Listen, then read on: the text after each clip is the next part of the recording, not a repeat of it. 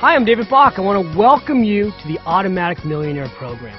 And I want to congratulate you. I want to congratulate you because you are somebody that does it. You took action. You know, a lot of people got the invitation to buy this audio program. And they looked at the Automatic Millionaire and they said to themselves, oh, come on, can't possibly work. How could I become an automatic millionaire? And they took the invitation and they threw it away. You, on the other hand, did something different. You looked at that title, The Automatic Millionaire, and you said to yourself, why not me? Why couldn't I become a millionaire? And the fact that you did that makes me feel like I know you. I feel like I know you because I'll tell you what, I did the same thing about 15 years ago. About 15 years ago, I started buying every audio program and reading every single book and taking every single seminar I could find on how to become rich. And it didn't happen overnight for me. It took 10 years. By the time I was 30, I was a millionaire. By the time I was 35, I was a multimillionaire. Now, I don't tell that to impress you. I tell that to impress upon you that the only difference between me and you right now is that I went out and learned some things about money that I didn't know before. And that's exactly what we're going to do in this program. I'm going to teach you some concepts, some tools, some ideas that will literally transform your life by teaching you how to be somebody that wants to be rich to somebody that can be rich. The Automatic Millionaire program, the one you're listening to right now, I got to say something to you right up front. This is not a motivational program. Now, why do I want to say that to you? I want to say that to you because you know what? When it's all said and done, motivation's great, but it wears off. I mean, let's face it. Again, I've been to the seminars. I've gotten motivated. I've gotten pumped up. And then later, what happens? It wears off. The Automatic Millionaire, the idea behind this program is that in the next few hours, I'm going to teach you how to set up a system that doesn't require motivation. It won't require you to keep the energy going to be rich. It won't require you to have a budget. Believe that. No budget is required for this program. It won't require you to have discipline. See, these are very important things. You always hear, you got to have a budget. You need to have discipline. You need to be motivated. You need to write out your goals. Well, guess what? All those things ultimately fail when you're trying to be wealthy. Because you know what? Here's the truth. You're busy. In fact, right now, I'm willing to bet that you're listening to me and you're doing something else. You might be in your car on the way to work. Now, if you're in your car on the way to work, great. That's when I used to listen to these programs. That's when I do listen to these programs.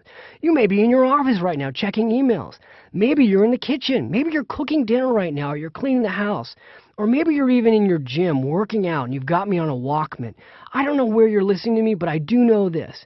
Nobody buys these programs, sits down at their desk, cleans off their desk, does nothing else, and then listens and takes notes. You're busy. And yet, it's very important to say that because you're busy, you need a system that will work while you sleep, that again is automated. So I want to go back for a second. What's the Automatic Millionaire all about? The Automatic Millionaire is this. I'm going to teach you in the next few hours a system that you can use to completely automate your way to wealth. Some of the ideas that you're going to learn today you've heard before. You'll go, God, I know that. That's so obvious. But you won't be doing them until now. Because with my coaching, you can tell I've got a lot of energy. I'm going to motivate you to take the 1 or 2 steps that you need to take to totally automate your way to wealth. Now, what does that mean? I keep saying wealth, riches. Look, the idea behind this program is I want you to have the American dream. Well, what is the American dream? The American dream means different things to different people. For some people, a lot of people, quite frankly, the American dream is to have $1 million. It's not a coincidence that the most popular televisions on show always have $1 million in it. Who wants to marry a millionaire? Who wants to marry Joe Millionaire? Who wants to date a millionaire? Who wants to meet the millionaire's father? Who wants to win $1 million? Everybody in America wants to be a millionaire. In fact, one of the things I just started doing is I just started becoming the money coach to America Online. So I've been spending a lot of time on America Online. So just last week, I'm on America Online, and I see this survey, and the survey pops up on the welcome screen. And it says, what's your best chance of being a millionaire? And they give you a bunch of different options. Win the lottery, inherit it, divorce, marry it, earn it, stock market. You know what the number one choice people selected? Win the lottery. At the moment I checked the survey, over 49% of the people who did this survey, at the time I think it was like over 5,000 people had clicked on these buttons, 49% put down that their number one option for becoming a millionaire was to win it. Now, folks, we all know how ridiculous that is. We know that the likelihood that you're going to win millions of dollars by playing the lottery is slim and none. I mean, I do seminars all the time, all over the world, and I always ask the room, how many of you have won the lottery? We're talking, I've been in front of tens of thousands of people, and I've almost never had anybody raise their hand and admit they won the lottery. Now, maybe that's the key thing. Nobody wants to admit it. But what happens a lot of times, I say, okay, how many of you know somebody who won the lottery? And usually about 10% of the room's hands go up. And I always ask the question, well, how many of those people gave you money? The answer is always nobody. Everybody laughs. But here's the thing. If you can't win the money in the lottery, how are you going to get it? How are you going to get the American dream? You're going to create it. So let me ask you, what is that American dream? Again, I haven't really answered the question. Well, the American dream is not necessarily $1 million. I believe that the American dream is this. The American dream is having the freedom to do what you want to do when you want to do it. You know, whenever I sit down with people who are talking about retirement planning, I say, you know, what is your goal? And people always say, I want to do what I want to do when I want to do it. But here's the problem for most Americans. Most Americans, maybe even you, are putting off their life today, looking forward to retirement, age 65, 70. Someday when I retire, I'll go live the American dream. Well, that's a bummer.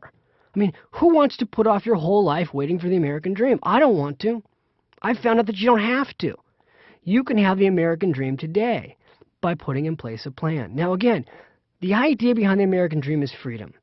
But you need to have money to have that freedom. And you can have a really big income and make a whole lot of money and still not have freedom. I'll give you an example. I've got a really good friend of mine. His name's Chris. Chris and I went to college together. When Chris got out of school, he started his own business. And as you know, if you've ever tried to start your own business, it's not easy. So in the beginning, he wasn't making a lot of money. I think his first year, he made $35,000. And he said, God, you know, it's the end of the year, I haven't saved anything. I said, you know, you always have to pay yourself first, which is a concept I'm going to teach you later. And he said, you know, I will eventually. When I get to $75,000 in income, I'm going to start saving money. And every year at the end of the year, we get together for Christmas and we talk about, well, how did your year go? And every year at the end of the year, his company's incomes were going up. So one year he made $35,000. The next year he made $75,000. But guess what? The year he made $75,000, didn't save a dime. Then a year goes by. He's making $150,000. Got a much better lifestyle. Still is not saving a dime. A couple more years go by. Now he's making $250,000. Now think about that. The American dream. The guy's making $250,000 a year. But you know what? Hasn't got anything in savings. He's spending every dime he makes. Last year we got together and he had his best year ever. Last year he made over $500,000. And you know what? He's got a really nice house now and 2 beautiful cars, a Mercedes, a BMW. I think he's actually got a Range Rover too now that I think of it. And we're sitting at his golf club and he says, you know, David, I'm making $500,000 a year. This is way more money than I ever dreamed possible. But you know what? He said, I hate what I'm doing. I hate my job. My business has become my job. I don't enjoy it anymore. And he said, even worse than that, I really hate the fact that every single year, no matter how much more money I make, I'm trapped. In fact, I need to make this kind of income now because no matter what I make, I'm living paycheck to paycheck. And he said, and I'm so frustrated. I said, well, it still comes back to the same basic problem. You haven't put in place a plan to be rich. You're just working harder and harder and harder, doing it, making more and more and more money, and you're always spending it. You're always living paycheck to paycheck. He said, yeah, that's right. That's exactly what I'm doing. I said, I know. I've been talking to you about this for 10 years. I said, people read my books and they take my programs and they act on them, and you don't listen to me. You got me for free. That's the problem. Well, the reason I tell you that story, and it may even be hard for you to relate to, you go, oh my God, please give me a break. If I made more money, I'd be rich. The reason I tell you the story is this. Income does not create wealth. Income does not create wealth. You making more money won't make you rich unless you do something with that money for yourself. And again, that's what this program is about.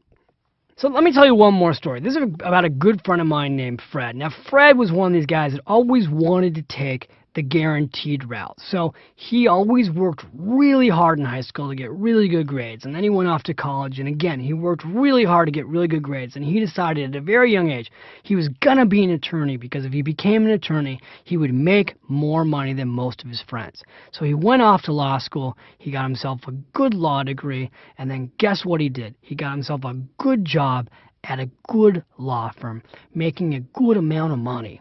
In fact, to be honest with you, right out of school, he's making more money than any of us. He had a six-figure income. He got $125,000 his first year out of law school. And he was happy. In fact, he's very proud of himself. He went out and bought a very fancy car. He's one of our first friends to buy a home. And he had a lot of nice clothes.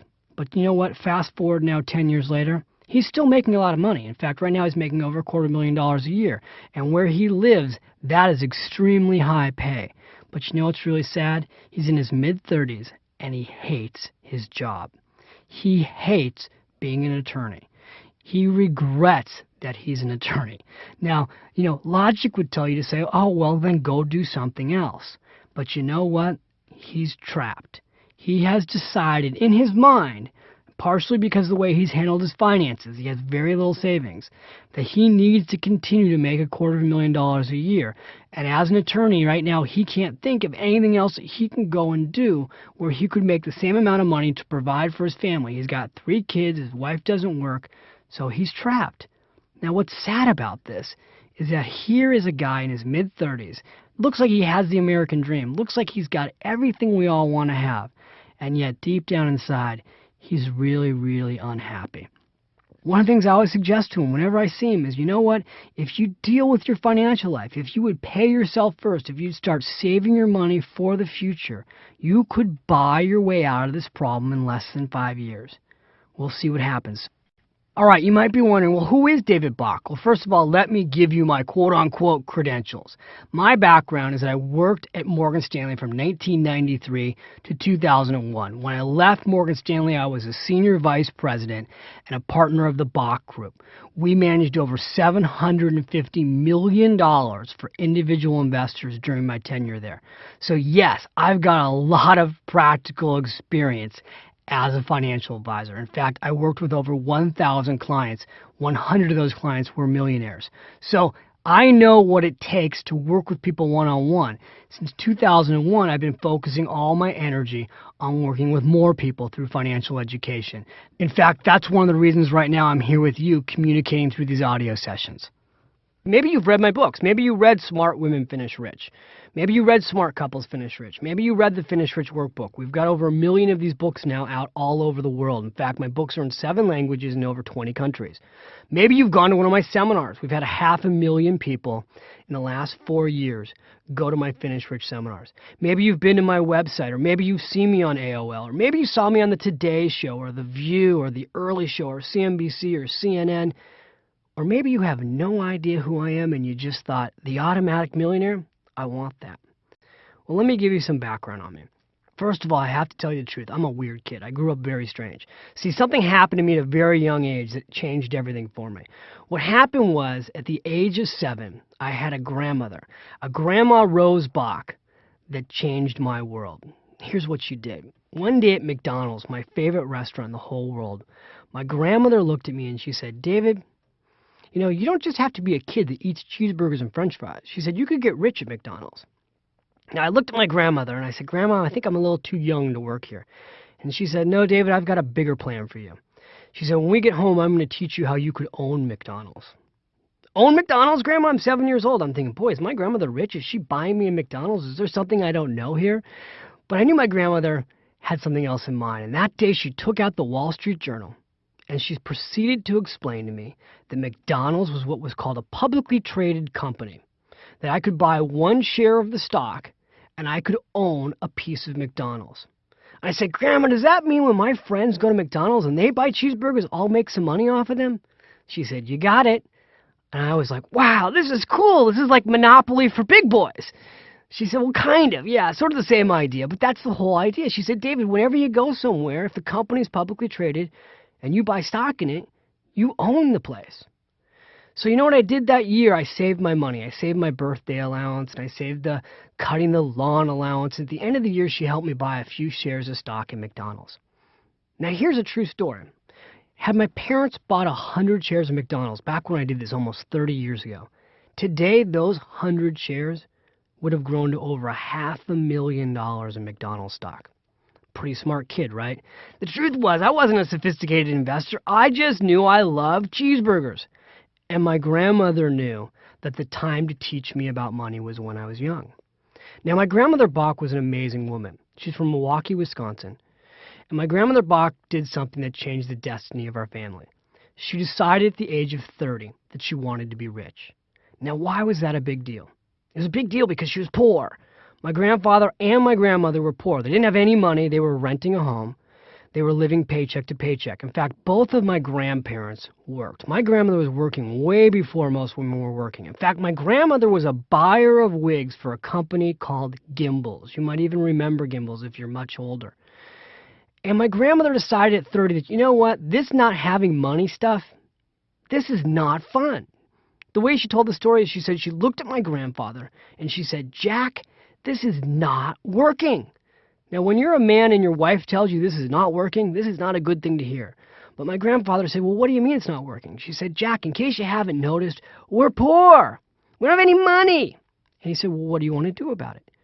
And she said, I want to start investing. And what she did is she started taking $1 a week out of her paycheck. She was making $10 a week. She took $1 a week, started paying herself first. She put that money in a coffee can. At the end of the month, she took that money down to a broker's office and she started investing in the stock market. Now, the way the story turns out is that my grandmother became a self-made millionaire.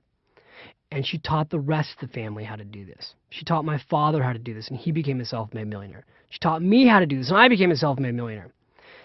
And the whole family learned from this one woman the principles of building wealth. And now I've been going around the world for the last 5 years teaching other people the principles of building wealth.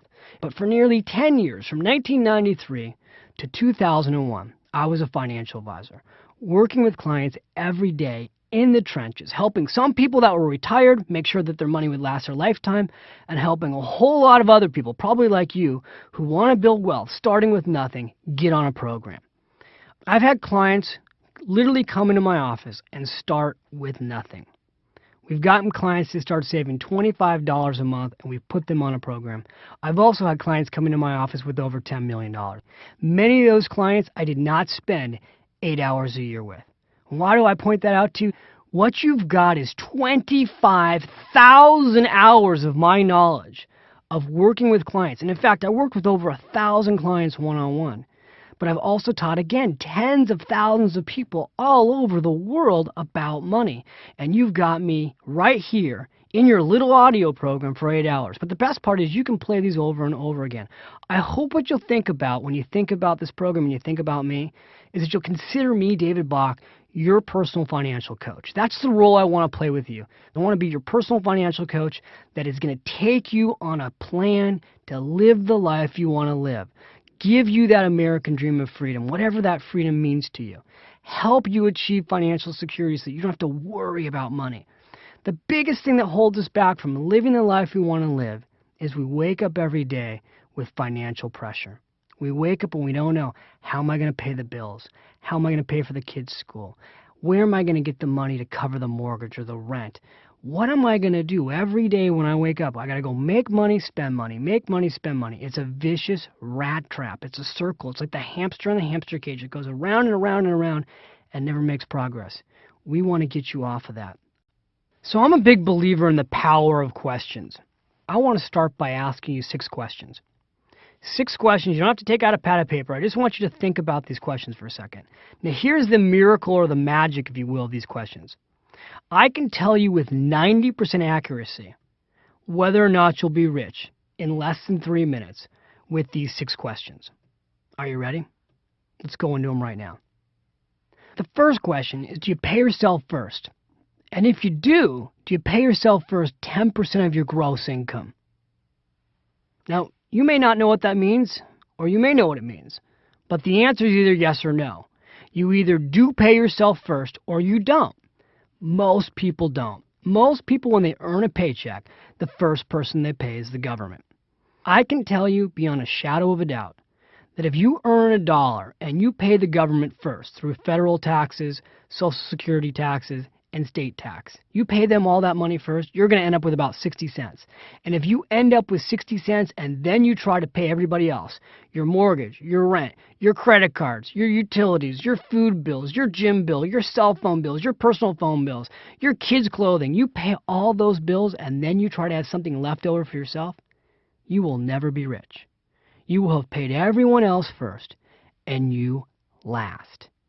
And that is a recipe for poverty. And that is why most Americans don't have any money. They pay everyone else first and themselves last. So the first question again, do you pay yourself first? Do you pay yourself first 10% of your gross income before tax? Now the answer again is either yes or no, or I don't know, I should say. If you don't know if you're paying yourself 10% of your income, you're going to need to find out, but later we'll go through this. You have to be paying yourself first 10% of your income. Now that may sound impossible, but I promise you, as you go through this program, you will learn over time, maybe not tomorrow, but over time, that you can do this. We've had thousands of people go from saving absolutely nothing, in fact being minus 10% a month, to being 10% a month in a matter of weeks. And I'm going to give you some tricks on how to do that. The second question is, do you have an emergency basket of cash? Now, I don't literally mean a basket sitting in your house with cash, but what I mean is this. Based on how much money you spend, do you have 6 months of expenses put aside in case of emergency, not tied to your checking account? Now, almost always the answer to that question is no. And unfortunately, that's the financial disaster that wipes people out. In fact, I just read that there's over 2 million people in America who have been without a job for 27 weeks. 1 in 4 Americans have less than 2 weeks of savings set aside. So the moment they lose their job, they're wiped out financially. You need to have an emergency basket of cash. Again, in this program, I'll teach you how to do that. The third question is, do you know what your latte factor is? Now, I've become famous for the latte factor. You might have heard about this. Now, that's latte factor. You know those lattes that you get at Starbucks? The latte factor is a simple idea that we all spend small amounts of money on little things. Millions of people every day wake up and go to Starbucks and get a nice fancy grande latte. And that little latte costs over $3.50. And then they get a muffin and it's $1.50 and they're out the door for $5. Now, maybe you're going, that's ridiculous. I would never spend $5 at Starbucks. Well, it's not about Starbucks. The latte factor is a metaphor, which I will teach you later in this program about. The latte factor is a simple, powerful, life-changing idea that we've all got small amounts of money that we're wasting on little things. Could be a cup of coffee at Starbucks, could be cigarettes, could be bottled water.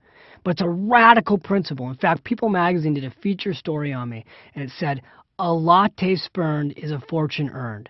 I went on The View with Barbara Walters and I talked about this principle.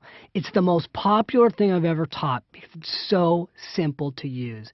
And later in this program, I'm going to teach you how to find your latte factor and redirect that wealth to literally, if you wanted to, make you hundreds of thousands of dollars, if not millions, in extra savings during your lifetime. The fourth question is, do you own your own home? See, if you're a renter right now, you have almost no statistical possibility whatsoever of being rich. Now, how do I know that? Because a recent study showed that the average renter in America has a net worth of less than $4,000. Now, what about homeowners?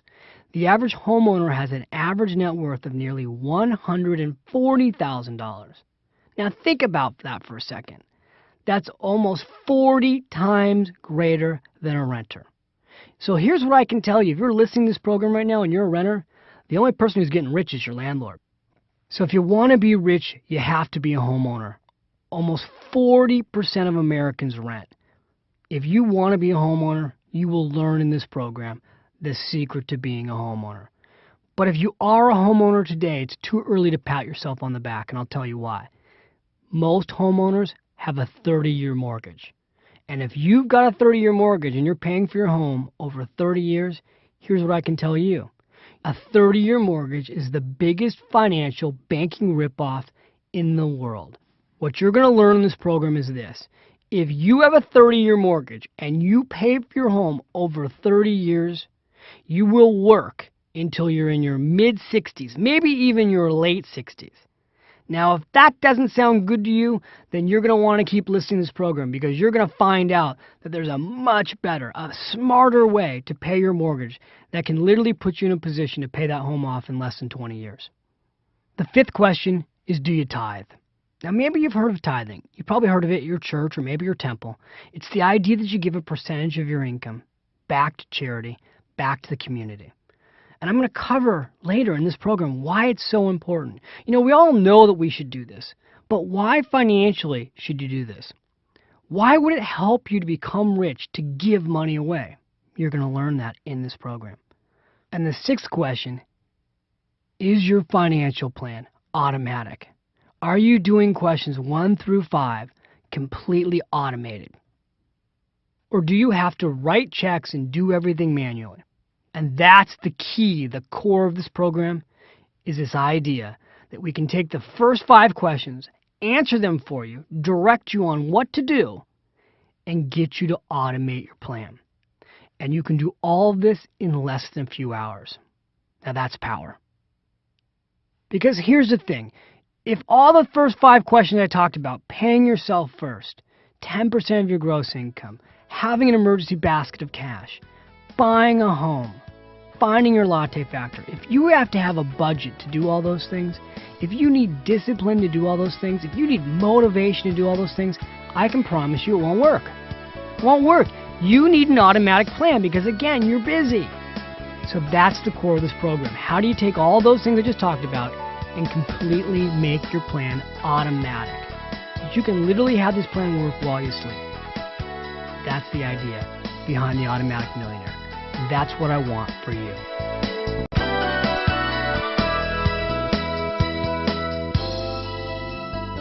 I want to talk to you for a second about the title, The Automatic Millionaire. Because maybe when you got this, you thought, well, gosh, is this a get-rich-quick scheme? Because we've been exposed to so many of those things. You know, this is the way to find the hot stock. You need our software, and then you can do this. Or maybe you think, well, I'm going to need to run my own business to be an automatic millionaire. You're not going to need to.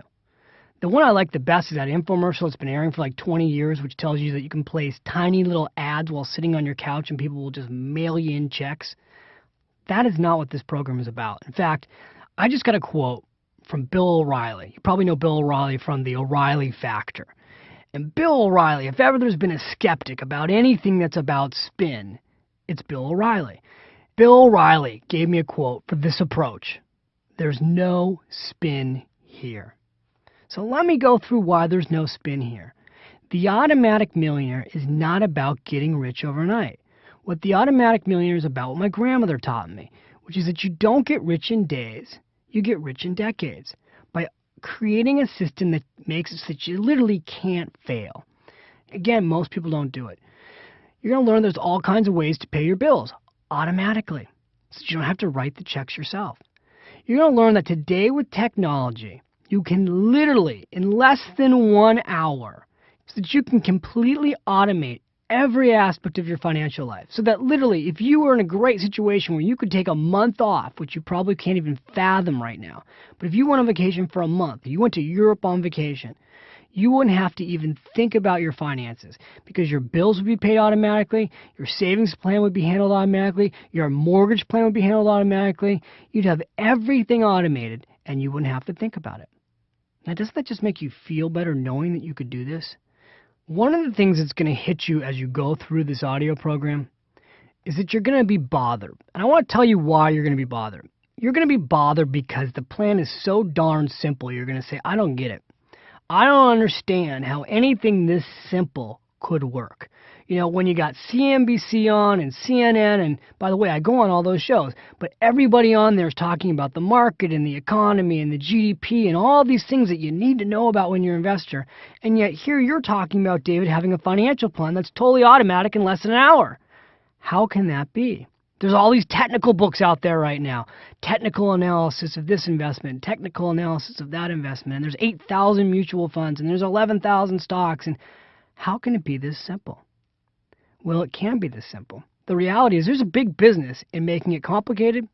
There isn't a big business in making it simple. I don't know why that is. I don't know why more people are not out there sharing a simple message, but they're not.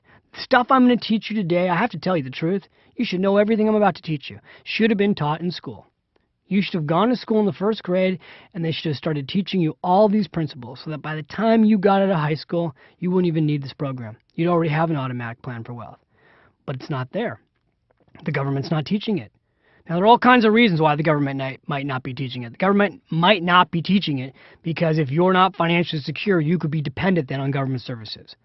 The government might not be teaching it because guess what? Insurance and the financial service industry makes a whole lot of money out of our financial ignorance.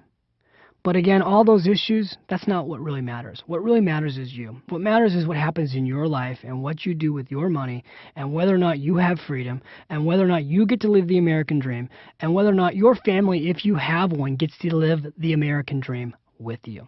That's what matters. So again, I have learned a lot from teaching people about money, and what I've learned is when you make it simple, people act on it. When you make it simple, people use it. When you make it simple, people's lives changed. And again, you know what? When you look at simplicity today, some of the most powerful books out there today are the simplest ones. I mean, look at the book right now that's sold over 10 million copies. It's called Who Moved My Cheese? Chances are you've read it. Now, could you go take an MBA program to teach you on how to handle the change of the economy and the change of companies? Yeah. Or you could just read a 100-page little book and learn about the power of change. The same principles here with the Automatic Millionaire. You don't have to make something great complicated. In fact, in many cases, it's harder to make it simple. But that's what we've done here for you today. Now, I just told you what you're going to be bothered by, that you're going to be bothered by the simplicity of this program. So now let me tell you what you're going to love about this program. The first thing you're going to love about it, you don't need a lot of money to get started. If you've got $1 a day, I can get you going on this program. Now, let's not kid ourselves. You're not going to get to where you want to go quickly on $1 a day. But just saving $1 a day, if we get you set up automatically, will create the wheels in motion for you to believe that you can do this. Hopefully we can get you to do more than that. But you won't need a lot of money to get started. The second thing you're going to love about this program is you don't have to go and change your life. Now, the truth is, most Americans want to have their own business. They want to be their own boss. But you know what the other truth is? Most Americans won't go start their own business, and they won't be their own boss. And if you're an employee right now, and you don't want to start your own business, but you want to be rich, you're going to love this program because you can do it being an employee. You can do it earning $8 an hour. You could have minimum wage earnings and start to put the Automatic Millionaire plan into place. Another thing you're going to love about this program, you don't have to be overly interested in money. Now that might seem strange. The program's called an Automatic Millionaire, but I don't have to be interested in money. It's true. Again, this is a pretty boring program. The program itself, hopefully I will not bore you. But I can tell you, creating an automatic investment plan is boring. Because once it's in place, you don't have to think about it anymore. You get to go back to your life.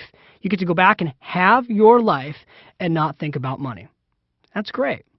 I think you'll like that. The other thing you're going to like about this program, you don't have to be good at math. Now, there's a reason you have to be good at math. I'm not good at math.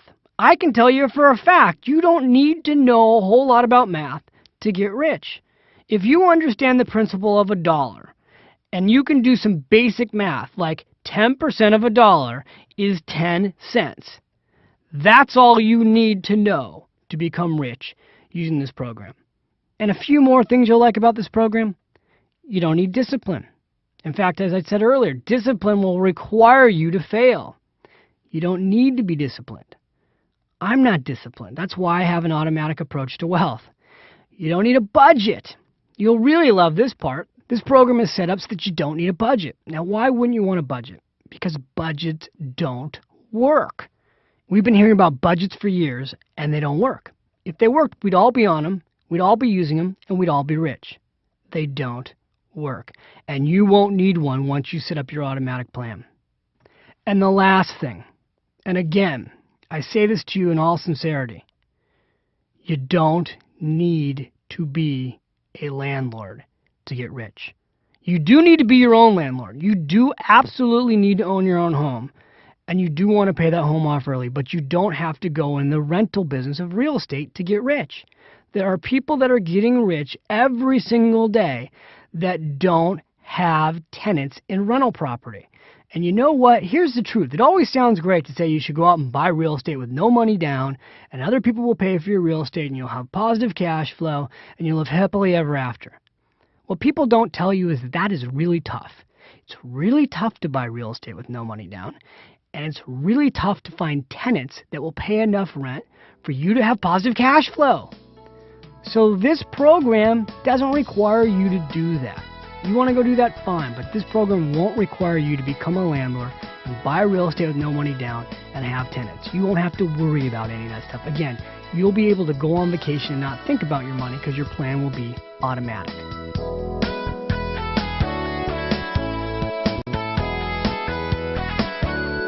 All right, now I know with everything I've already shared with you, that there's still got to be a voice inside of you going, yeah, but this, yeah, but I don't know if it'll work for me, yeah, but, it just seems like it's too good to be true. So I want to share something with you that's very honest. And I don't go out and tell this to everybody, but I'm going to tell it to you right now. The truth is, even though I started buying stock at 7, going to investment classes at 9, telling my friends' parents how to invest at 12, the truth is this. I didn't do everything right after that. In fact, I went to college and I got myself in huge credit card debt. By the time I was a junior in college, I was $12,000 in credit card debt. And I'll go through later how to get out of debt because that may be an issue for you. Then I got my first job. I was only making $1,200 a month. I had to borrow money just to pay my bills. At the end of my first year of college, I was $30,000 in debt. And again, like you, I went out and listened to other programs, got incredibly motivated, and figured out a way to make a lot of money quickly. Got myself out of debt. But then I went into the financial service field, and I was in the business for about 2 years. And I was teaching other people all these principles. Pay yourself first. Do it automatically. But you want to know the truth? I wasn't doing it. Some months I was saving money. But then the next month I'd go and spend it. Some months I was paying myself first. But then the next month I'd forget. And so 2 years into being a financial advisor, teaching other people how to do this, I had barely grown my net worth. In fact, I had almost nothing in savings. And I was really frustrated because it's an awful feeling to go out and tell other people how to do something and then find out that you're not walking your own talk. And I was in my early 20s at the time. And I had just been teaching a class when at the end of a class, a couple came to me that really illustrates the power of the automatic millionaire. In fact, if anything, they're the ones that pushed me over the edge to become one. I remember like it was yesterday meeting Jim and Sue McIntyre. This couple came up to me at the end of a 4-week class that I was teaching at a local adult school and said, David, we want to come into your office and we want to talk to you about retiring. Now, I had met Jim earlier in the class, and one of the things Jim had told me is that he'd never made more than $50,000 a year. He told me he was very conservative with his money, and I also knew that Jim was 52 years old.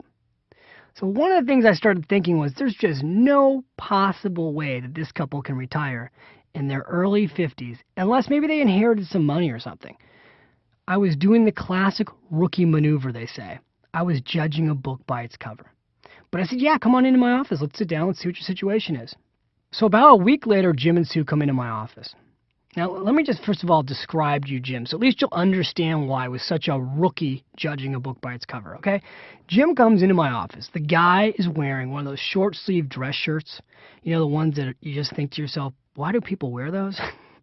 Okay, maybe that's a little bad to say, but he's wearing one of those short-sleeve dress shirts with a T-shirt sticking out underneath it. He's got himself a little pocket protector with a whole bunch of pens in it. Again, he just doesn't look like somebody who's going to be a millionaire. Oops, I already gave it away. Now his wife, on the other hand, she's also dressed a little bit funky. She's got some pretty serious blonde highlights. They just didn't look rich. But I was in for a shock, and I was in for a lesson that would change my life. So we sit down together, and I say, well, so tell me about your situation. And they start telling me, oh, isn't it great? Jim's going to retire. He's 52 years old. We're so excited. He's not going to need to work anymore. And I go, whoa, wait a minute, guys. What makes you think you have enough money to retire? Now, again, at this point, I didn't know they were millionaires. So they said, well, why? You don't think we have enough money to retire? We don't look like people who would be rich enough to retire? And I said, well, Jim, wait, you told me you're 52. You told me you never made more than $50,000 a year. You certainly don't look like a multimillionaire. Did you inherit any money? He laughed. He said, inherit any money? Of course not. Didn't inherit a dime. He proceeds to take out his net worth statement, and he shows it to me. So the first thing that Jim showed me was his tax returns. Now here's the amazing thing about his tax returns. The year before he came into my office, ready for how much money he earned? He lied. He earned a little bit more than $50,000 a year. He earned $53,946. And I guess it's because he combined his income with Sue's income. So, again, not a whole lot of money that he was making, but not so bad either. About your average American family. Certainly not enough money to be rich, right? Wrong. He proceeds to take out his brokerage statements. Here's what he shows me. First of all, his 401k plan at work. $610,000. But wait, there's more. Sue takes out her retirement accounts. She's got $72,000 in retirement accounts. Then they take out their brokerage statements. $160,000 in municipal bonds. And then they take out their bank and savings accounts. $62,500. Wow. That's a lot of money. But wait, there's more. Now they show me their real estate holdings. They own the home they live in. Free and clear. It's worth $450,000. But wait, there's more. They have a second home, a rental property. It's worth $325,000. Free and clear, no mortgage. Did you just do the math there? That's $775,000 worth of real estate with no mortgage. Combined, they've also got 3 cars and a boat, and they have no debt. So collectively, they've got a net worth approaching $2 million. Now, as if this isn't enough, they've also got a stream of income coming in the form of interest and dividends from their investments. Between rental income and municipal bonds, they've got $26,000 a year in income coming in. Now, this is what's really killing me at this point. Now I'm going, wait a minute. Not only is their plan to retire at 52 realistic, but it's amazing. Now, one more thing about the McIntyres that's totally amazing is that they had 2 kids. You know, it's easy to go, oh, well, they didn't have kids. It's easy to get rich if you don't have kids. They had 2 kids. They probably still have those 2 kids. And they sent those 2 kids off to college, and they paid for their college education with no student loans. And an important thing that the McIntyres did, and I'm going to share with you later why you should do this too, if you've got kids, they taught their daughter and their son how to do this at a young age. Because what's the fun of getting rich if you don't transfer that knowledge, not just the money, but the knowledge to the next generation? Now, I have to say something to you at this point. As a financial advisor, I don't normally get impressed with people's wealth. I'd seen a lot of people who are as wealthy as the McIntyres before they came into my office. But what amazed me about the McIntyres was, again, was not so much their wealth, but they didn't look like people who would be rich. I mean, again, he never made over $53,946 in a year. And here he is sitting in my office in his early 50s, 52. He's got almost a $2 million net worth. So now at this point, I'm hooked. You know, I'm a new financial advisor. I'm supposed to know all this stuff, but I'm not practicing it. And I sit back in my chair and I look at them and I said something I'll never forget. Would you mind sharing with me how you did this? They said, David, you got to be kidding me. You've been teaching us a class for 4 weeks. I said, I know I've been teaching a class, but I'm amazed. I go, honestly, I don't see people like you every day. I mean, yeah, I've seen people come in here with money. But you know what?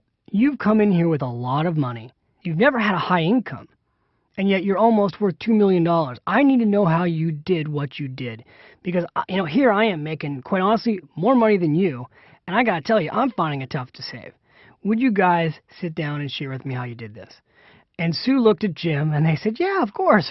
Absolutely. How much time have you got? I said, well, how much time would it take? And they said, it wouldn't even take an hour. And the truth was they sat down in 20 minutes and laid out for me exactly how they did what they did. And the amazing thing is that they did everything that I'm going to share with you in this program. They paid themselves first. Didn't start off paying themselves first, but they paid themselves first. They automated their plan. They bought a home. They paid that home off early. They set up everything in their system so it was totally automated, so they didn't have to budget or write checks or think about saving. In fact, they got rid of their budget. Very, very important. But they created an automatic plan to be wealthy so they could not fail. Now, here's the kicker in their story.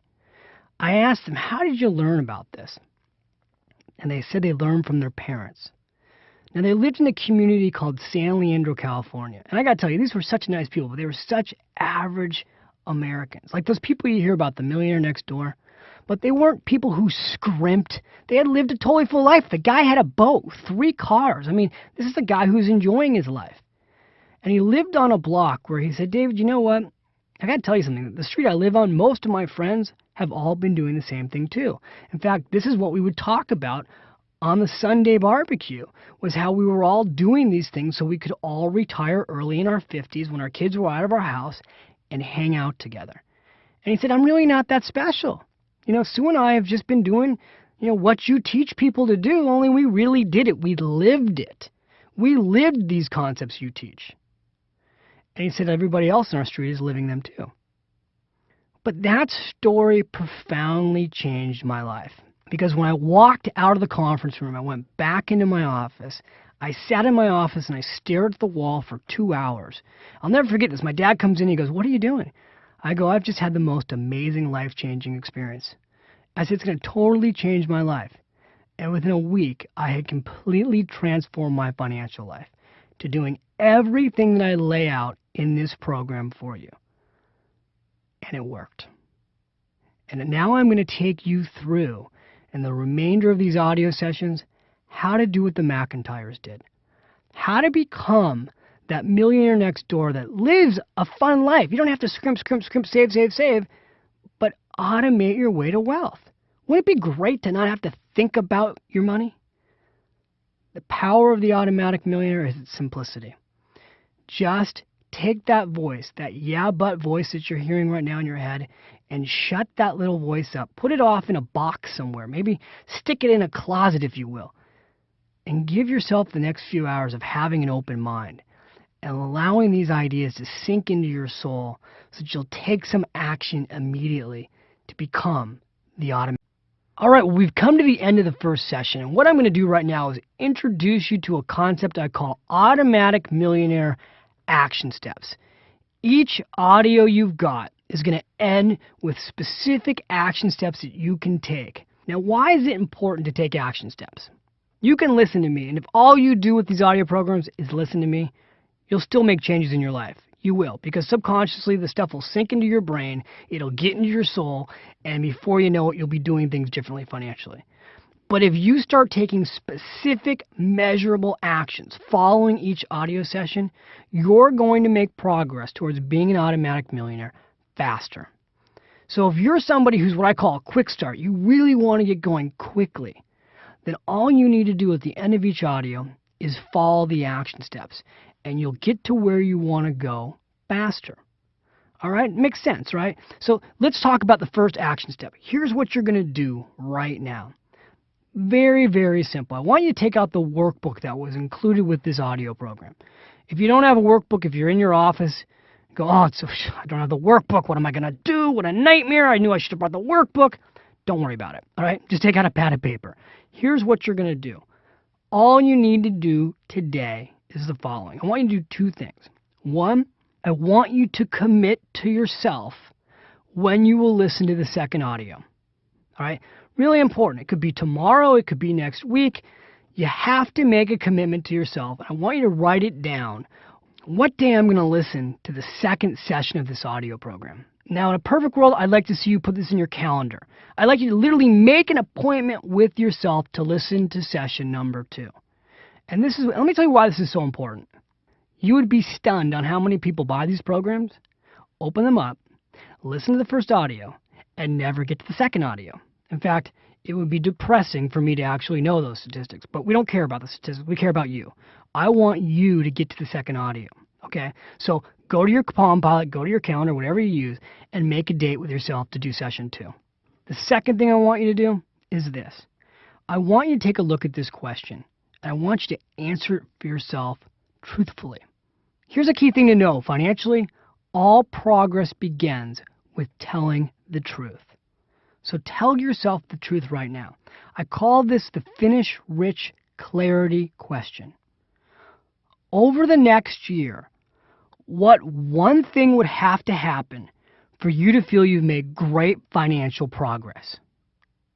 Over the next year, what one thing would have to happen for you to feel you've made great financial progress?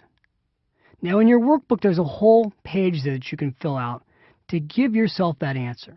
Again, if you don't have your workbook, don't sweat it. Just take out a pad of paper and write it down somewhere that you won't lose it. I want you to be really specific. If you're right now $6,252 in credit card debt and your number one dream is to get out of credit card debt, then let's write that down. Put down in there, you know what? For me to feel I've made great progress, I want to completely pay off the Visa credit card.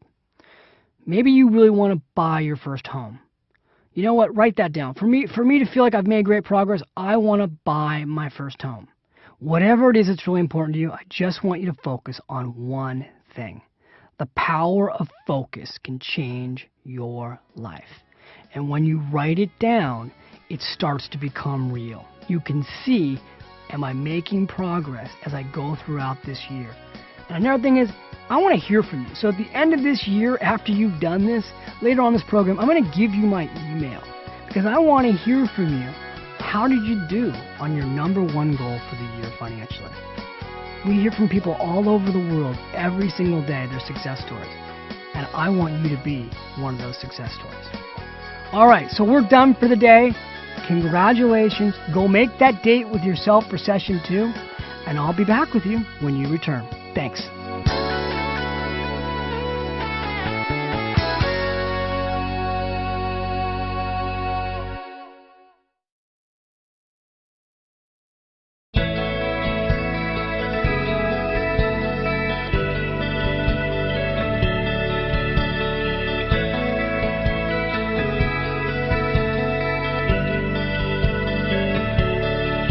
Well, hi, and welcome back. This is David. And I'll tell you what, if you were sitting here right next to me right now, I would give you a big high five because you are on session 2 and you are clearly a doer.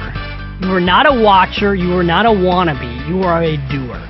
And I'm just really proud of you that you came back, that you made a commitment to yourself to follow through.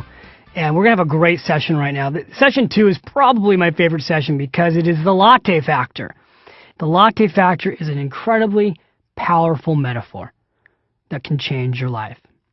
And it's the powerful idea that you can become a millionaire on a few dollars a day, and that more than likely you're already wasting a few dollars a day on little things. We all do this. I'm equally guilty of doing this. One of my central beliefs when it comes to money, because I've seen this to be true, is this. It's not how much we earn that determines whether or not we'll be rich. It's how much we spend. Now, how do you use that in your own life? Well, first of all, let me start by busting a few huge financial myths. One of the biggest myths out there, which is leading to so many people being poor and unhappy and stressed financially, is that you need to get a budget. It's just amazing to me. Any week of the year, you can turn on the television and see somebody on a morning show or an evening show or an afternoon show talking to you through your television set and telling you what you need to do, Mr. and Mrs. Jones, is you need to get a budget. You need to take a look at where all your money goes, and you need to track your expenses. And then once you figure out what your budget is, you need to live within your means. And who does this? It's just ridiculous. The idea that you would sit down and figure out how much money you spend for housing and how much money you spend for food and how much money you spend for utilities, and how much money you're going to spend on clothes, and how much money you're going to spend on restaurants and entertainment and on and on and on. Who does this? Do you know anybody who does this? And if you do, they're not any fun, are they? Now, here's the worst part about budgeting. There are two types of people in the world. There are those that are born, literally born, wanting to budget. I mean, they come out and from the moment they can talk, they want to carry a calculator and track where everything goes. That is their life. And you know what happens to those people? They fall in love with their financial opposite. Somebody who loves to shop. And the two of those people drive each other crazy. I wrote Smart Couples Finish Rich because fighting about budgets is one of the number one things that people in America fight about. So I want to help you throw out that budget. And the first way I'm going to do that today is by teaching you the principles of the latte factor. Because you're going to see that you've actually got a lot of money. And once you realize that you've got this money and we can get you to redirect it, then I'll take you into the principles of paying yourself first and automating it. But first, I need you to believe at a core level that you may have more money than you think you have right now. And that's really where the latte factor begins. Most people believe that the secret to getting rich is all about finding new ways of increasing their income as quickly as possible. If only I could make more money, people will say, I'd be rich. And there's all kinds of programs out there that sell you on that idea, that what is missing in your life is more income. Well, let's be honest, we'd all like to have more income. But the key thing to realize is making more money doesn't translate into more wealth unless you do something with that money, right? Haven't you gone through that experience? Aren't you making more money today than you were making 10 years ago? What about 5 years ago? My experience working with people is this. As our incomes go up, our spending goes up, right? You know, if you're making $20,000 a year, you live off $20,000 a year and then some. If you're making $30,000 a year, you live off that and then some. And as our incomes go up, even though we tell ourselves every year, if I could just get a raise, then I'd start saving, we don't. We increase our style of living and we just spend a little bit more. Now, before I go right into the latte factor, I want to say one more thing to you that's really important. You cannot, I repeat, you cannot positive think your way to wealth. You know, there's a great book out there called Think and Grow Rich. It was an all-time classic, and I love the book. It was written by Napoleon Hill. But a lot of people took off on that premise, didn't read the book because the book talks about action, and they took off on the concept that it's all about the way you think. In fact, there's a financial guru out there right now, and I heard her speak recently, and she said to the audience, what you need to do is this. You need to wake up in the morning and look in the mirror and say 9 times, I am powerful over my money, I am powerful over my money, I am powerful over my money. And if you say that 9 times in the morning, you will start to believe that you are powerful over your money. And then the way you think, you become. Well, I've got news for you. That's ridiculous. You could say, I'm powerful over my money 100 times in a day. And if you spend more money than you make, at the end of the week, you'll be broke. And if you get a raise and you spend more money than you make, at the end of the month, you'll be broke. So you can't positive think your way to wealth. You have to positively do your way to wealth. But your thinking does need to change before your actions change. And so to take you into the thinking behind realizing you have the money it takes to be wealthy, I'm now going to take you into the story of the latte factor. Because the latte factor started with a real life woman telling me, David, you're full of it. You know, I'm teaching a 4-week class. I had been teaching for almost 10 hours. All these ideas. You got to pay yourself first. You need to save some of your income. And a woman came up to me and she raised her hand. She said, David, I got to tell you something. Everything that you've taught us in this class over 4 weeks is good in theory, but not in reality. Now, when the woman raised her hand and said this, first of all, let me tell you her name. Her name was Kim. When she raised her hand and said this, it was like somebody was throwing a spear into my heart. I mean, I've only got 10 minutes left in the class. I thought I taught this great class, and all of a sudden somebody is standing up and telling me that everything I taught is good in theory, not in reality. And I was just totally 100% shocked. I said, Kim, what are you talking about? She said, David, first of all, I'm only 2 years out of college. She said, I'm making right now about $35,000 a year. I live in San Francisco. I don't have a dime to pay myself first. I'm living paycheck to paycheck. I'm totally broke. There's no way any of these ideas can work for me. Now, it would have been easy for me to just poo-poo that. But what I started noticing, much to my dismay, was that a lot of people in the room were nodding, which meant they agreed with her. They could relate to what she was saying.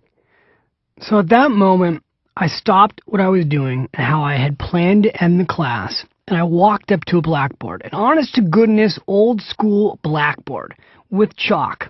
You know when you used to have those in your classroom? I walked to the blackboard and I said, you know what, Kim?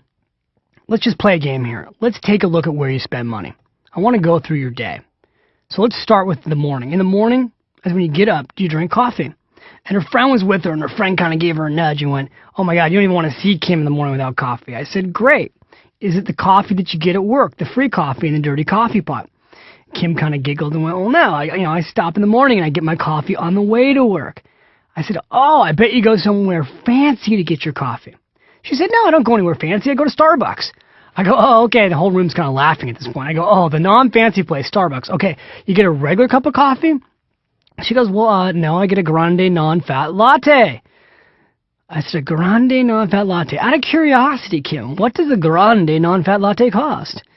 And she said, well, $3.50, of course. And, at this point, there are other people in the room who actually had lattes in their hand that were sipping, so they started kind of squirming in their chairs. And I said, okay, Kim, and I went up to the board and I wrote $3.50. I said, now, do you get anything to eat with that? She said, well, yeah, I get a muffin. I said, okay, well, what's the muffin cost? And she said, $1.50. So I went up to the blackboard and I wrote $1.50. At that point, somebody said, $1.50 for a muffin? How can a muffin cost $1.50? Kim said, well, it's fat-free. And again, the whole room kind of started laughing. And I said, no, wait a minute, we all do this, so let's not pick on Kim. Let's just keep going through her day. So I said, Kim, now you get to work. You've already, by the way, spent $5. And that doesn't include the fact that you got to leave some change in the tip jar at the front desk or they'll be mad at you. But you've already spent $5. I know you have no money, but you already spent $5 and you're not even at work yet. Okay, great. So you get to work. Now what happens? She says, well, I go to work, and then I go, well, hold on. Do you have a break? You get to work at 8. Between 8 and 12, do you take a break? She goes, yeah, I take a break. Okay, I know where you're going with this, David. I said, well, where do you go on your break? She said, at 10 o'clock, I go and I get some juice. I said, oh, again, does your company give you fresh squeezed juice? She said, no, I go to a place called Jamba Juice. Now, depending on where you live right now, you may have not heard of Jamba Juice, but Jamba Juice is opening up next door to every Starbucks. Basically, they make this great, fresh, squeezed juice. It's delicious. It's healthy for you. I said, Kim, how much does Jamba Juice cost? She said, oh, it cost about $3.95. So again, I'm up at the blackboard, $3.95. And yeah, and her friend goes, yeah, but Kim, you also get that juice boost thing in it. That ginkgo biloba stuff. I go, you put ginkgo biloba into your juice boost? She's like, oh, come on, you need to have a fresh, breathing, clean brain, right? If you're in California, you got to have your brain clear. So now at this point, after we found out about the ginkgo biloba, the powder that she's got to put into her juice so that her brain has oxygen in it, the whole room's cracking up. And I'm still up at the board, and I go, okay, great. So you got your juice boost, you got your ginkgo biloba, which we know it's not called ginkgo biloba, but you got your fresh squeezed juice. Do you get anything to eat with that, Kim? And Kim goes, yeah. I get a power bar, David. I'm starving. All I had was that non-fat muffin earlier. Well, what's a power bar cost? $1.75. Now, again, I'm up at the blackboard, and I total it up. And it's $11.20. Now, remember, she spent $11.20, not including tax and tip, and she hasn't even got to lunch yet. The poor girl is starving. She hasn't even got to lunch yet, and she's already spent $11.20. Now, at this point, the room's having a pretty good time with this. Everybody's kind of laughing. Now, one of the reasons they're all laughing is because we're all guilty of this. But I go, you know what, Kim, let's just stop right there. We don't have to go through the rest of your day. Let's just do some basic math. All right, for the sake of argument, let's just pretend for a moment that instead of every morning going and getting a grande non-fat latte, you actually made your coffee at home. Instead of spending $5 in the morning, you'd have coffee that cost about a dime and maybe a piece of toast or an apple. So you'd only be out of your pocket, let's say 25 cents, and you'd go to work. Now, again, I'm not trying to get you to starve or change your whole life. I just want to use this example. Imagine, for the sake of argument, that you could save $5 a day. I said, do you think you could do that? She said, fine, let's just see what happens. I said, okay, great. $5 a day over the month is $150. Now, let's take that out over the year. That's $2,000 a year. I said, now, you're really young. How old are you? She said, I'm 23. I said, okay, great. 23 years old. What would happen if, for the sake of argument, I know this is crazy, I know you say this stuff doesn't work in practicality, but what would happen if you put that money into your 401k plan at work, where you paid yourself first and you saved the money? How much do you think you would have when you got ready to retire? She says, I don't know, $200,000? I said, try again. She said, I don't know, $500,000? I said, try again. How about, and I ran the calculations, nearly $1.2 million in savings. I said, now the truth is, that's a lowball estimate. I go, because where do you work, Kim? And it turned out she worked at the Gap. I said, doesn't the Gap match your 401k plan? When you put money in your 401k plan, don't they actually contribute extra money? She said, yeah. I said, okay, great. So let's factor in that. And I ran the numbers. Here's what it came back at. At the age of 65, and I'm not suggesting that she's going to work till 65, but we just wanted to do the calculations. I said, Kim, if you save $5 a day by cutting back on your latte and you put it away, by the time you're 65, you're going to have $1,742,467. Now, at this point, Kim's a pretty smart woman, and she puts her hands on her hips, and she kind of looks at me, and she says, David, are you trying to tell me that my lattes are costing me $1,742,467? And what did I say? Yes. The whole room looked at her like, duh, aren't you listening? Now, here's the interesting thing. I don't know if that moment her life was changed. Here's what I know happened. As the class ended, and everybody was getting ready to leave the room, the thing that everybody was talking about after 10 hours of teaching, after 4 weeks, was the latte factor. And as I walked back to the parking lot with some of the students, I couldn't get over how much the latte factor, the simple idea that where we spend our money, a few dollars here, a few dollars there, can add up to a fortune. And I have to tell you something, that's where the idea for the latte factor came to be. Now, one part of the story that I forgot to bring up is that here I am standing at the chalkboard really proud of myself because I've convinced Kim that she's actually got the money to save. And no sooner am I feeling proud of myself than one of my other students decides that he wants to throw that spear at my heart. And he says to me, you know, David, he raised his hand. His name is Roger. He says, I got to tell you something. That's a really cute idea for somebody who's young, but let me tell you something. I would never waste money on lattes. It's ridiculous. So I don't understand how this applies to me because I'm not wasting my money. I said, look, it may not be lattes. It may be bottled water. It could be cigarettes, gosh forbid. It could be buying magazines at the checkout counter at the grocery store. It could be always paying full price for things instead of getting them on sale. I don't know what it is for you. I said, all of us spend money in little ways that add up to a fortune. And I named it at that point the latte factor. Go, Kim's latte factor. The message here about the latte factor is not the latte. It's a metaphor. So all I want you to do when you go home tonight, is think about what is your latte factor. For some of you, it could be $5 a day. For some of you, let's face it, it could be over $100 a day. It all depends on your lifestyle. Well, here's the interesting thing. As we walked out of the classroom, what I found is that most of the people in the room were talking about the latte factor. They were all excited. Oh, what's your latte factor? What's my latte factor? And as I got to my car, I realized, God, this is a pretty interesting concept. It's so basic, it's so simple, but people can relate to it. And I thought the next time I go back and teach a class, I've got to teach this latte factor idea. Well, it's been almost 10 years, and now I've been teaching it all around the world, and it's taken off, as I told you earlier. It's been everywhere. But the idea of the latte factor, again, it's the metaphor. It's taking a look at how we spend money in small ways that can literally add up to a fortune. And I want to give you some of that math, what I call the latte factor math. Because when you really think this through, it's shocking. So let's just try this on for size for a second. And you'll find a little chart in your workbook that highlights this so that you can kind of look at it visually. But right now, wherever you are, I just want you to listen to this for a second. I want you to think about this.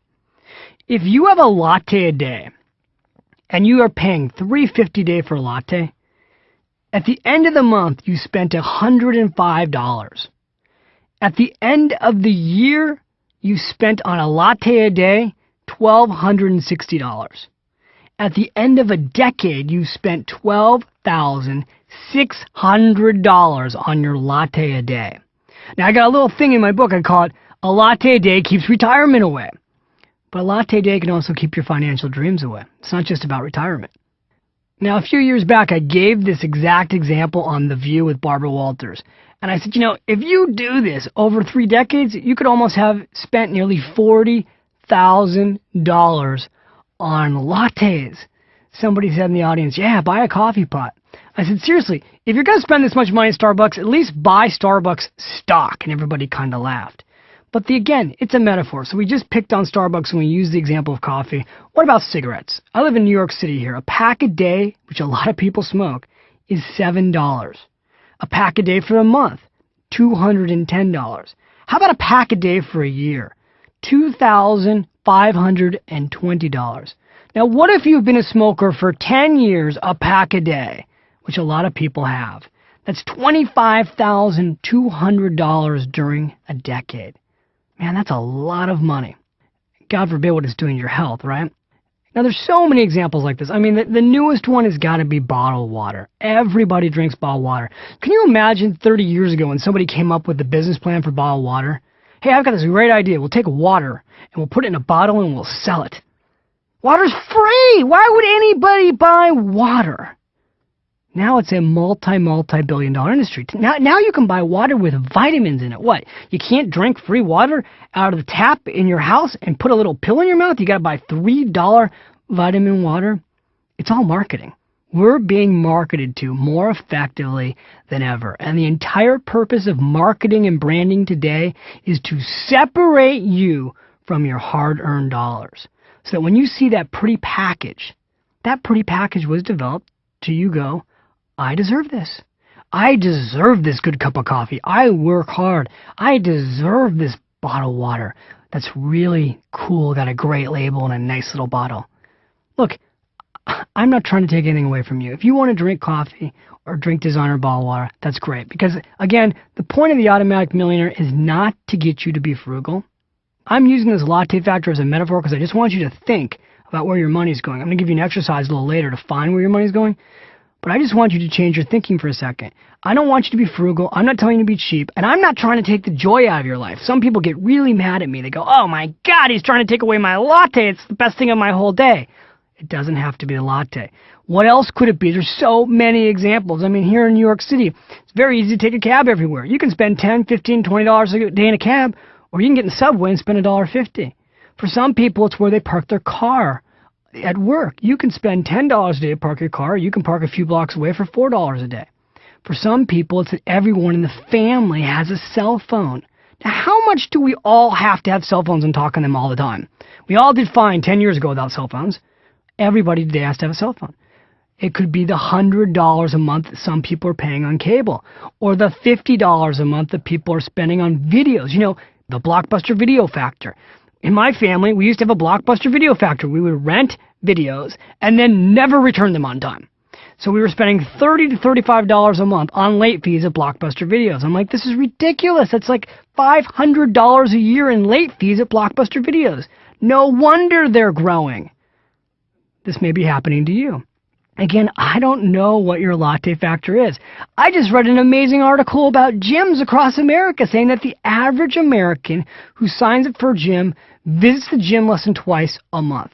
So it's actually costing them almost $50 per visit to the gym. Now, here's a crazy idea. If you're going to join a gym and not use it, why don't you try this? Wake up, go for a walk. It's free. Now, again, I'm not trying to take away your joy. Seriously, the point of the latte factor, I just want you to think. I just want you to think, where am I spending this money? Now, as you're thinking about this, if you're really cynical, it's okay, I understand. Your brain, again, there's that yeah, but brain. Yeah, but. Okay, we know it's there. We're going to deal with that in a second. I want to share with you a story about a huge yeah, butter. A real story. You know, you can't make the good stories up, I promise you. So, I'm in New York City. This is before I moved here. And I'm doing a radio show. And I go through these principles of latte factor. I'm really excited about it. I think it's a great idea. And the host says to me, David, that is the stupidest idea I've ever heard in my entire life. He said, you know what? My listeners are more sophisticated than that. My listeners need concrete tools that they can use to make their life better. And for you to be sitting here talking about the latte factor is a bunch of fluff. You know, I'm on this radio show. It's going out to millions of people all over the country because this guy has a show that's syndicated everywhere. So I'm not really feeling good about this at that point. And I said to the host, and I won't tell you who the host is. I get asked the question all the time now, who was this guy? But I looked at the host in the eyes, pretty mad, and I said, you know what? I'll bet you $100. I'll write you a check right now for $100 that if for 1 week you tracked your expenses and found out what your latte factor was, it would change your life. He says to me, David, again, I got to tell you, that's the dumbest idea I've ever heard in my life, but I'll try it. I said, great. At the end of the week, have me on your show and let me know what happens. So a week goes by, and I'm, of course, waiting by the phone, want to hear what happened. Do I hear from him? No. So I pick up the phone, and I call him.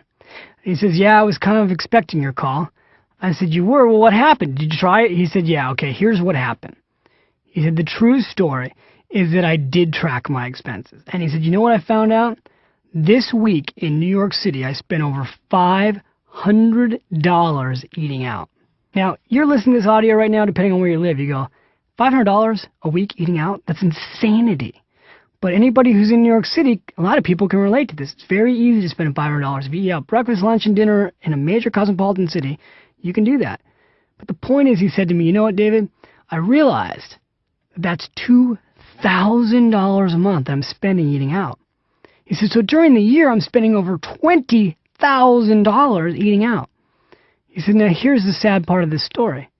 He says, I've been working at this radio station for over 10 years, making over 6 figures. He said, 9 years ago, I shut off saving in my 401k plan because I was living paycheck to paycheck and I didn't feel like I had enough money to save. And he says, today I have less than $20,000 in savings. I said, well, great. What'd you do about that? He said, I went back and signed up for my 401k plan this week. So I said, it did work, right? It totally got you to change the way you think about your money and take action. When am I coming back on your show? Needless to say, I was never back on that show again. So the message is, look, his is an extreme example, but the message is this. I don't know what your latte factor is. In this guy's case, he was eating out a lot. But we've all got it. We're all spending money somewhere. And the sooner we find that little thing that we can redirect, that's how we start to build real wealth. Now, I want to give you a little bit more latte factor math because I talked about how spending the money adds up. I want to talk to you for a second about how saving the money adds up. And again, you'll find this in your workbook, but just listen, because I know if you're in your car or you're doing something else, you're not going to stop what you're doing and take out the workbook. So just listen to me for a second and try this math out. If you saved $10 a day, that's $300 a month. If you put that in an investment account and you let it grow, and it earned 10% a year, which I know right now may seem absolutely impossible, but the reality is the stock market has averaged over 10% a year for over 50 years. Let's just use that example for a second. You save $10 a day, $300 a month at a 10% return. In 10 years, you'd have $61,000. In 30 years, you'd have $678,146. In 40 years, remember this is just $10 a day, you'd have $1,897,224 on $10 a day. Now I want you to imagine something else for a second. What if you were married and you got your partner to do this? What if the two of you saved $10 a day? So $20 a day. That's $600 a month. Let's go through the same math. In 10 years, you'd have $122,907 in savings. In 30 years, $1,356,293. How about in 40 years? Ready for this?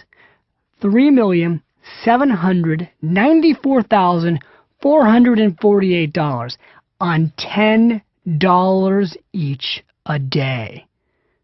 Now, that's a lot of money, folks. And, let's just deal with the yeah, but again, okay? Because the moment you share an idea, the brain wants to do two things. Acknowledge it or defeat it. So your brain right now could be going a couple things. Yeah, but you know what? 20, 30 years from now, that's not going to be a lot of money. I can't tell you how many critics and pundits have said to me, you know what, David? 30 years from now, $1 million won't be worth anything. Well, I'll tell you what. It's going to be worth a whole lot more than zero, which is what the average American is on track to have. If you don't put anything away for the future, you know what you have when the future comes around? Nothing. So I'd rather see you have $1 million or $2 million or $3 million, even with inflation, than not have anything, right? Doesn't this make sense? Isn't this totally logical? Somebody says, yeah, but I don't want to put off waiting for the future. I agree with you. That's why later we're going to share with you how you take your latte factor and some of the money goes for the future and some of the money goes for now. The way you get a big future is you buy it. The way you get a great presence is you buy it. Okay, that's just the truth. You need money to do a lot of things that you want to do that you're not doing right now. And the truth is, you've got the money, just somebody's separating it from you. You work all day long, you get all this money, and then great marketers and brilliant branders figure a way to separate you from that cash. That's the truth. The latte factor is intended to get you to think about this differently.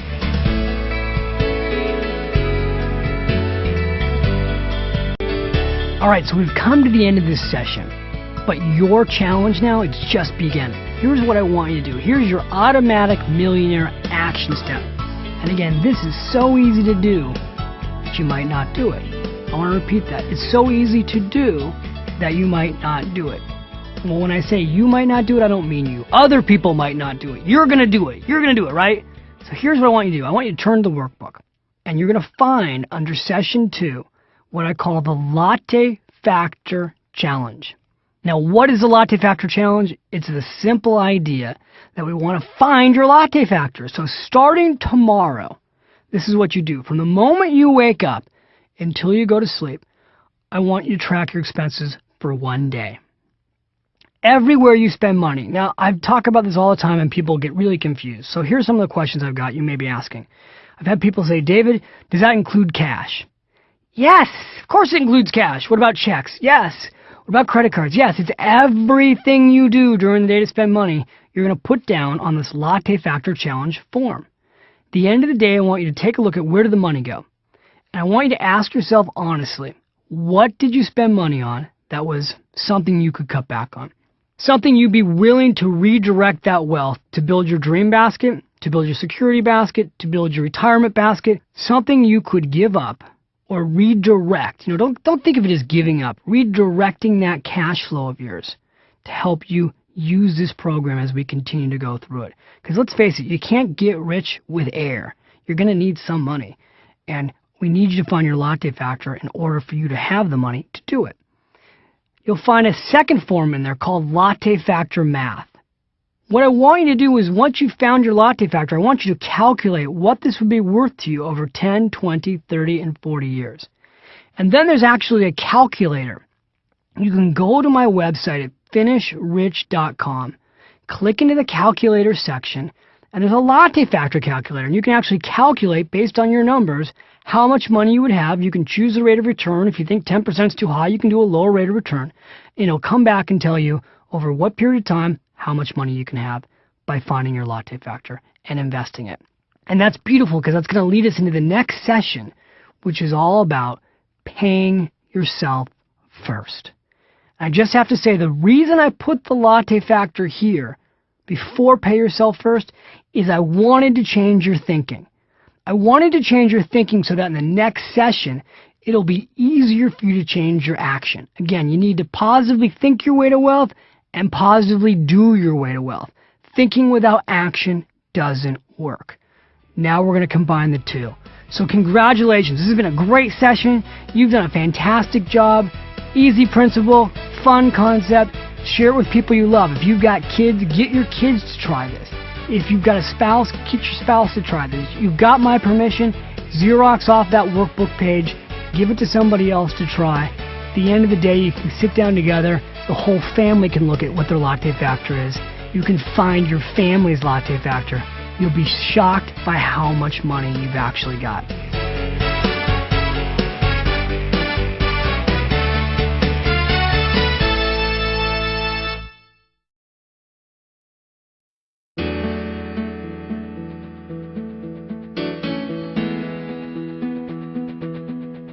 Hi, this is David.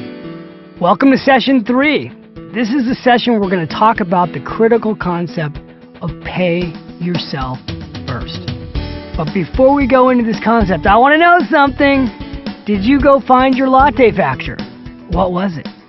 How much were you spending? I am totally curious. I wish you were here in this room with me because I would love to know what happened. If you've got a family, did you get your wife to do it, or your husband to do it, or your boyfriend to do it for that matter? Maybe you got your mom or your dad to do it. I hope you're helping other people find their latte factors. And I hope the biggest thing that came from finding your latte factor, or maybe it was just thinking about your latte factor, I hope the biggest thing that came is that you saw the possibility that you actually do make enough money to be rich if you just start saving a few dollars a day that you might be spending on something you really don't need. I hope that happened for you. And if it hasn't happened yet, don't worry. Keep going through this program. This stuff is going to sink into your system, into your brain, through osmosis, and begin to work. I promise you. So what we're going to do right now, you guys go, he's crazy. What's he talking about? What we're going to do right now is look at pay yourself first.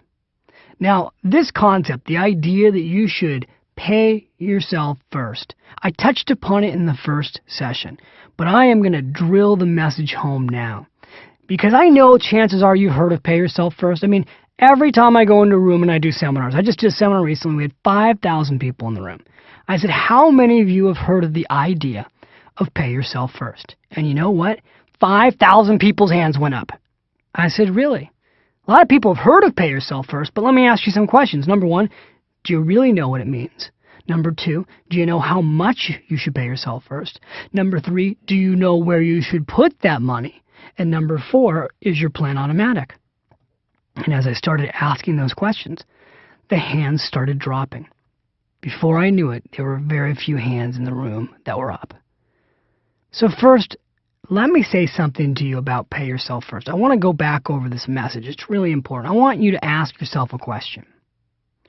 Why would you wake up in the morning, leave your family, not do what you want to do with your day, go to work all day long, upwards of 8, 9, 10 hours a day, commute back home, get up and do it all over again?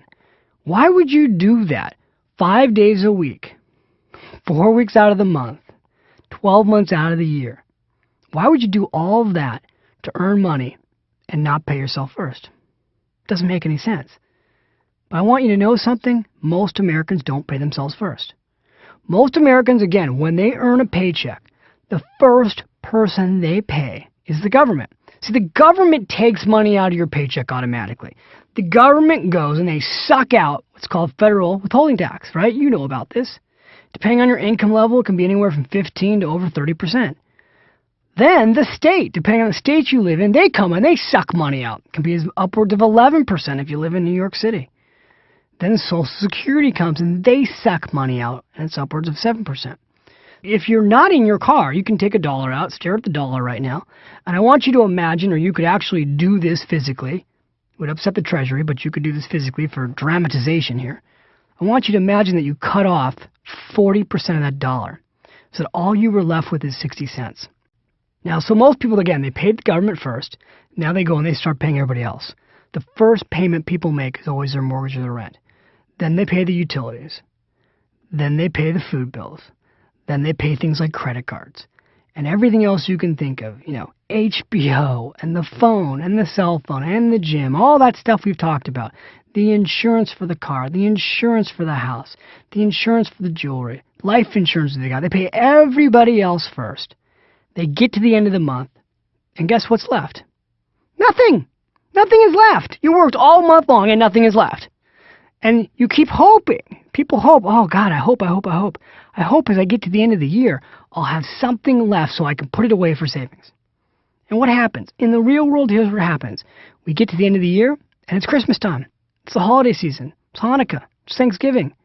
We spend more money in the last 6 weeks of the year than in any other time of the year. That's why you hear all the news about the retail season. That's when people go spend their money. Right when they're hoping to have something left over to save. So that everybody else gets paid first. And if anything's left over by a miracle, which is what it would take, a miracle, then they pay themselves first. Well, folks, this is all backwards. This is what I call pay everyone else first and you last. And that system stinks. And if you have that system right now and you don't have money, that's why. The odds are set up against you.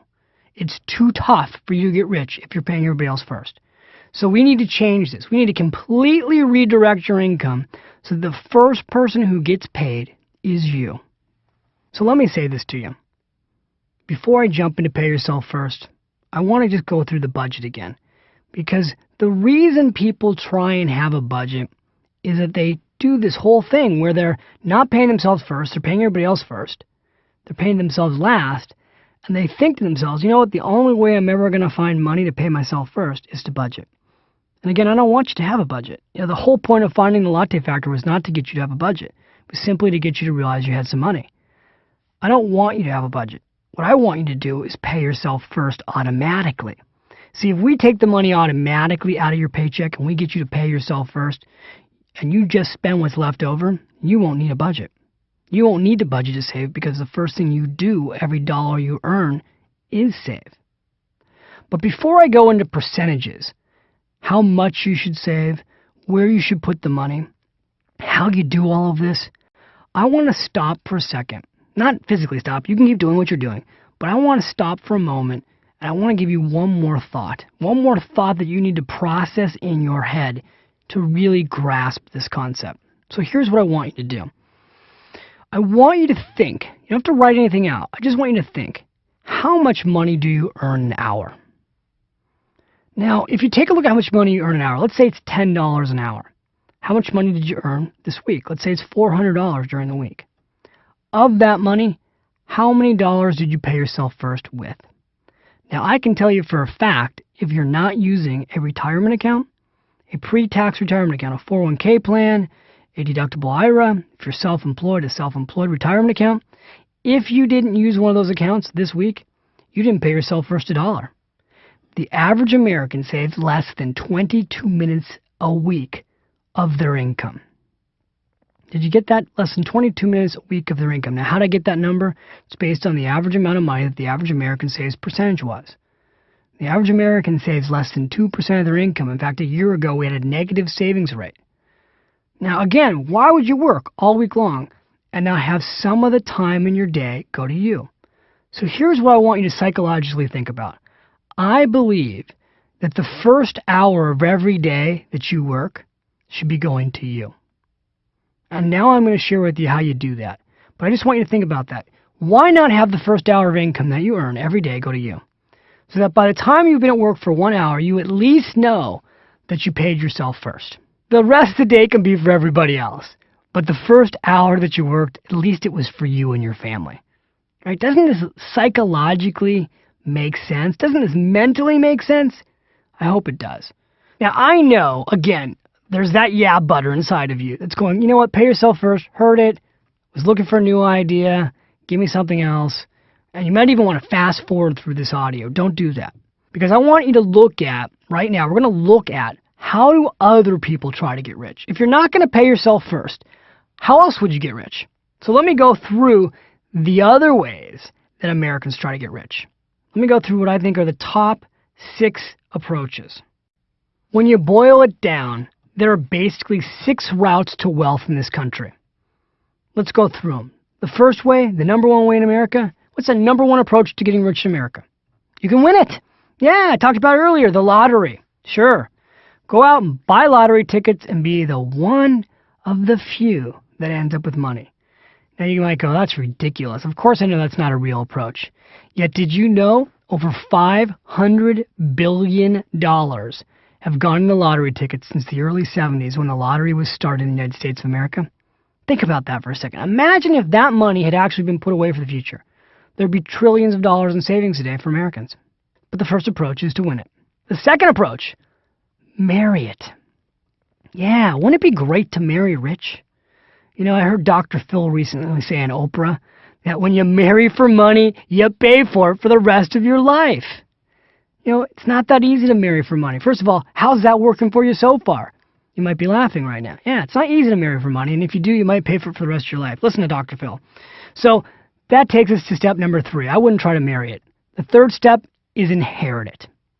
Now, honestly, inheritance is actually a real approach to wealth in this country because we're going to see more wealth transfer in this country in the next 15 years than we've ever seen in the history of humankind. Reportedly, there's $15 trillion in wealth transferring from one generation to the next generation. So if you've got some wealth, if you were born under a money tree, well, good, that's a good thing for you. But let me just say this. If you go home during the holidays and you see your parents and you say, hey, how you feeling? They say, great. And you're depressed by this? This is a little sick.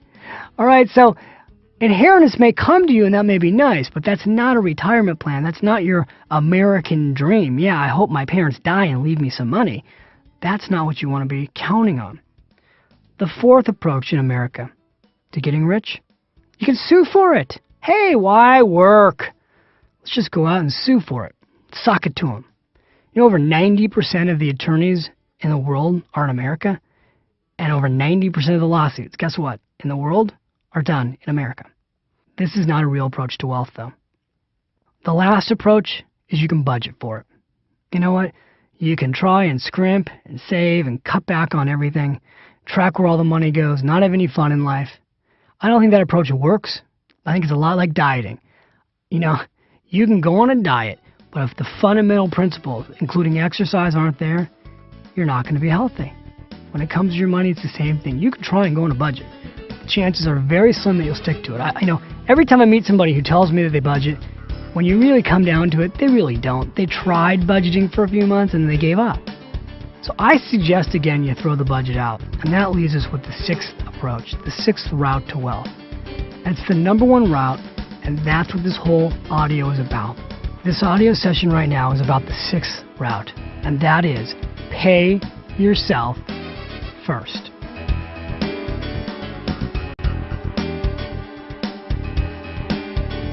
Okay, so earlier I told you I wanted you to make a promise to yourself. You would start working the first hour of every day for you.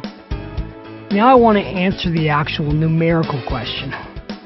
What percentage of your income should you pay yourself first? Is there a magic bullet? Is there a magic number? I mean, this is what people ask me all the time. Okay, how much do I need to pay myself first? So I'm going to give you the formula. You don't have to agree with it, but I'm going to share it with you. And the formula of paying yourself first is this. I know everybody's different. I'm just going to give you the generic formula. If you want to live a life where you're dead broke, stressed, living paycheck to paycheck, always worrying about what happens if I lose my job, here's the formula. Don't pay yourself first anything. In fact, if you really want to be dead broke, what would be better is don't pay yourself first, spend more money than you make, and rack up credit card debt. All right, that's the dead broke approach. You may go, yes, I know, I relate to that one very well right now. Thank you very much, David Bach. I want to get out of that approach. So what's the second approach? The second approach is what I call poor. Now, how do you get to be poor? See, first I had you at dead broke, right? Not you, but other people. Now, here's poor. How do you get to be poor? Just spend everything you make.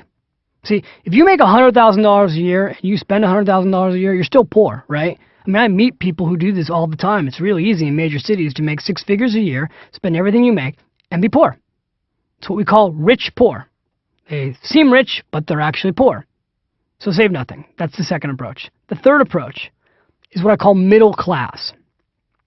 If you want to be a middle class person, you want to pay yourself first 5 to 10% of your gross income. So whatever your gross income is, let's use $50,000 right now as a benchmark. Well, 5% of $50,000 would be $2,500. 10% of $50,000 would be $5,000. Now that's sounding like a lot of money, but I'm going to share with you later how to break it down so that you'll realize it's not a lot of money. But remember, we're only at middle class here. How about upper middle class? If you want to be upper middle class, you want to pay yourself first 10 to 15% of your gross income. If you want to be rich, you want to pay yourself first 15 to 20% of your income. Remember, this is gross income. If you want to be super rich fast, you want to pay yourself first at least 20% of your gross income. All right, so I just shared with you the formula.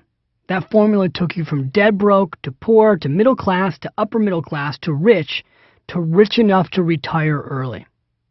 And here's what's interesting about that formula. It's not a fluke.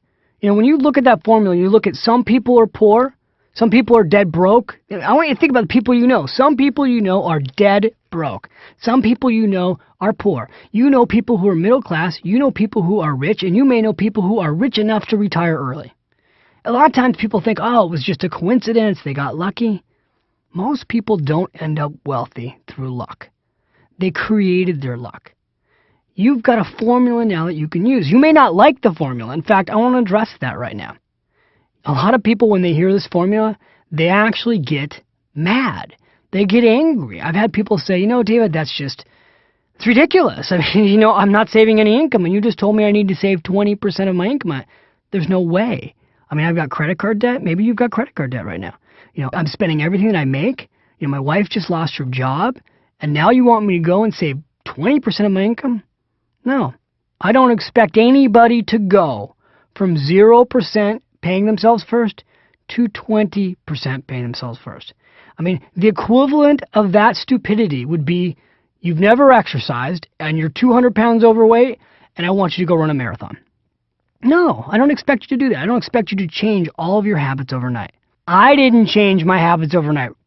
Remember when I was talking about how I was with the McIntyres and I wasn't practicing what I preached? I wasn't paying myself first? When I met the McIntyres, the one thing that happened after I walked out of that meeting and stared at the wall in my office for 2 hours is I went, you know what? This is ridiculous. If they can pay themselves first, the McIntyres saved during their lifetime over 10% of their income. They averaged about 15%. If they can do it, I can do it, but I need to start somewhere. So where should I start? So here's what I did. Okay, this is pathetic, but this is what I did. And I throw that out there on myself saying this is pathetic, but this is how little I was willing to commit to starting this program. I set up to save 1% of my income. 1 pitiful percent, because I thought, okay, if I set up a system to pay myself first, which I'm going to share with you the next session, how to do this automatically, I can at least save 1% of my income. I'll at least be able to save 1% of my income and not notice it. And I did that. And you know what happened? About a month went by, and sure enough, I got my paychecks, and I didn't notice it. And I'm like, okay, you are such a loser, David. God, 1% of your income. Can't you at least save 3% of your income, David? So I changed it. I went to 3% of my income. Then another 6 months went by, and I went from saving 3% of my income to saving 6% of my income. Now, again, the whole time at this point that's gone through my life is only 9 months. At the end of 9 months, I'm now saving 6% of my income. I'm the same guy that was 9 months earlier not saving a dime, spending more than he made. By the end of the year, I had increased my savings from really what was a negative percentage, because I was spending more money than I made many months, to over 12% of my gross income. And I did that all in 1 year. And I did that again because the McIntyres influenced me. I felt like if they can do it, I should be able to do it. But I didn't do it overnight. And I'm not suggesting that you should do it overnight. And again, I'll show you later how to do this all automatically. Now, truthfully, have I had people go through my programs, read my books, take my seminars, and decide overnight to save 10% of their income, or 15% of their income, or 20% of their income? Yes, I have. Sometimes it's harder to do it that way. You've got options. You can start with 1%. Here's the thing. If you started with 1% of your income and you just increased that 1% a month for a year, you'd be saving over 12% of your income, and you wouldn't even notice it. All right, so right now, your brain, depending on where you are, your car, your office, your gym, could be going, is that all there is? I've got to just pay myself first a percentage of my income? There's got to be more to getting rich than this. Well, here's the thing. All fundamental wealth begins by paying yourself first. That's just the fundamental truth of getting rich. Unless you're going to inherit the money or win the lottery or get lucky somehow, all fundamental wealth, financial security, begins when you decide that, you know what, I'm going to get paid first. I'm going to go to work, and the first person who's going to get paid is me. Once you make that decision, that's when it all changes. And I have to tell you something, and it's okay if you're angry right now, because sometimes anger is good. Sometimes it's good to be mad. If you're not paying yourself first right now, you may be very upset right now. How could I not be doing this? If you are paying yourself first right now, I want to challenge you right now that you may need to increase how much you're paying yourself first. Saving money is like exercise. The more you do it, the easier it gets. And again, I'm not suggesting you do this with a budget, because remember, in the next session, I'm going to teach you how to make this automatic. But we can always be getting stronger financially. And one of the things that happens when you do this is that as your wealth starts to build, as you start seeing the effects of paying yourself first, you get excited. You get excited because often for the first time ever, you'll start seeing financial progress. And that excitement will motivate you to do even more. So now I've got you motivated, and I'm sure the question you're wondering is, okay, great. Where do I put this money that I'm going to pay myself first? Is this going into a retirement account? Is this going into a mutual fund? Is this going into real estate? What if I've got credit card debt? Am I supposed to pay the credit card debt down first? I know you've got 1,000,001 questions right now. I don't want you to think about those questions, okay? Just put those in the back of your mind because I'm going to get to them. In the next session, I'm going to go through retirement accounts and how you pay yourself first before the government. In the following session after that, I'm going to go through credit card debt and what percentage of your income should go to pay down your debt. So don't even worry about that right now. There's only one thing left for you to do today. And by the way, you've done a great job. You've done a great job listening this far. I'm very proud of you. The only thing left for us to do today is, again, go to the Automatic Millionaire action step. Okay, so in your workbook, there's a little section called the Automatic Millionaire Promise. I want you to turn to that right now. And if you don't have your workbook in front of you, that's okay. Then just keep listening to what I'm about to suggest. You can think about this concept or you can take action. I want you to take action. Here's all you need to do today. In the workbook, there's this section, the Automatic Millionaire Promise. It says, I blank, insert your name, that's you. Hereby promise myself that starting this week, I will work at least 1 hour a day for myself because I deserve it. Therefore, I promise that I will start paying myself first, blank percentage of my gross income, no later than blank, that's where you insert the date, signed by blank, which is you. This is the only thing you got to do today. So I want you to take a look at how much money you're making right now. Go out and pull out your last W-2, your last paycheck, your last pay stub. Look at how much money you're making. And I want you to ask yourself a very simple question. How much of that money that you're making do you believe you deserve to pay yourself first? If you only believe you deserve to pay yourself first 1% of your income, then that's all you should write down. If you believe you deserve to pay yourself 20% of your income, write that down. I'm not going to force you to go and do that, but I want you to not just mentally get this, I want you to physically write this out because it's been proven that once you write something out with a pen, you start moving your body, moving yourself mentally, physically, emotionally towards that goal. And that's what I want to see happen for you today. You've done a great job. The next time we speak will be session number 4, where you'll learn how to make your entire financial plan automatic. I'll see you then.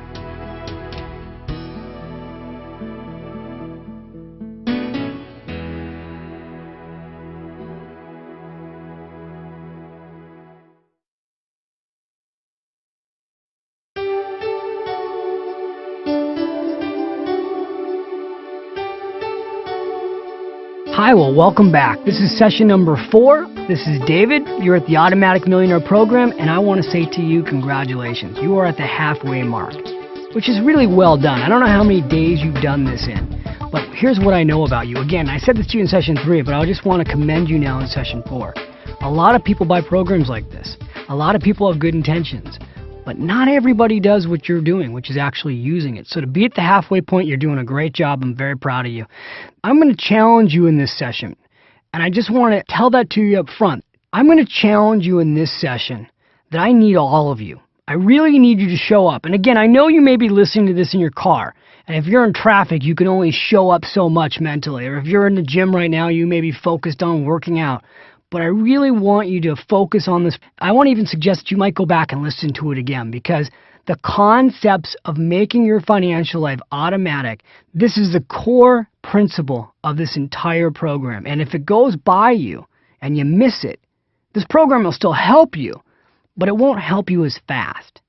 So before I go into how you make your whole financial life automatic, I want to go back and tell you a story. All right? Because sometimes I think stories can really lead to ahas, where you go, yep, I get it. So let me just tell you a story because it happened to me yesterday. Honest to God, can't make this stuff up. Yesterday, I went to the gym. And I went to go work out. And there's a woman in front of me that gave the gym her card. You know, the little card you use to get into the gym? So she gives the guy her card, and the card goes through the machine. And the guy looks at her from across the counter and says, I'm sorry, ma'am, but your credit card has expired. We can't let you in the gym. And she says, well, gosh, you know, I've got a new credit card, but I didn't bring my wallet with me. And he says, well, I'm sorry, you'll have to go get your credit card and set up the system again because we can't just let you into the gym. Now, what just happened there? First of all, what happened to her? She didn't get to go work out. She had to leave. But what just happened there is that this major company that has thousands and thousands of members figured out a long time ago that unless they get their members' credit cards where they're automatically being paid every month on a certain date, they figured out that their members won't pay them or they won't pay them on time. So they figured out that the only way they could run their business was to automate the process of getting their customers, you and I, to pay them directly, automatically, from their credit card. Now think about that for a moment. We're talking about Fortune 500 companies today doing this.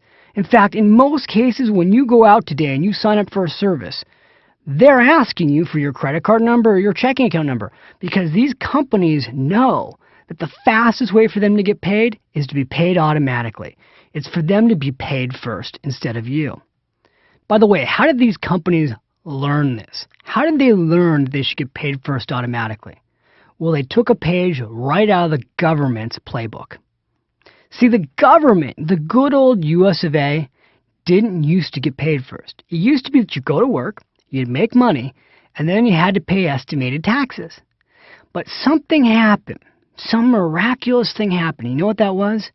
Believe it or not, people weren't paying the government on time. So somebody in Congress and the Senate got together and they said, you know what, guys? We can't run the government on the hopeful expectation that Americans will budget. Now, granted, the government can't run on a budget, but they said we can't hope that Americans will budget and then pay us. We've got to suck the money out of their paychecks automatically and get paid first. So when did they do that? Well, believe it or not, it wasn't that long ago. They started doing it in 1943. And you know what? They haven't had a problem getting paid since. Then the states started doing it. They haven't had a problem getting paid ever since either. So now, pull back for a second, wherever you are. Just mentally think about this. The government figured out how to get you to automatically pay them first. Corporate America has figured out how to get you to automatically pay themselves first. Why in the world wouldn't you use the exact same technology that they're using to pay yourself first before you pay them? Why wouldn't you use that technology? It's not difficult to use. What do you need? You need a phone and a pen. So that's what this session is about. All I'm talking about in this session is doing exactly what the government is already doing to your paycheck and exactly what the gym wants you to do with your paycheck. And that is get paid first automatically. So let's get to it. Okay, so repeat after me. I want you to say this to yourself. I, insert your name, deserve to be paid first. And unless you are paying yourself first automatically, it's not going to work. You just have to trust me on this. Unless you pay yourself first automatically, the likelihood that you will do it long term is next to nil. Having worked with clients as a financial advisor for many years, I can tell you that when you present this idea, that all you need is a phone and a pen and the ability to make one decision, and then you can automate your financial plan, there are always people that want to short-circuit the system. I can't tell you how many times I've sat across the table from my clients and had them say, David, you don't know me. I'm so disciplined. I'll write you the check every 2 weeks. I can pay myself first without automating it. Well, you know what? Here's what I had happen in a 9-year career. In 9 years, I only had one client pay themselves first manually, meaning that they wrote the checks and they mailed them in for more than 3 months in my entire career. The average person did it for less than 2 months and stopped. Now, everybody else who set it up automatically, in most cases it ran for years, if not indefinitely. It's still running because once they set it up, they set it and they forget it. And that's the key thing here. So now I want to go back to Jim and Sue McIntyre. Remember our couple, the famous automatic millionaires? I want to share with you what they did because they're such a great example. And again, they were the motivating factor that led me to want to do this. Now, when the McIntyres started, the first thing Jim did was he signed up to use his 401k plan. I'm going to explain what that means in a little bit and talk to you about how you can do this too. But in their case, they used a 401k plan, and originally all Jim did was sign up to save 3% of his gross income off the top. So when he got his first paycheck, after he had started saving, he barely noticed it. Then he gradually increased it. In fact, what he told me is he bumped it up to 5% about 6 months later. And then another year went by, and he gradually increased it again from 5% to 7%. He said it took him 4 years to get to 10%. And a few years after that, they decided to go even further, and they increased to 15%. Now, the reason I share that with you is it's important to say, yeah, you know what? They became very wealthy. but they didn't go from saving nothing and being in credit card debt to saving 15% of their income. They did it over time. And you might want to use that same approach also so that it doesn't feel like a big deal for you to go and do this.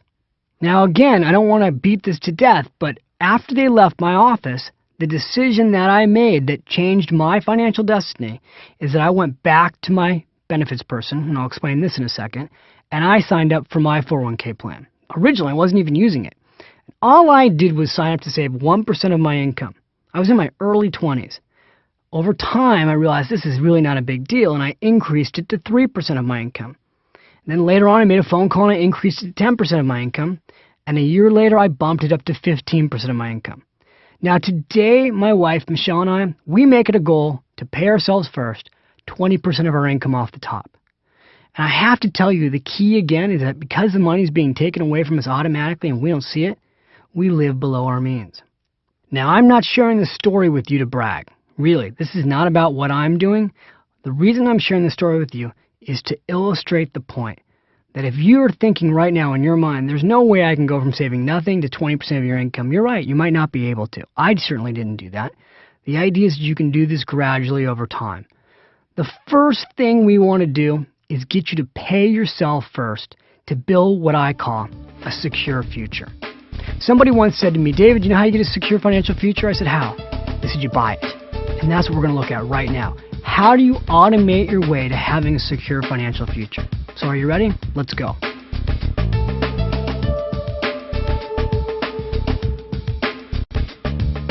All right, so your first priority is to pay yourself first for a secure future. Now let me explain to you why this is so important. Earlier I told you that normally the government gets paid first, right? They're taking anywhere from 20, 30, 40% of your paycheck. If you've got a high income, they're taking as much as 50% of your paycheck. Again, you earn $1 and they've got the ability to take anywhere from 15 cents of that dollar upwards of 50 cents of that dollar. That is what you call income shrinkage.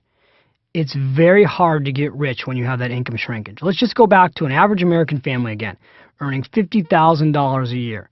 If you lose a third of that to taxes by the time you get your paycheck, you're now only earning $30,000 a year. It's tough to live off of that, isn't it? That's why people go, gosh, no matter how much money I make, I still feel broke. There's only one legal way for you to get out of those taxes. Only one. The key word here is legal, with a capital L. The only legal way for you to get out of those taxes is to pay yourself first using a pre-tax retirement account. Now, what's a pre-tax retirement account? That includes the following: a 401k plan, a 403b plan, a deductible IRA account, a SEP IRA account if you're self-employed. Those are the four core types of accounts that exist for people to pay themselves first. There's one more type of an account if you're self-employed. It's often referred to as a KEO account. But those are the core ones. Now, if you were in a room and I was doing a speech, I'd ask everybody in the room to raise their hand. I'd say, how many of you have a 401k plan? And the majority of people in the room would raise their hands. But right now, let me ask you, do you have a 401k plan? Let's start with the idea that you do. If you don't, a little bit later, I'm going to cover what to do. But let's just start with the idea that you've got a 401k plan. Or if you work for the government or a nonprofit organization, it'll be called the 403b plan. These plans are provided by your employer. These plans allow you to contribute your own money to your own personal retirement account without paying taxes on it. That's the most important part of the whole system. The money goes in before it's taxed. Now, the other thing that's really important with these plans is that they're what's called self-directed, meaning you tell your employer how much money to take out of your paycheck and how much money you want put into the plan. You also tell your employer how you want the money managed. You have complete control over how that money is managed. Again, that's why it's called self-directed. Again, there are 6 key reasons why you shouldn't pass up the chance to sign up for your 401k plan or your 403b plan. Number 1, you don't pay any tax on the money. I cannot overemphasize that enough. Number 2, you've got the ability to put away in 2004 up to $13,000 a year of your income into the plan. The third thing, you can arrange to have the money automatically taken out of your paycheck and automatically put in your retirement account. You don't have to touch the money. You don't have to do any work. The fourth thing In most cases, your plan at work is free because your employer is paying the administration costs involved in running the plan. The fifth thing, you get free money. You get two forms of free money. One, you're getting free money because the government's not taxing you. And two, if you have an employer that matches your contributions, you're getting free money from your employer. As an example, you may put in $1 and your employer may have what's called a 50% match. So for every dollar you put in, they may put in 50 cents on that dollar. That's free money. Why would you pass that up? You shouldn't. And the sixth thing is that by contributing your plan every single paycheck, every single month, you get to enjoy the miraculous benefit of compound interest and buying the market at different prices. Now, why is that important? Well, let's just look in the last 3 years. The market's been going down almost for 3 years straight. Now it's starting to come back up again.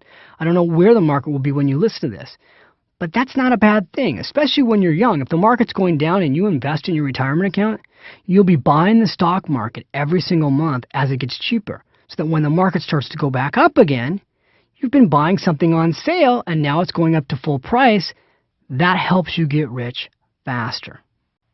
All right, so right now I need you to bear with me for a second because what I'm about to share with you is life-changing. In fact, I've put this in your workbook. You can go back to your workbook later and look at it. But right now, I just want you to visualize. Just visualize what I'm about to say to you. If you had $1 bill, and you took that dollar bill and you put it in a pre-tax retirement account, again, the 401k plan at work, the 403b plan, or an IRA account, $1 at the end of the year, if it earned 10% interest, you'd have $1.10. All right? Now, don't even focus on the 10% interest. I just want you to follow the math. You put in $1, it wasn't taxed. At the end of the year, you have $1.10. And because it's in a retirement account, by the way, you won't owe any taxes on this money until you take it out. So you put in $1, you got $1.10. You follow me so far? That's the pre-tax, pay yourself first retirement account. Now, let me show you what it looks like otherwise if you do an after-tax account. Let's say you earn $1. You're going to pay taxes first. So you're going to pay your federal tax and state tax. Let's say you lose a third of that, 30 cents. So you paid $1. Now you've got 70 cents in your pocket. Now, if you take that 70 cents that you have in your pocket and you earn the same 10% interest, at the end of the year, you've got 77 cents. So imagine you had two pockets. The left pocket, you have $1.10. That's the money you paid yourself first before taxes in your retirement account. The right pocket, you've got 77 cents. You did the exact same thing. You basically took the money and you made 10% on it, but one's got $1.10 and the other has 77 cents. Now, which would you rather have, $1.10 or 77 cents? Right? This is easy. This is obvious. Now, let me take it a step further. Imagine that you had $1. You put it in your retirement account. Your employer matched you just 25%. So they basically gave you a quarter. You put in $1, you got a quarter. Now that money earns 10%. So the $1.25 earns a 10% return. At the end of the year, you would have $1.38. Now remember, that's $1.38. It's in your left pocket. You pay yourself first, pre-tax, special pocket on the left-hand side. On the right-hand side, you still have the same 70 cents that you put into your after-tax account that earned 10% that's now worth 77 cents. So now you take your hands out of your pocket, and in the left hand, you've got $1.38. In the right hand, you've got 77 cents. Now I ask you, which would you rather have at the end of the year, $1.38 or 77 cents? Now, this is so obvious. Whenever I do this in front of a chalkboard, the whole room goes, oh, duh, I want to have $1.38. No question, right? It's almost twice the amount of money than you have in the after-tax pocket, the 77 cents. So the question is always, well, why wouldn't everybody use their pre-tax retirement account? If it's so obvious that you can have so much more money at the end of the year, why wouldn't everyone use their 401k plan or their 403b plan or their IRA account? It's so obvious, it doesn't make sense that anybody wouldn't use it. Well, let me tell you all the reasons that people make the wrong decision and they don't use it. Let me go through them because we got to get that out on the table. There's a lot of reasons that people will tell you not to use your retirement account. I want to get those on the table now. Number one reason I hear, well, my employer doesn't match. What difference does it make? Again, go back to the example where your employer doesn't put any money in.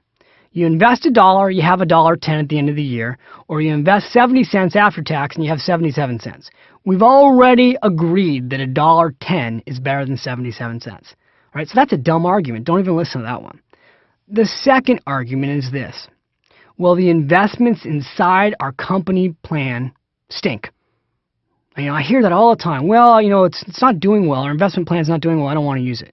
All right, first of all, if the stock market goes down, chances are that your money that you put inside your plan is going to go down if you invest in the stock market. But a key thing when you invest in a 401k plan at work, you're given a host of options. You can put your money in a money market account. You can put your money in bond funds. You have stock funds.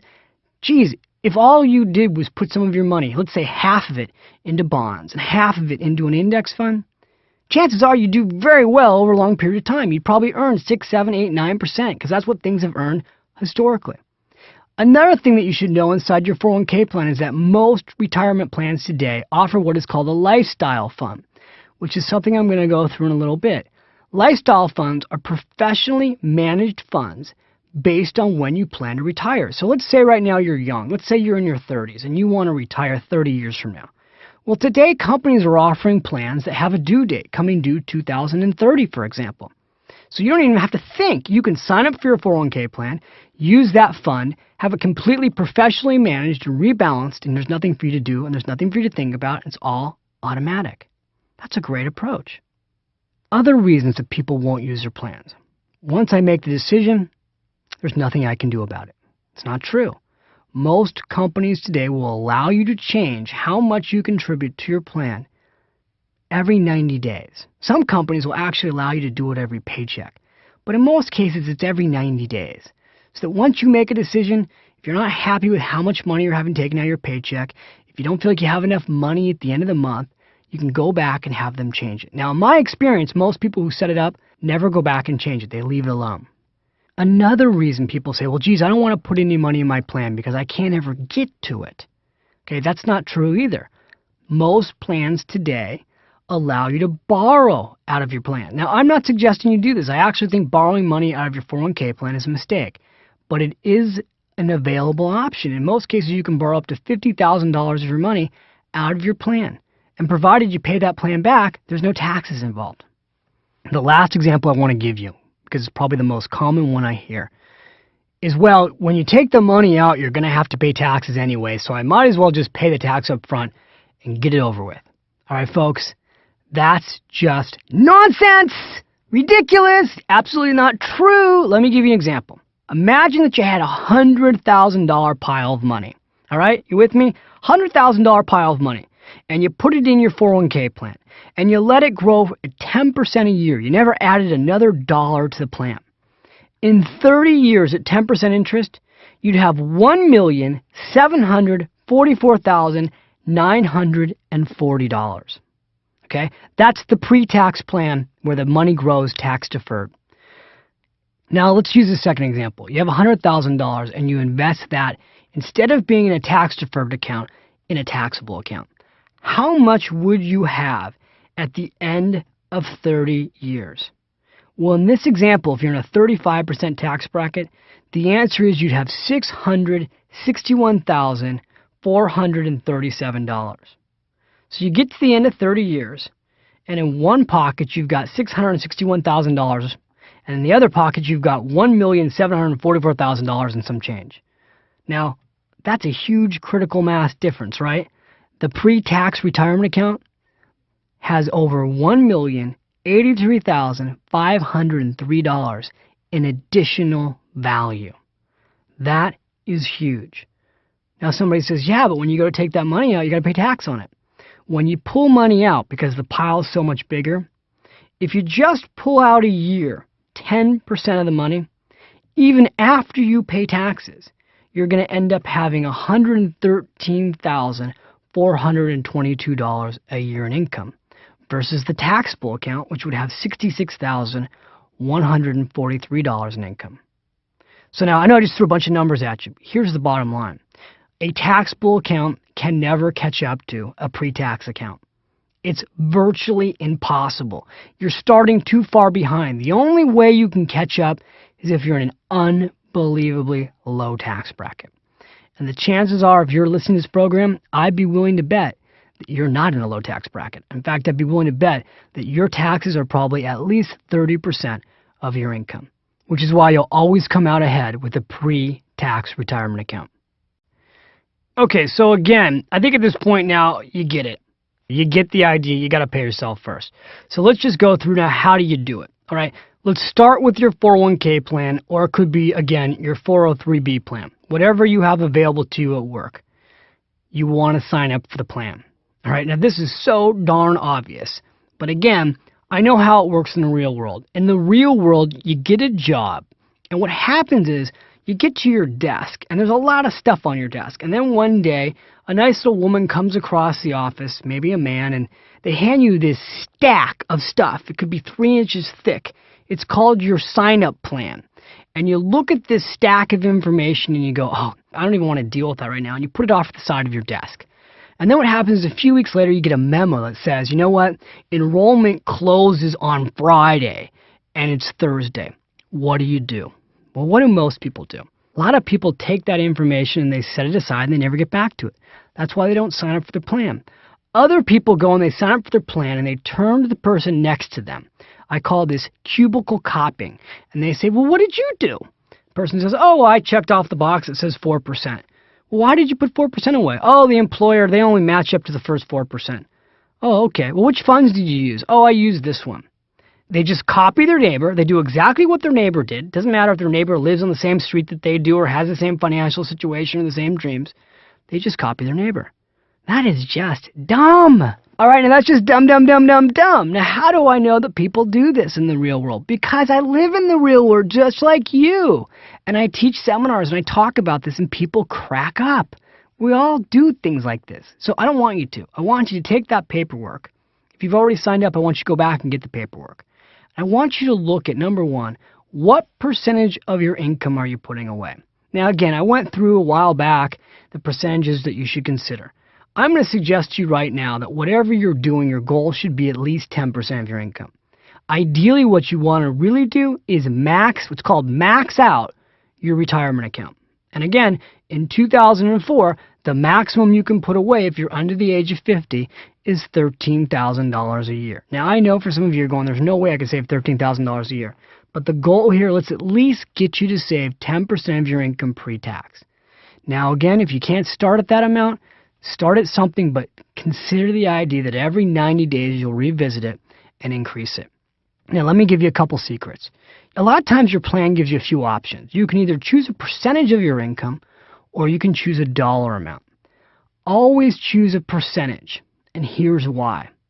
As time goes on, you're going to get raises.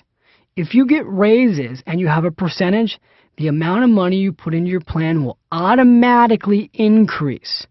If you choose a dollar amount, when you get a raise, you won't be automatically putting more money away.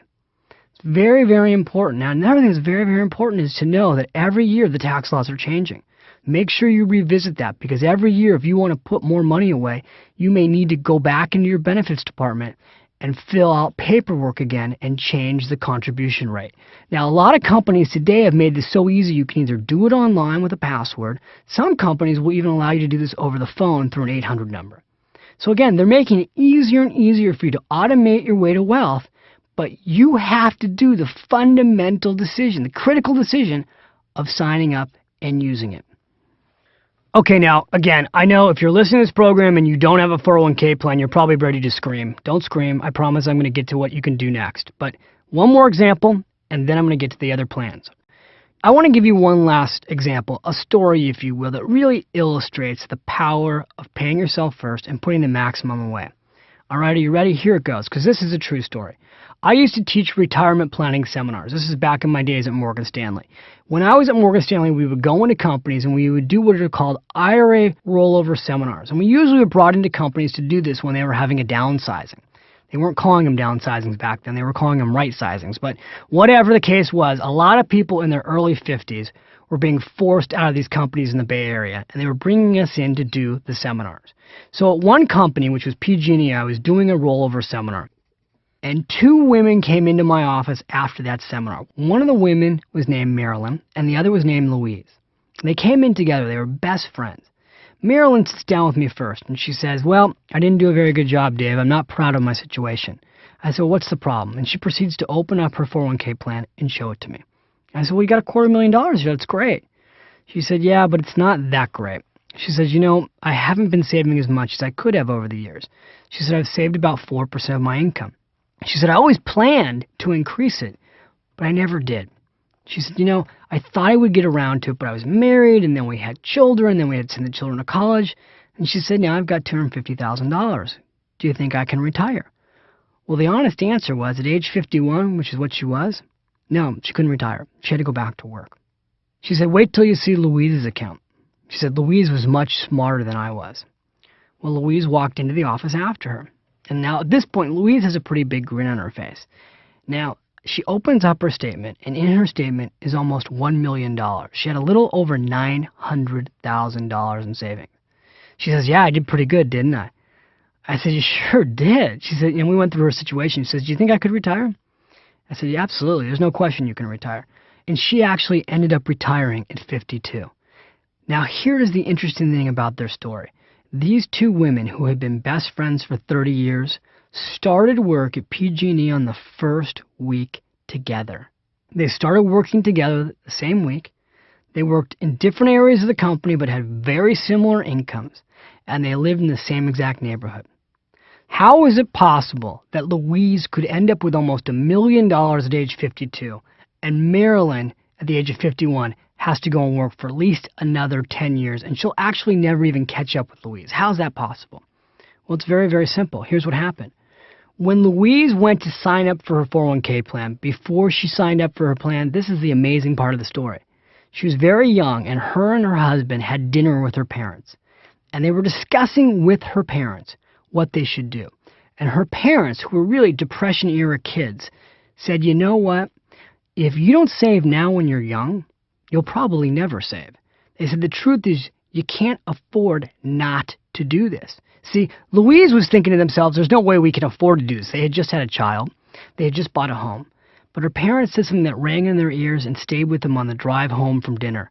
And that was this. Again, you can't afford not to do this. Now, again, going back to Marilyn didn't get that advice. So Louise goes, puts the full amount into the plan that she can, which was 15%. Marilyn, her and her husband said, well, let's put away 4%, and what we'll do eventually is we'll put a little bit more away. And over time, we'll increase it, which I know I've talked to you about doing. But the challenge was they never went back and increased it.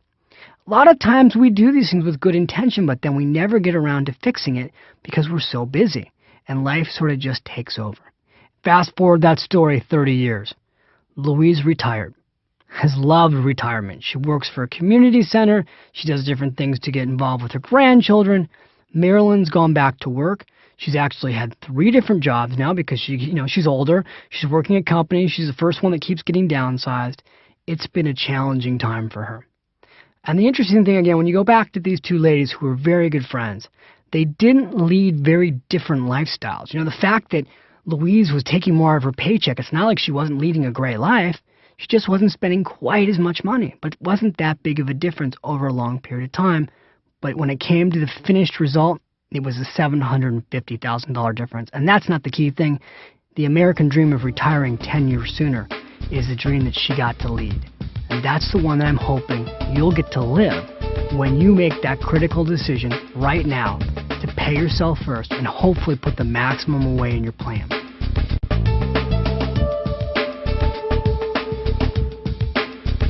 Okay, so I promised you that if you didn't have a retirement account at work, and I know a lot of people don't, if you didn't have one, what do you do?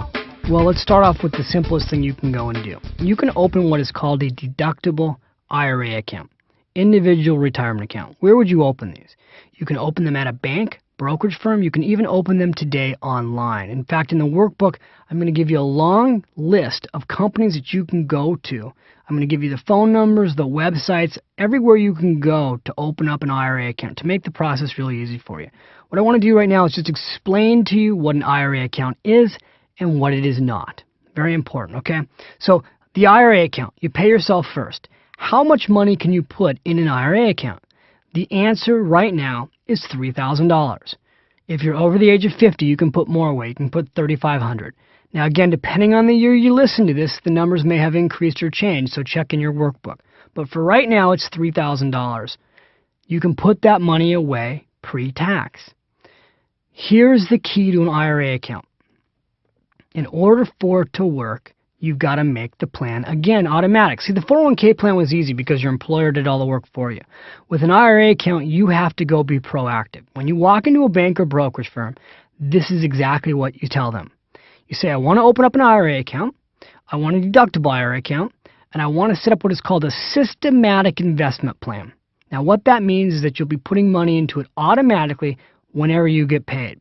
And they'll ask you two questions. How do you want to do that, Mr. and Mrs. Jones? The answer could be one of the following. I want you to take the money out of my paycheck. They'll ask you for a specific form that you need to get from your employer to do what is called payroll deduction. Most employers today offer this feature.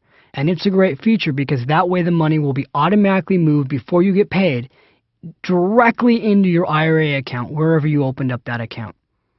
Now, if your employer doesn't offer this, you can have your bank set it up so that the moment you get your money put into your bank account, by the way, I recommend you do automatically. You do what is called automatic paycheck deposit. That's where your employer will automatically deposit your paycheck into your bank account. Let's say you get paid automatically if you do this right on the 15th. You can basically tell your bank that on the 16th, the next day, you want them to transfer money from your checking account directly into your IRA account. Now, the whole key here is the automation process. Now, let me tell you something. Years ago, this would have been very, very complicated, but today, it's not complicated at all. Today, literally, in less than 10 minutes, any bank or brokerage firm can give you the paperwork, have you sign something, and you can be done with it. That's all you need. You need a pen and your name. That's it. They take care of everything else for you. Now, why is it so important to do this automatically? Well, you know already. If you don't pay yourself first automatically, you'll be paying the government, you'll be forced to budget. And then you got to get to the end of the year and hope and pray you've got money left over to save. It'll never happen. Now, let me explain to you what an IRA account is not. This may come a little bit as a surprise to some of you. An IRA account is not an investment. When you go to a bank or a brokerage firm, you don't buy an IRA account. A lot of people think when they have an IRA account that they actually own an investment. You don't. When you open up an IRA account, what an IRA account is a holding tank. That IRA, if you will, is nothing more than a holding tank. It's like a checking account. You put your money inside that holding tank. Now you have to invest it in something. What you invested in determines how fast it grows. So if you invested in certificates of deposit and the bank gives you a fixed rate, say 3% interest, that's what it's going to grow at. If you put it in a bond fund and the bond fund earns 6%, that's what it's going to grow at. If you put it in the stock market, we don't know what it's going to grow at because some years it'll go very high and some years it might go down. But what we hope is over time, with a good stock market mutual fund, you'll average about 10%. The key to how your money grows is what you put the money in. I can't say that enough to you. So many people, maybe even you, think you own an IRA account because when you went to the bank, you said, I need an IRA, and then they gave you one, and then they told you, here you go. And you thought, oh, thank you very much. I must have bought an IRA.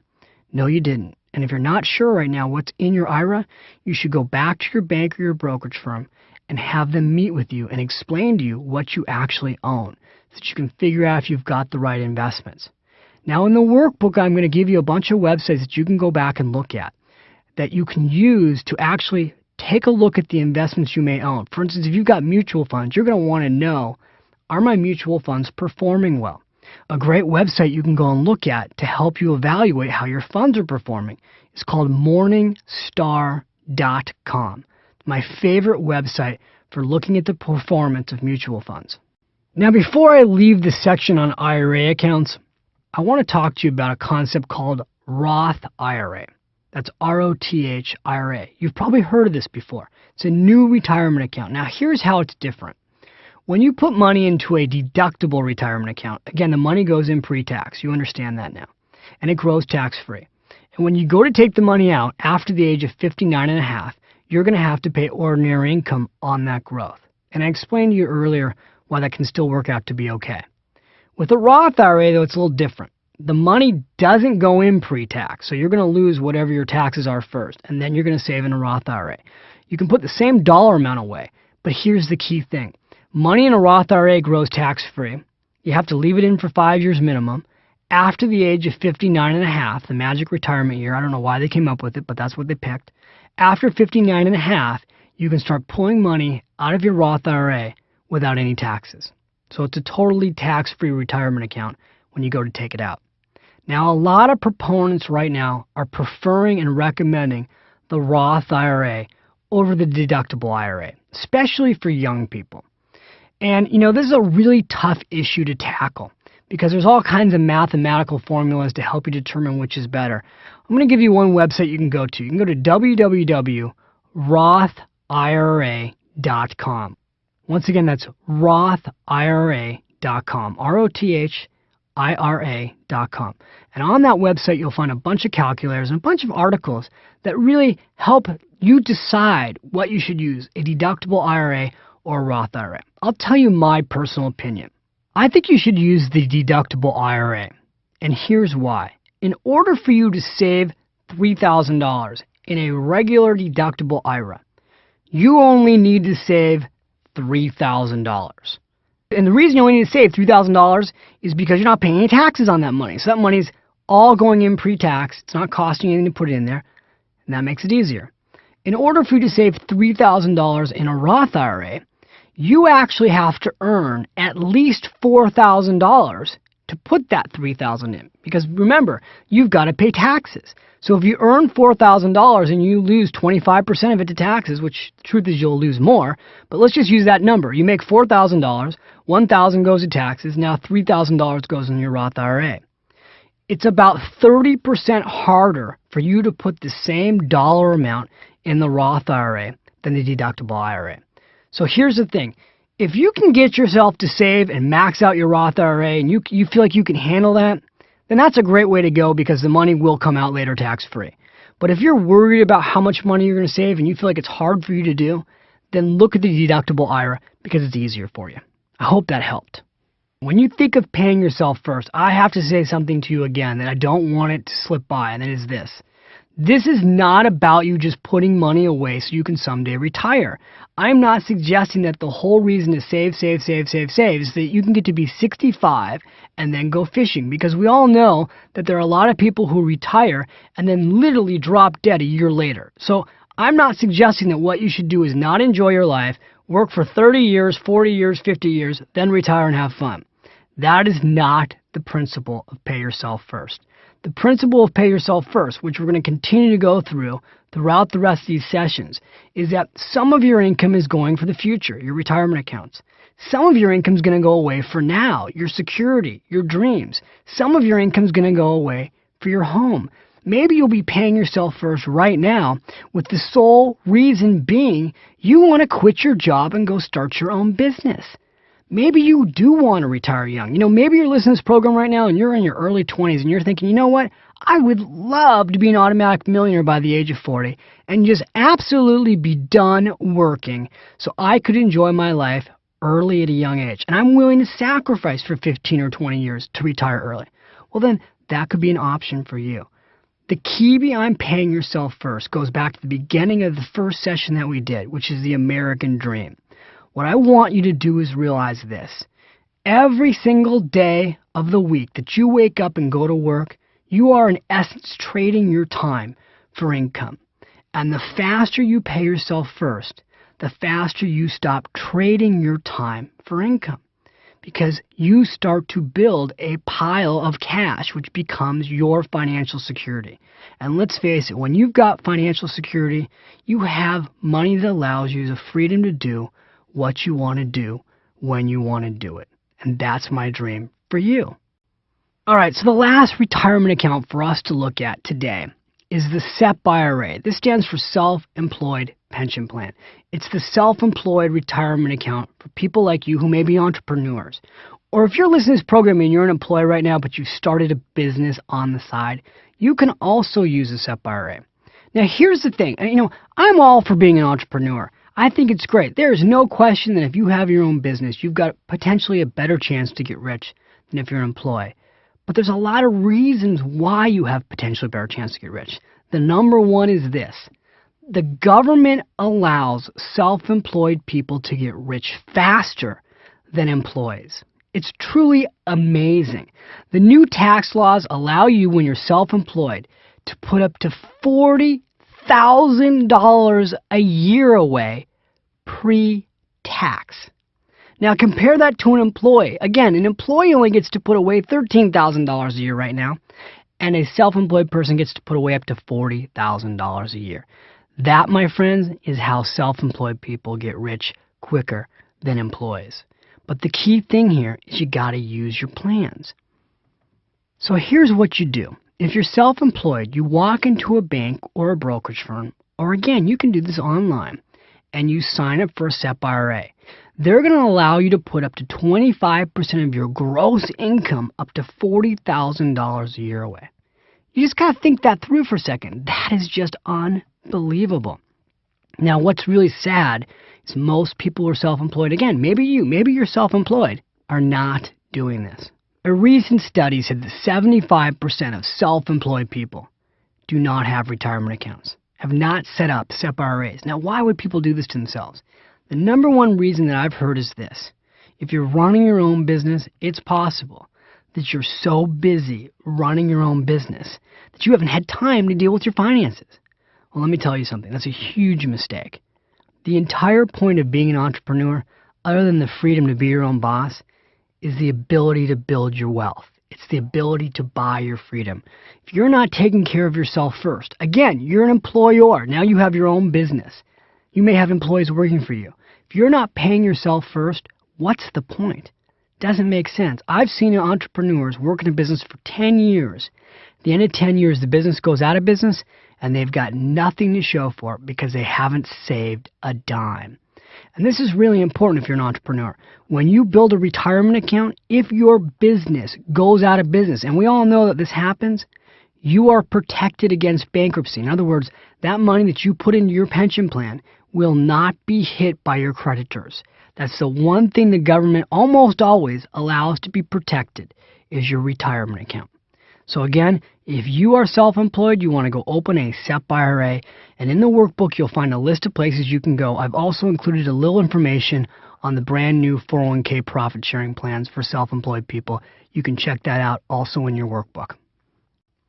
All right, we're getting close to wrapping up this session, and I just want to say again, job well done. I know there was a lot of meat in this session, and this is not always easy stuff to listen to.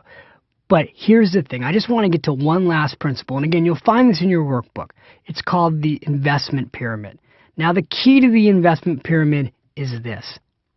I've shared with you in the workbook a model that you can use based on your age on where to put the money. So if you're in your teens to 30-something, you'll find in your workbook what's called an asset allocation, basically a breakdown of where you should put your money. How much money should go into cash, bonds, mutual funds. You'll find that in your workbook. You'll also find between the age of 30 to 50. I call that the making money years. How to break that down. 50 to mid-60s, the pre-retirement years. How to break that down. And the 60s on up, the retirement years, where you should invest your money. And I've got a very simple system in the workbook that you can use to make that clear. Now, the last question you may have is this. Is there any other way to make this automatic? If I don't have a company that will do this for me, if my employer doesn't have payroll deduction, are there any other easy ways to entirely automate my finances? And the answer is yes. The easiest way that I know to automate your entire life financially, from using your IRA account to what we're going to talk about in the next session, your security account, your dream account, buying a home. The easiest thing that I know that you can do to make all your finances automatic is use what is called online bill pay. Now, there are 3 major companies today that do what is called online bill pay. One is a company called PayTrust. It's www.paytrust.com. Another is statusfactory.com. And the third is quicken.com. Again, in your workbook, you'll see all 3 of these companies laid out for you. What online bill pay does is this. Your bills or anything you want are presented online. And you can set up your system to automatically direct money from your checking account to anywhere you want it to go, whenever you want it to go, automatically. So let's say that, on the 15th of every month, you want your investment accounts to be automatically funded. You want a mutual fund account to be automatically funded. You want your house to be paid for automatically. All of that can be done at an online bill payment company. Now, the cost to do this right now is running a little bit less than $10 a month. Many banks today are also offering this exact same service.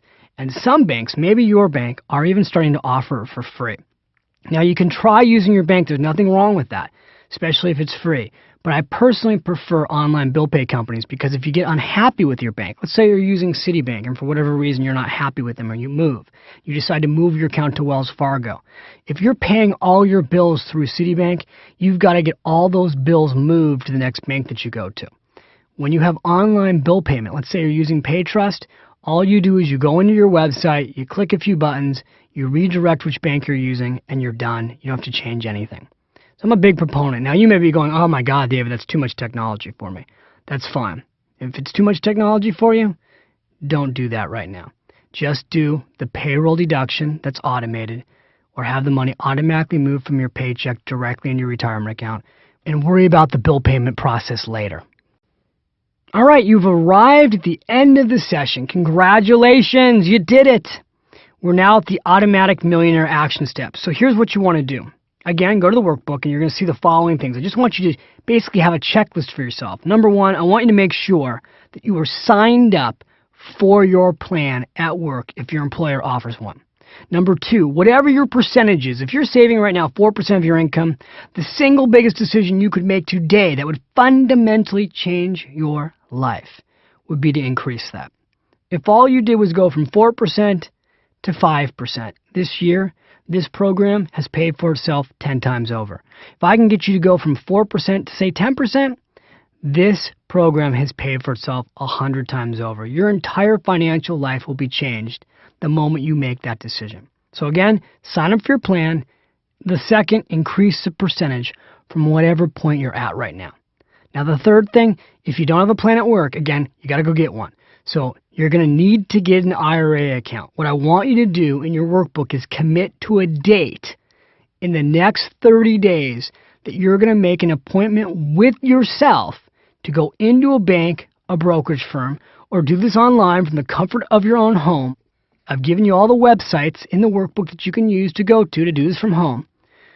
Make a date to really do this. Self-employed, same thing. You want to make a date to go open your SEP IRA account. Okay, so when it's all said and done now, this is up to you. You need to go make these dates. The last thing I want to say is this. Check out bill payment companies. So go visit paytrust.com or statusfactory.com or quicken.com. Again, you'll find those websites in the workbook. Go visit them, check them out, see what you think. I think you'll be overly impressed with the service these companies provide. All right, that's it. We're done. We're now going to head into, just so you know what's coming up in the next session. I know this session was really tough. There was a lot of material. Next session is a little easier. We're going to talk about how you build a protection plan, a security basket to protect your family in case of emergency. All right? I'll be back with you in the next session. Until then, have a great day.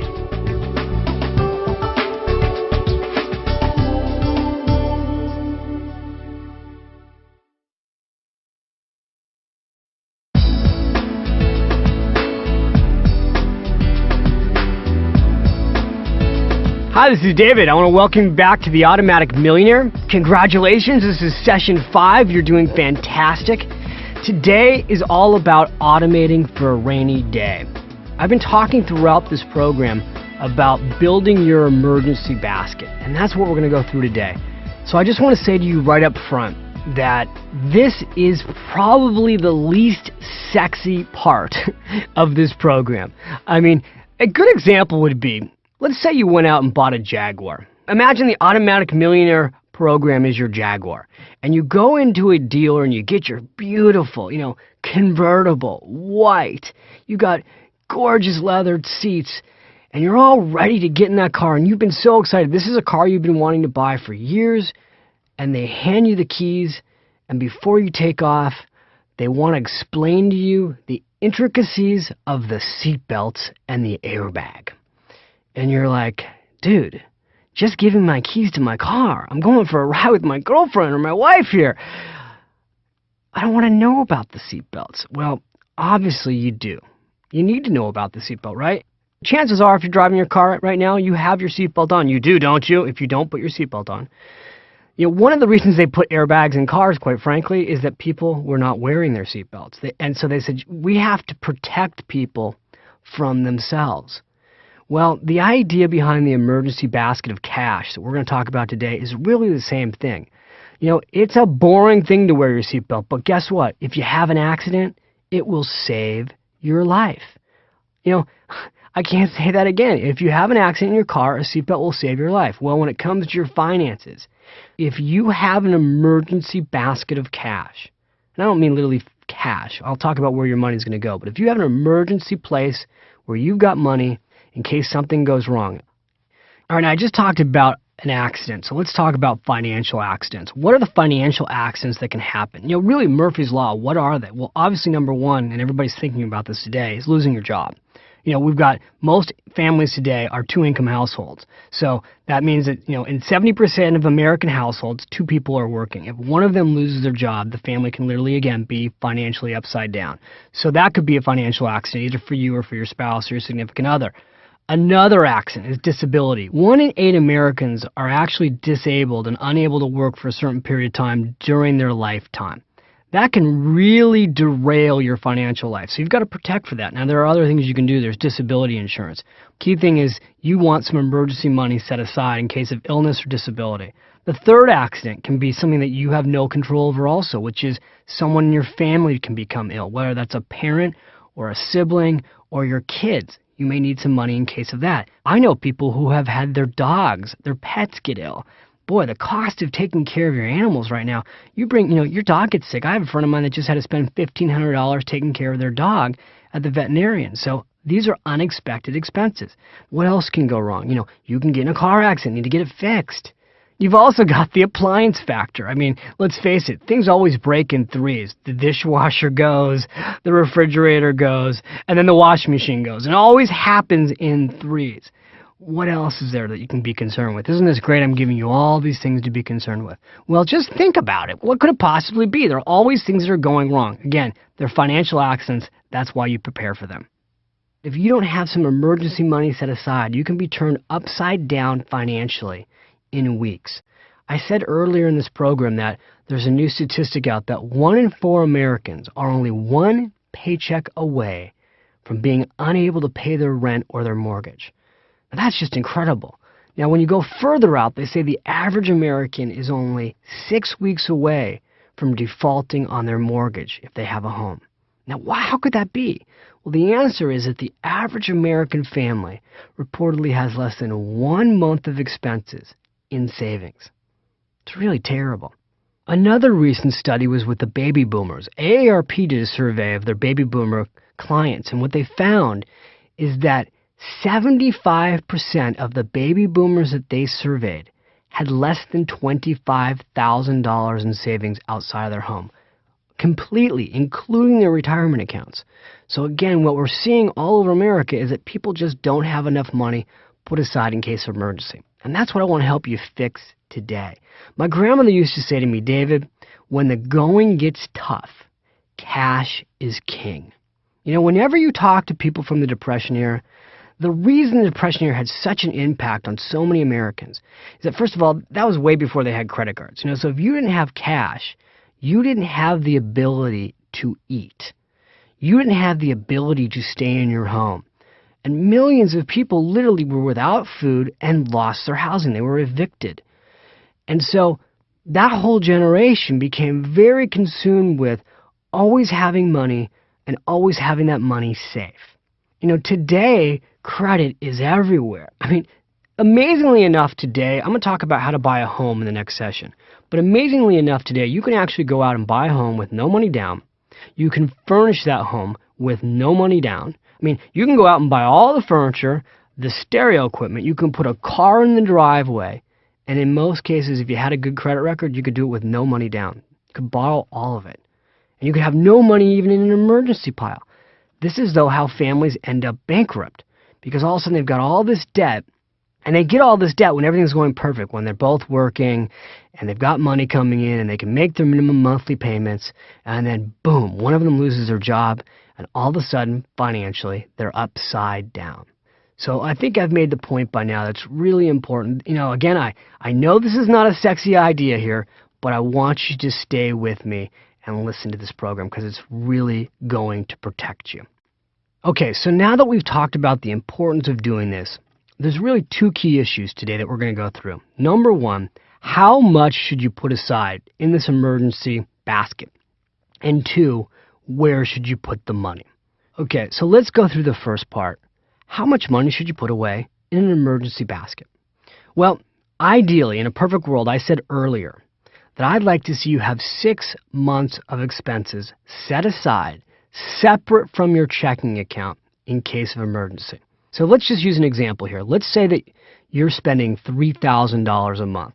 Not what you're earning, what you're spending. Let's say you're spending $3,000 a month. In a perfect world, again, why not make the world perfect for ourselves here, right? In a perfect world, if you came into my office and you met with me one-on-one as your personal financial coach, which I am today, I would want you to have 6 months of emergency money set aside. So we'd take $3,000 times 6, and what would we get? We'd get $18,000 set aside somewhere safe. Now, a lot of times when I tell people this, they just go, I don't even have $1,000 liquid right now, and you just told me I need to have $18,000 saved? It sounds impossible. So I'm going to go back to how you're going to do this, okay? Just like you paid yourself first using your retirement account, we want you to pay yourself first into a security account. And again, before I go into where to put this money, I just want you to get the concept.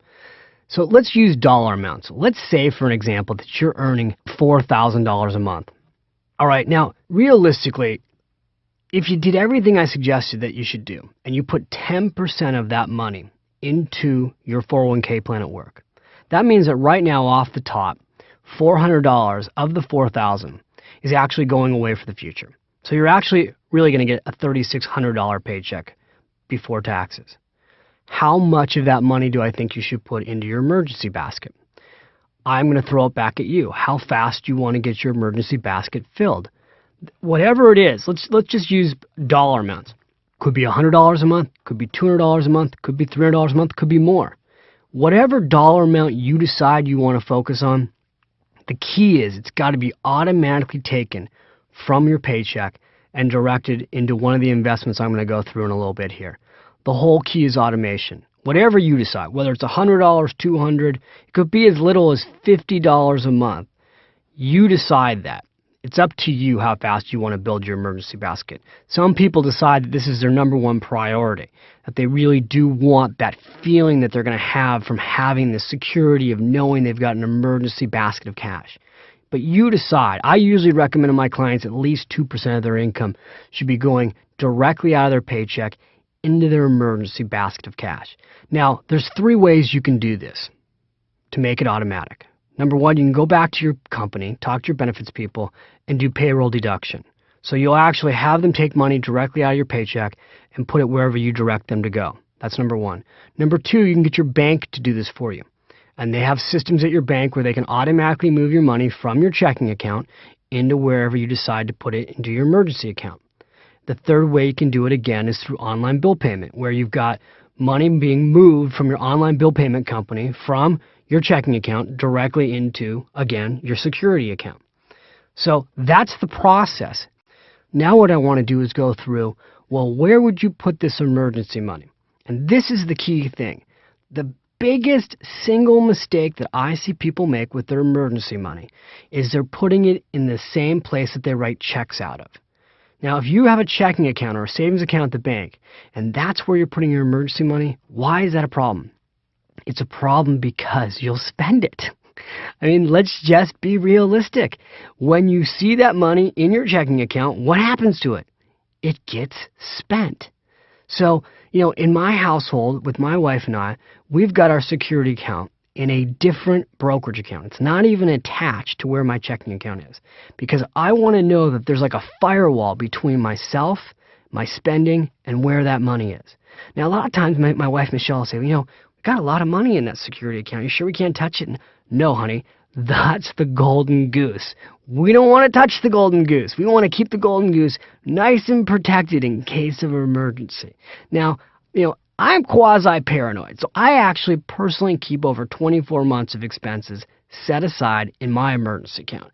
That makes it so I can sleep well at night. I know people that are totally comfortable having 1 month of expenses. Again, my goal for you, however, is 6 months. A key component of what we're doing today is what I call the sleep well at night factor. Now, what is that? Really very simple. What keeps you up at night? One of the things that keeps people up at night is worrying about money. So I think it's really important to completely put that aside. The way you put that aside, the way you're able to get a good night's rest, the way you're able to not go through your day worrying about what's happening financially, is that you have an emergency basket of cash, which is what this whole session is about.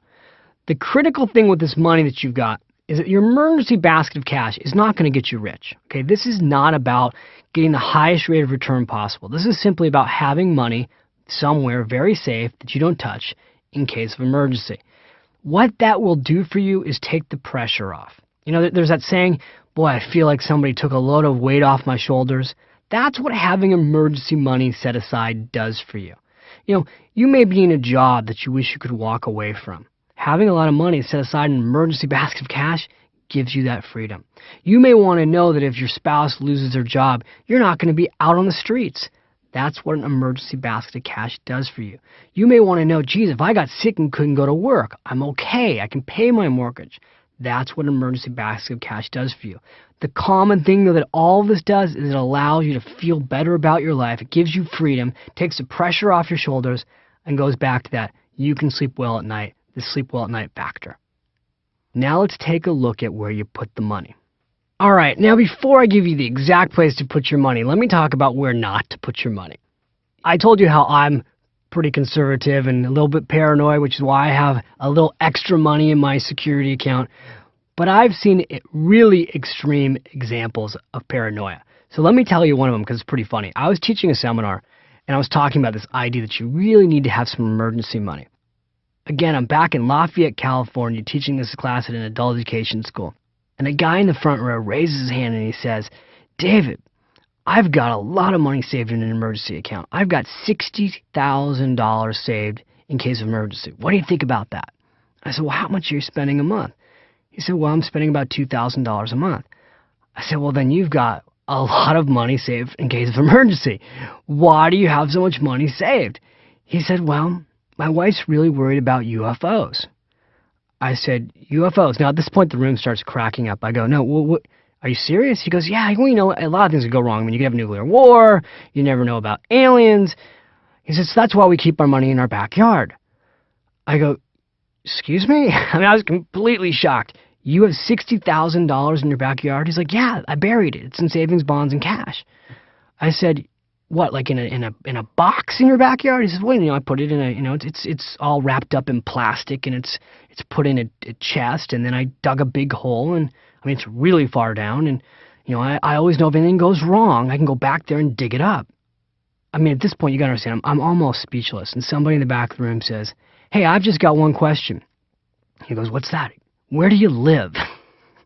Now, at this point, the room is cracking up, and I go, listen, $60,000 is a lot of money to have for security. But if it's helping you to sleep well at night, what I call the sleep well at night factor, then that's great. I don't think you should have it in your backyard. I think having money buried in your backyard is a really dumb idea. Because first of all, it's not earning any interest. If you have cash sitting in your backyard, you're earning no interest on it. So you'd be much better off to put it somewhere like a bank, at least in certificates of deposit. Anyway, I went through where he could put the money. I'm sure to this day it's still sitting in his backyard. What I want to do right now is suggest, don't put this money in your backyard. Don't put this money in your mattress. That's not the idea here. The idea here is, again, that you've got some liquid investments that are safe in case of emergency. What I want to do right now is go through some very simple places that you can consider to put that money.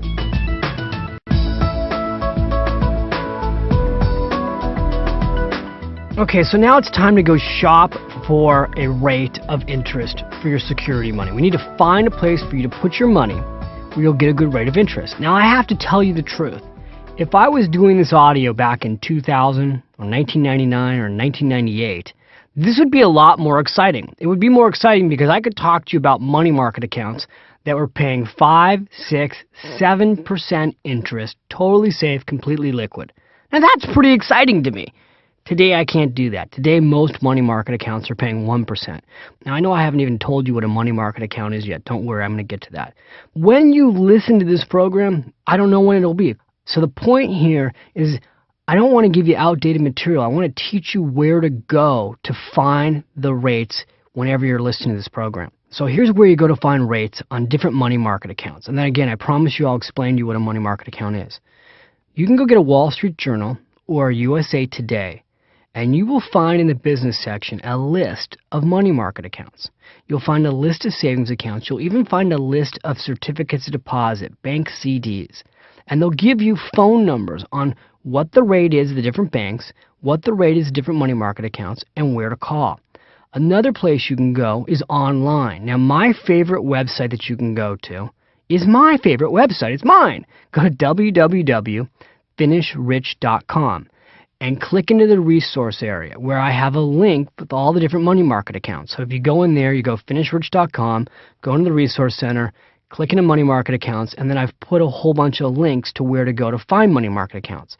I'll also give you another website I love. It's bankrate.com. www.bankrate.com. That's bankrate.com. And again, they list all the rates all over the country, depending on state, depending on what you're looking for, money market accounts, savings accounts, certificates of deposit. You can also look in your local paper. If you pull out your local paper in the business section, you'll find a listing of money market accounts and certificates of deposit. And again, they'll have the phone number in there, so it's very easy. But you want to be proactive on this. Don't just go to your local bank and say, what do you have available? You really should shop for this, just like you would shop for a refrigerator or a car. You should at least look at 2 or 3 or 4 alternatives so you really feel like, you know what, I did my due diligence. I found a really good rate. Now let me go through with you the different types of investments that are actually available for you for your security money. Okay, so the first thing I want to talk to you about right now is what I call money market account. Actually, I don't call it a money market account. It's called a money market account, and they're all over the world. You want to find one in the United States. Money market accounts are liquid investments, meaning that when you put your money into them, you can get your money out immediately. It's not tied up. What happens with a money market account is it's a mutual fund that invests in very short-term government securities and bonds. All you care about is that it's been around for a while, it's a safe investment, and what's the rate of return that it's paying. So here's where you can go to find a money market account. All right, first of all, you can go to any brokerage firm. When I say brokerage firms, I'm talking Merrill Lynch, Morgan Stanley, Payne Weber, Charles Schwab, Fidelity, E-Trade. All these companies, they all offer money market accounts. In your workbook, I listed all the brokerage firms that are offering these money market accounts, went through where to go, and I specifically have given you in your workbook companies that offer money market accounts with no minimum. As an example, if you're just getting started, there's a company called ING Direct. You can go online to this company and open a money market account right now with no minimum investment. And this account, as of today, is paying right about 2% interest. So it's one of the highest yielding money market accounts in the country with no minimum investment. Another company I talk about in the workbook is called Edward Jones. They've got a wonderful money market account. They're a great brokerage firm that's located all over America. They have over 10,000 branches. They've got money market accounts, again, with no minimum requirement. Now, just one thing I want to say, because this is my disclaimer. When you look at the listing of brokerage firms, I'm not endorsing anybody. Even though I just told you about ING or Edward Jones and you'll see E-Trade and Morgan Stanley or Fidelity Investments, I'm not suggesting one over another. Don't email me and ask me where you should put your money. That's a decision you're going to need to make, but I'm giving you all the tools and the resources to go and do your own search, okay? Now let me let you in on a little secret. Some of these brokerage firms have higher minimums. You may need $2,000 to open the money market account. Some actually are as high as $10,000. As I speak to you right now, Charles Schwab has a minimum of $10,000. The interesting thing that you need to know is a little secret. Some of these brokerage firms will waive the minimum if you set up an automatic investment plan. So again, I told you earlier, the whole key to funding this plan is to make it automatic, where you're sending in $50, $100, $200 a month directly from your paycheck right into the investment account. And again, the company that you set up the money market account can give you the paperwork to do this. They can help you with this whole process. It can be done in less than 10 minutes. All you need to do is tell them, I want to set up a systematic investment plan.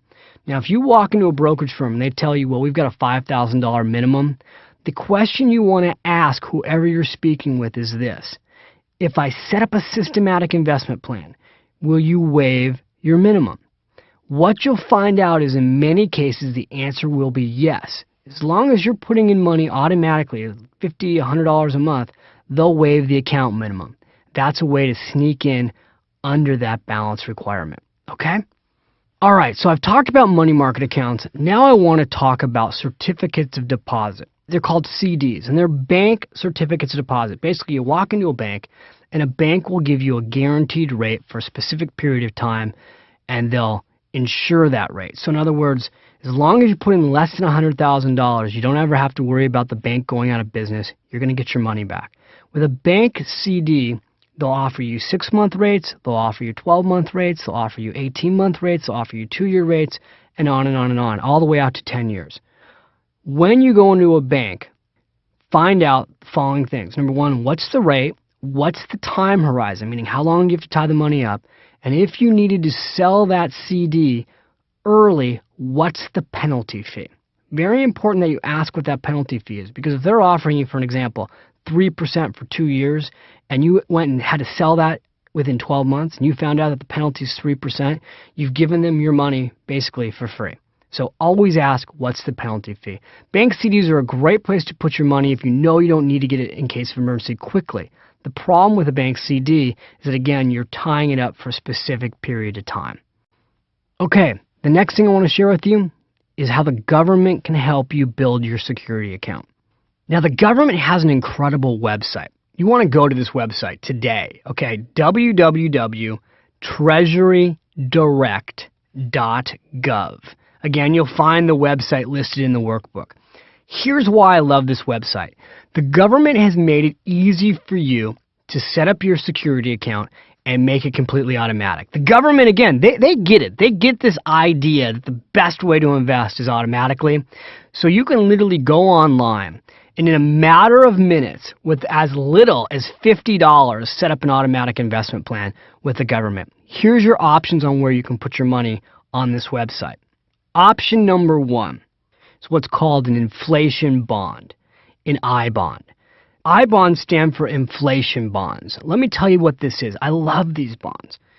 Boy, isn't that weird? How weird of a guy am I? I love these bonds. No, I really do like these bonds. First of all, an I bond allows you to invest with as little as $50. The maximum that you can buy right now a year is $30,000. The interest is added monthly. Now, you'll see on the website a little technical thing that says I bonds are sold at face value. What that means is if you buy $100 worth of I bonds, it costs you $100. The interest is earned over a 30-year period of time. You can sell your I bonds after 1 year. So in other words, you go out, you put $100 in this bond, you can leave it with the government now for 30 years and it'll pay you interest. The kicker with the I bonds is that whatever the rate is, let's say, for example, right now, today the rate is 4.66%. It's a fantastic rate. If inflation goes up, these I bonds adjust. So they'll increase the rate they're going to pay you. The whole concept behind these I bonds is that they're protecting you in case of inflation by increasing the rate the government pays you. Now, this is really interesting. We haven't seen inflation in quite some time. But as I sit here in the studio, that's the big concern about whether or not inflation's going to kick in. If you have an I bond, an inflation bond, and inflation kicks in, you're sitting there smiling because guess what? Your security money will earn you more interest. So again, real simple, check out these I bonds. You can set up a systematic investment plan with as little as $50 a month. All right?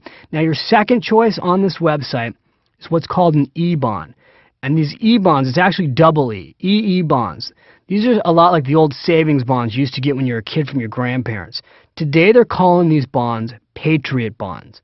They brought the Patriot bonds back after 9/11. So after 9/11, the government reissued these bonds. They're now called Patriot bonds. The rate on the Patriot bonds is not as high as the I bonds. But here's the deal with the Patriot bonds. Again, interest is added monthly and it's compounded semi-annually. Patriot bonds are not sold at face value. So in other words, like before with the I bonds, if you put in $100, you got $100 worth of bonds. With Patriot bonds, you're actually buying them at a discount to par value. Now, I know these all sound like technical terms, but in layman's terms, if you go out and you buy $100 worth of Patriot bonds, you'll actually pay $50. And when they come due, you'll get the full amount back. So if you put in $50, when they come due, you'll get $100. Now, again, with the Patriot bonds, these bonds are good for up to 30 years. One more thing to know about the Patriot bonds is the Patriot bonds are basically tied to the Treasury rate, and they pay 90% of whatever a 5-year Treasury is paying when you buy them. So the website's great because they really explain this in layman's terms. They show you exactly how to set it all up automatically. What they've got on this website is what's called Easy Saver. So click into that Easy Saver button and they explain to you how you can use a credit card or use a checking account. I believe they even take payroll deduction, and they will automate everything for you in minutes. You can go onto this website and literally in minutes set up your entire security account and be done with it. It's fantastic.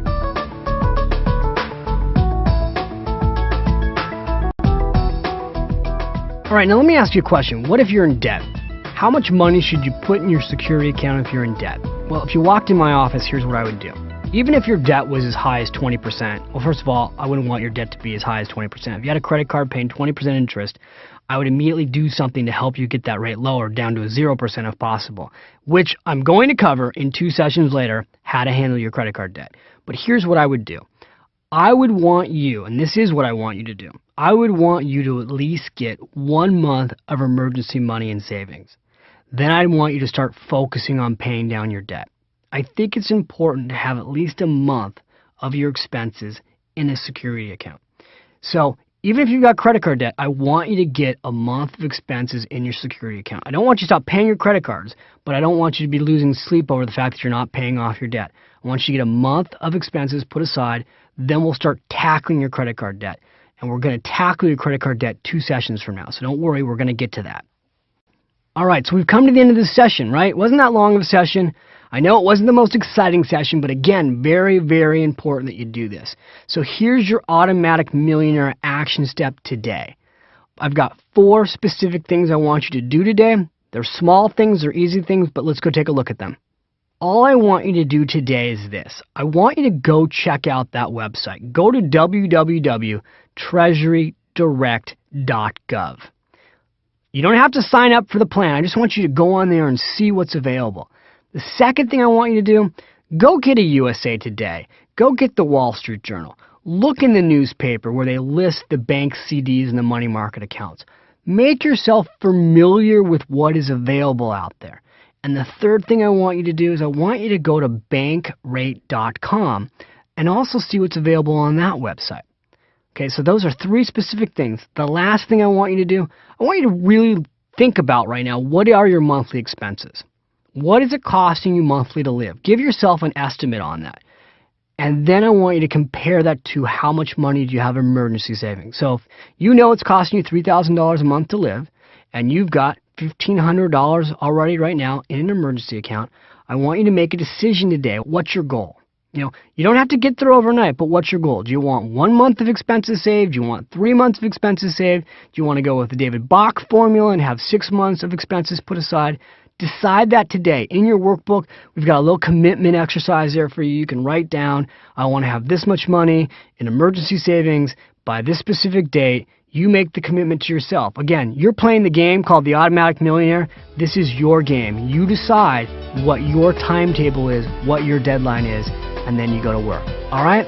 Enjoy your day. I'll be back with you in session 6. Session 6 rocks, ladies and gentlemen. Session 6, we're going to go through, by the way, how do you buy your dream home and how do you pay that home off early? Okay, so I can't wait to be back with you. Have a great day. I'll see you in session 6.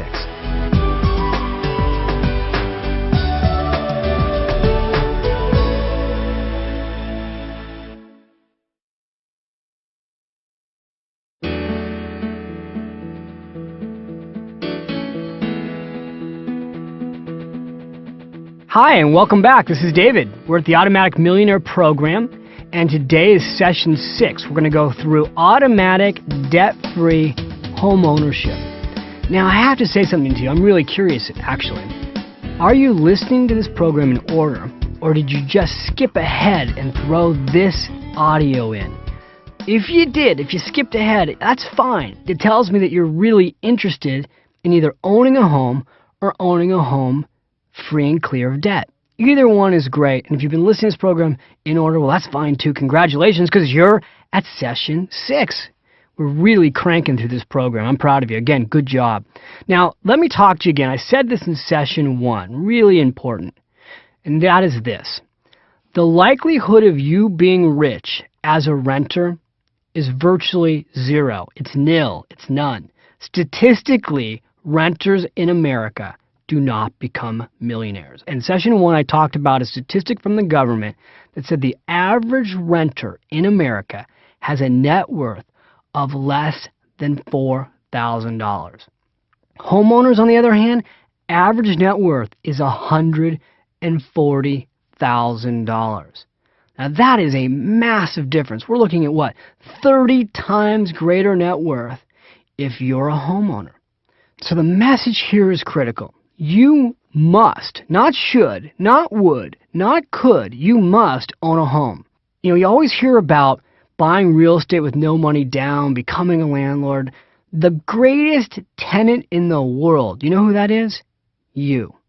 You're the greatest tenant in the world. You know why? When you buy a home, you're going to take care of it. The pride of home ownership is amazing. In fact, you hear about foreclosures on homes, and there are foreclosures on homes, but what you don't hear about is how few homes are foreclosed on. In fact, less than 2% of the homes in America a year are foreclosed on. And that is because people will do just about anything they need to do to not lose the house they live in. So I cannot stress upon you enough that one of the first things you should be saving for, one of the most important purchases that you can make, is not what stock to buy. It's not what mutual fund to invest in. You need to go buy a home. Now, I just recently went on a show with the John Walsh Show. You may know John Walsh. He's on TV all the time, and he has his own show now. And I did a show about 8 months ago on couples and money. We had 3 young couples, and I was with a couple from Florida. And in fact, I just got an email from them, so it's really a nice success story. This couple was in Florida. They had 2 incomes, not married yet, but they're earning about $75,000 a year. They were renting. He had just bought a brand new motorcycle. They had 2 cars, and they had no savings, and they were living like rock stars, you know, living la vida loca down in Miami. They're having a lot of fun. They're young. They're enjoying their life. And they said, you know, David, what should we do? And as a part of the money makeover, I said to them, the number one thing you need to do is buy a home down in Florida. If you're going to stay in Florida, you need to buy a home. I don't care if you're even going to be there just a few years. You need to buy a piece of the American dream. You need to get some real estate. They said, oh, God, that just seems like it's so impossible. I said, it's not. I'm going to walk you through the same steps that I took them through. And I took them through these steps literally in less than a half an hour. And I'm going to do the same thing with you. It's been 8 months. They have already put a down payment on a brand new townhouse. And they're going to be moving into that townhouse in less than 90 days. So they were not even motivated when we talked about this, and they've already done it. They've done it in less than a year. So if they can do it, I know you can do it. Because I've had so many stories of people who thought, I can't buy a home. There's no possible way. How would I do it? Well, I'm going to lay that out for you today, how you would do that. Now, if you're going, David, big deal, I already own a home. Get to the point. I'm going to cover in this session, if you own a home, how to turn that home not only into a great asset for you, but also get yourself out of debt with that home. How to be smarter with your mortgage, because most people have a 30-year mortgage, and that 30-year mortgage should not be paid over 30 years. Now, one last thing I want to talk about is you hear people say, you know, your house is not an asset. Your house is a liability. Well, yes and no. Here's the thing. When people tell you your house is not an asset because you're never going to sell it, well, that's not really true. People sell their homes all the time.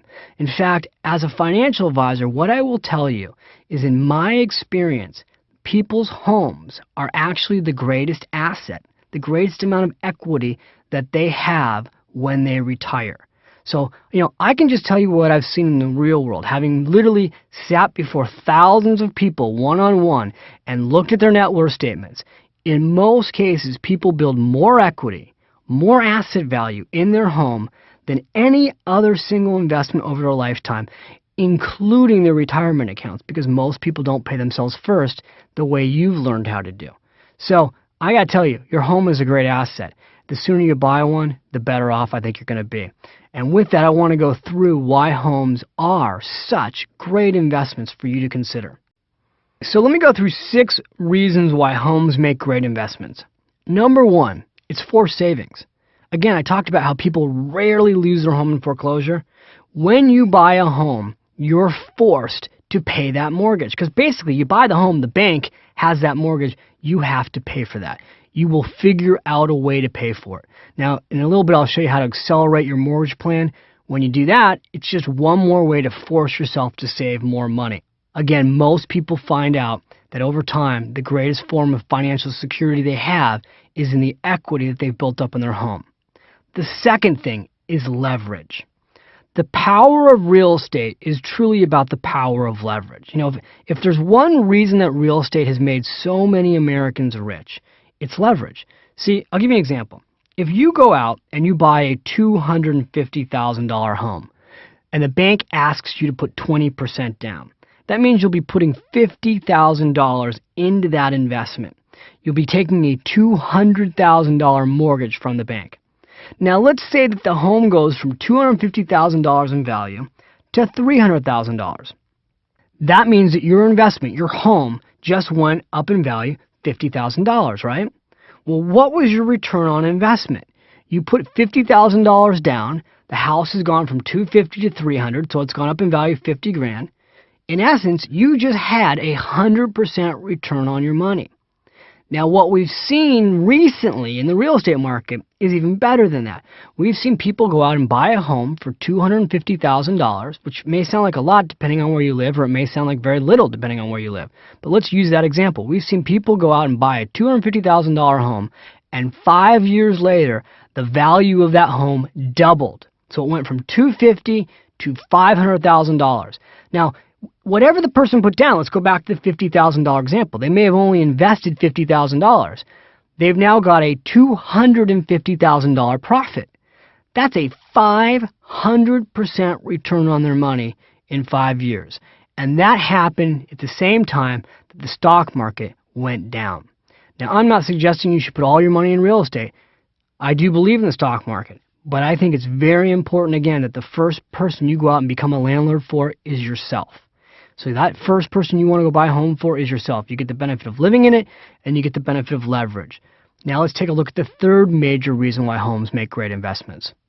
The third reason homes make great investments, really real estate makes a great investment, is what's called OPM. Now you may have heard of this, or you may not have heard of it. OPM stands for other people's money. And you often hear that the way the rich get richer is they don't use their own money, they use other people's money. Well, that's exactly what happens when you buy a home. You're not using your own money. You're not going out and buying a home and saying, okay, the home costs $250,000, here's a check for $250,000. Even if you had $250,000, you probably wouldn't go write a check right now. You'd have the bank give you a loan. So you're using the bank's money to purchase the home. And again, as that home goes up in value, when you turn around and sell it, you'll be paying back the bank their money. You used their money to get into the job of investing. And the leverage with real estate is unbelievable, because today you can actually put as little as no money down. In some cases, you can do 5% or 10%. The average amount of money that you have to put down on a home today in America is about 20%. It depends on the price of the home, and it depends on where you live. But 20% is about the average. There's no question you can actually get into a home with less than 20% down, which I'm going to cover here in a little bit. The fourth tremendous thing about real estate is the tax breaks.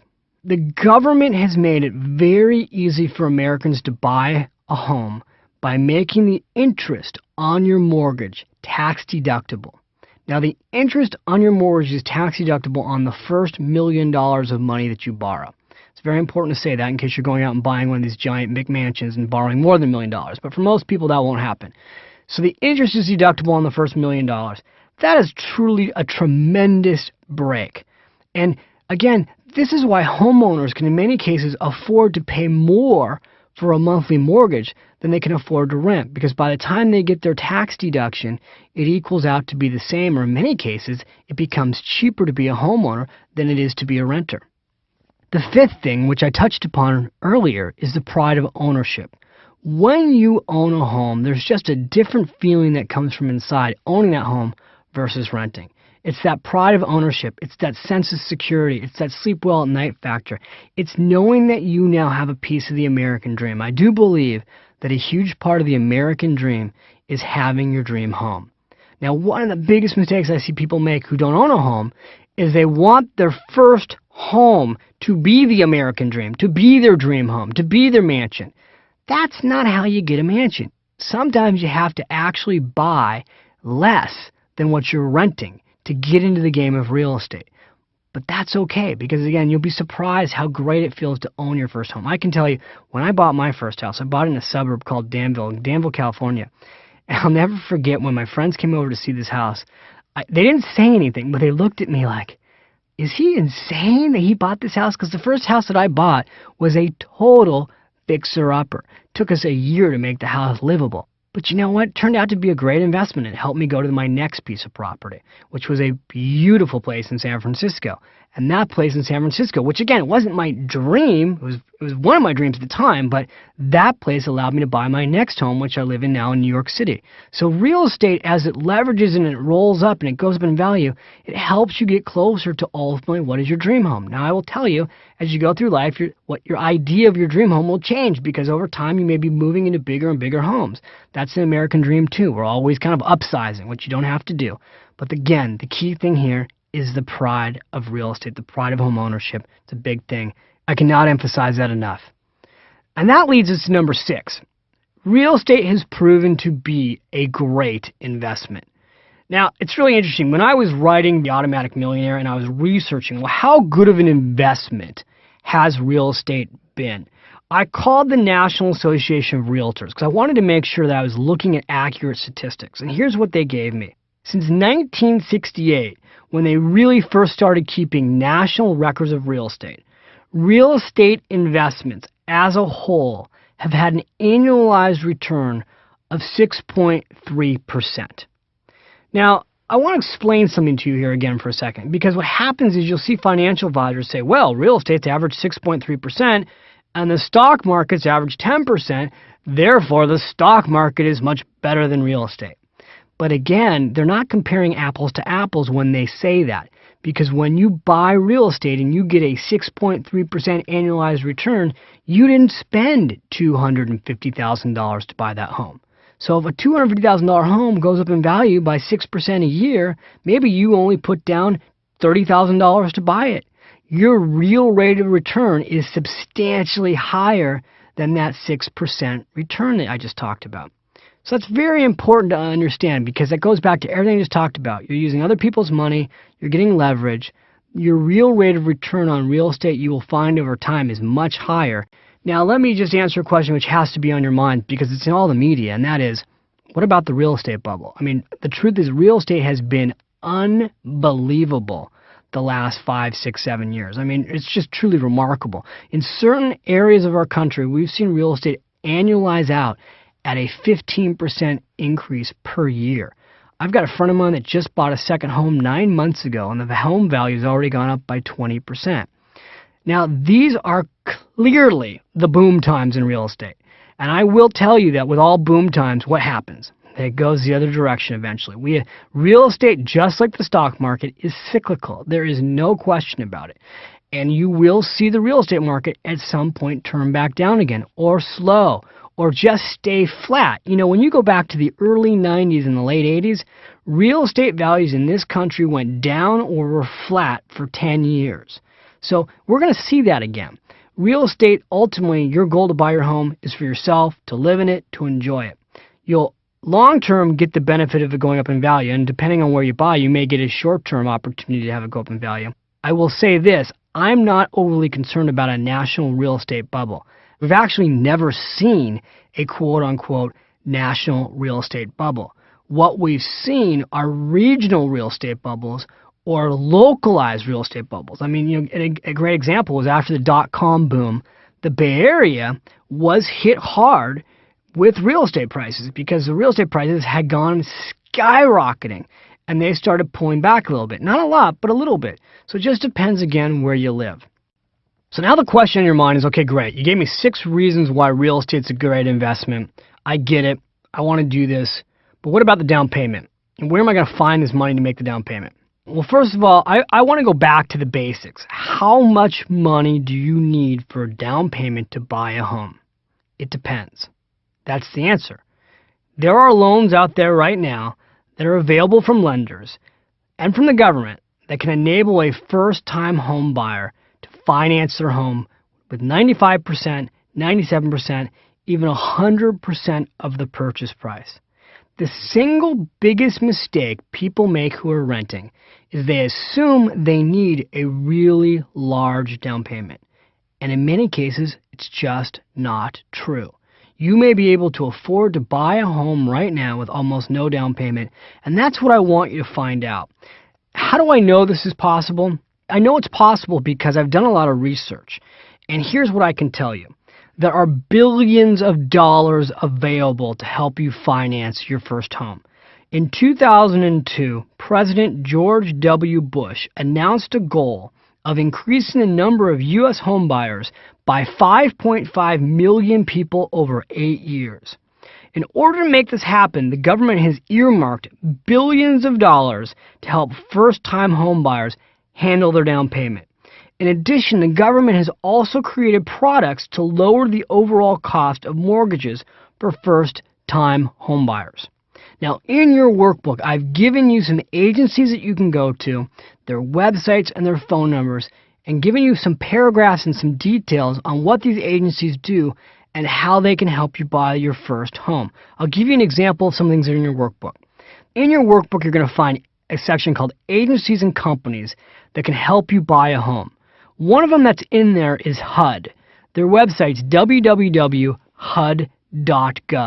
This is the U.S. Department of Housing and Urban Development.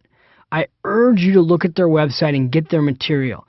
They are creating programs, again, to help first-time home buyers get into a home. They've got all kinds of resources available. Another organization I've got in the workbook is called the National Council of State Housing Finance Agencies.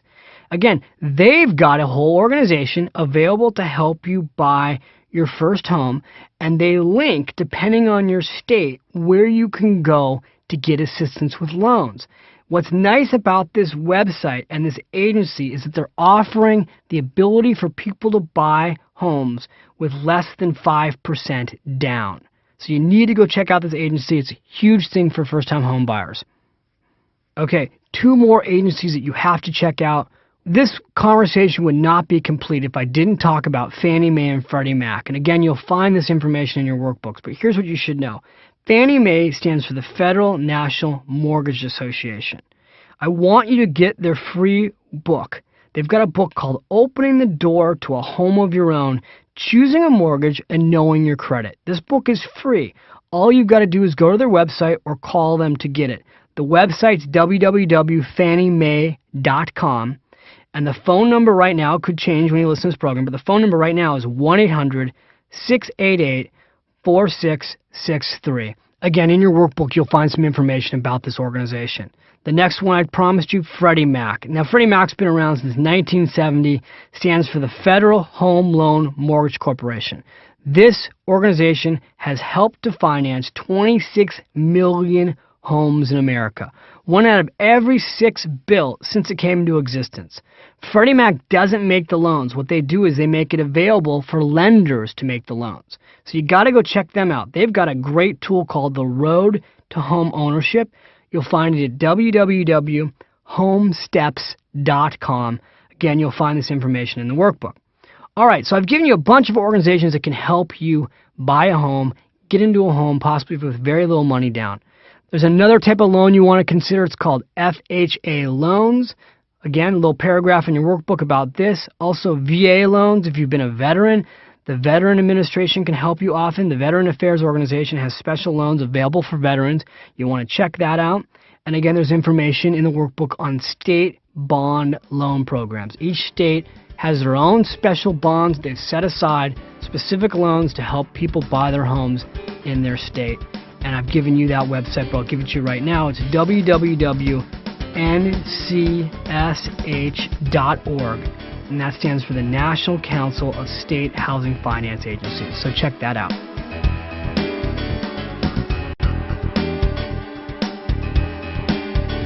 All right, so we've talked about the loans. I want to talk to you now about if you're a renter, because it's really important to say this. If you're renting right now, there's a really good chance that the rent you're spending, basically the rent you're paying to your landlord that's making your landlord rich, it's very possible that the exact same amount of rent could help you buy a home.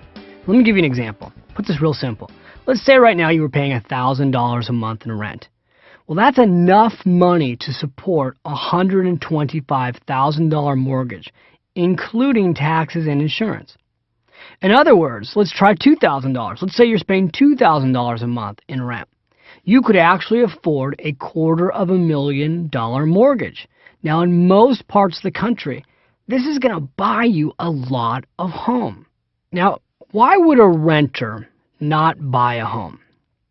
Let me give you an example here. I live in New York City. New York City is a classic example. It's very expensive to buy a place in New York City. And so there are hundreds of thousands, actually millions of people in New York that have gotten stuck in the rent trap. And I'll give you an example how this happens. I was just doing a speech up here in New York City, and I had a lot of people in the room, and about 75% of them were renters. And I talked about this issue because this is really, I was telling them the story of the automatic millionaire, the McIntyres, and how it's so critical to buy a home. And people were really getting frustrated. And one woman looked at me and she said, David, for what I'm paying right now for a 2-bedroom place in New York City, she said, I'm spending about $3,500 a month. She said, if I was to go out and get a mortgage, I could not buy a 2-bedroom condominium for that same amount of money. She said, I could only afford to buy a 1-bedroom condominium. I said, okay, yeah, your point is? She said, well, my point is I can't live in a 1-bedroom. I said, so how long have you lived in the 2-bedroom? She says, well, I've lived in it about 5 years. How long have you lived in New York City? Well, I've been in New York City 9 years. So in 9 years right now, I want you to figure out how much money you've spent on rent. So we started doing the math. Now, just use her example. She was spending over $3,000 a month on rent. So that is, by the time the year gets done, just use a round number, 3,000 times 12. She's at $36,000 a year in rent. Not $1 of that is making her wealthier. Now, let's just use that number and take that out over nearly 10 years. 36,000 times 10 years. This woman has spent nearly $400,000 on rent. Not one dime went into her pocket. And I'm looking at her and I'm going through this and I go, doesn't that make you sick? I go, couldn't you live with one less bedroom so that you could buy a place and start building equity? She starts thinking about it, and she almost starts kind of melting. She's like, yeah, I guess you got a point. And I told this woman, I go, I want to share a true story with you. I go, I've got a best friend that moved to New York City 3 years ago. Now, I'm going to change his name so that he won't get upset. He might not want his personal story out there. I'm going to call him Bobby. Bobby's been a best friend of mine since the 3rd grade, so he's going to know who he is when he listens to my audio. But Bobby came to New York City 3 years ago, and he was looking at renting. And I said to him, whatever you do, don't rent. I go, even if you're only in New York for a couple years, you'd be better off to buy.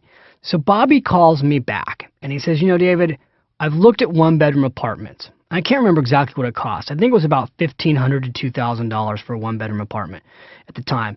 He said, I can't afford to buy a 1-bedroom apartment in New York City. It's out of my price range. He said, but I can't afford to buy a studio. He said, now, the studios are really small. He said, I'm looking at a studio right now. It's a little less than 500 square feet. And I can't believe how much it's going to cost. It's going to cost $175,000. But I could own it. I can get in with less than 10% down, so you only need $17,000. He says, I can get in, I can do the mortgage, I can make the mortgage payments. It's smaller than I want. What do you think? And I said to Bobby, do it. You'll be glad you did. Now I wish I had bought one with him when he did this. That $175,000 studio, remember, this is only 3 years ago. Today is worth over $350,000. Now, again, go back to that math I talked about earlier. He's had an investment go from $175,000 to over $350,000. It's almost increased by $100,000 in value, and he only put $17,000 down. Now, he's not the least bit upset today that he's living in a studio. In fact, he's been saying, geez, I might actually sell it and buy a one-bedroom, but you know what? It's great. I got a really low overhead right now. I'm actually used to living in a studio. He's not married. He doesn't have kids. The moral here, and when I shared this story with this woman, she was almost in tears. I said, the moral here, sometimes you have to buy a little less than you can rent to get into the game of ownership and building wealth. The fastest way to build wealth in America is to become your own landlord.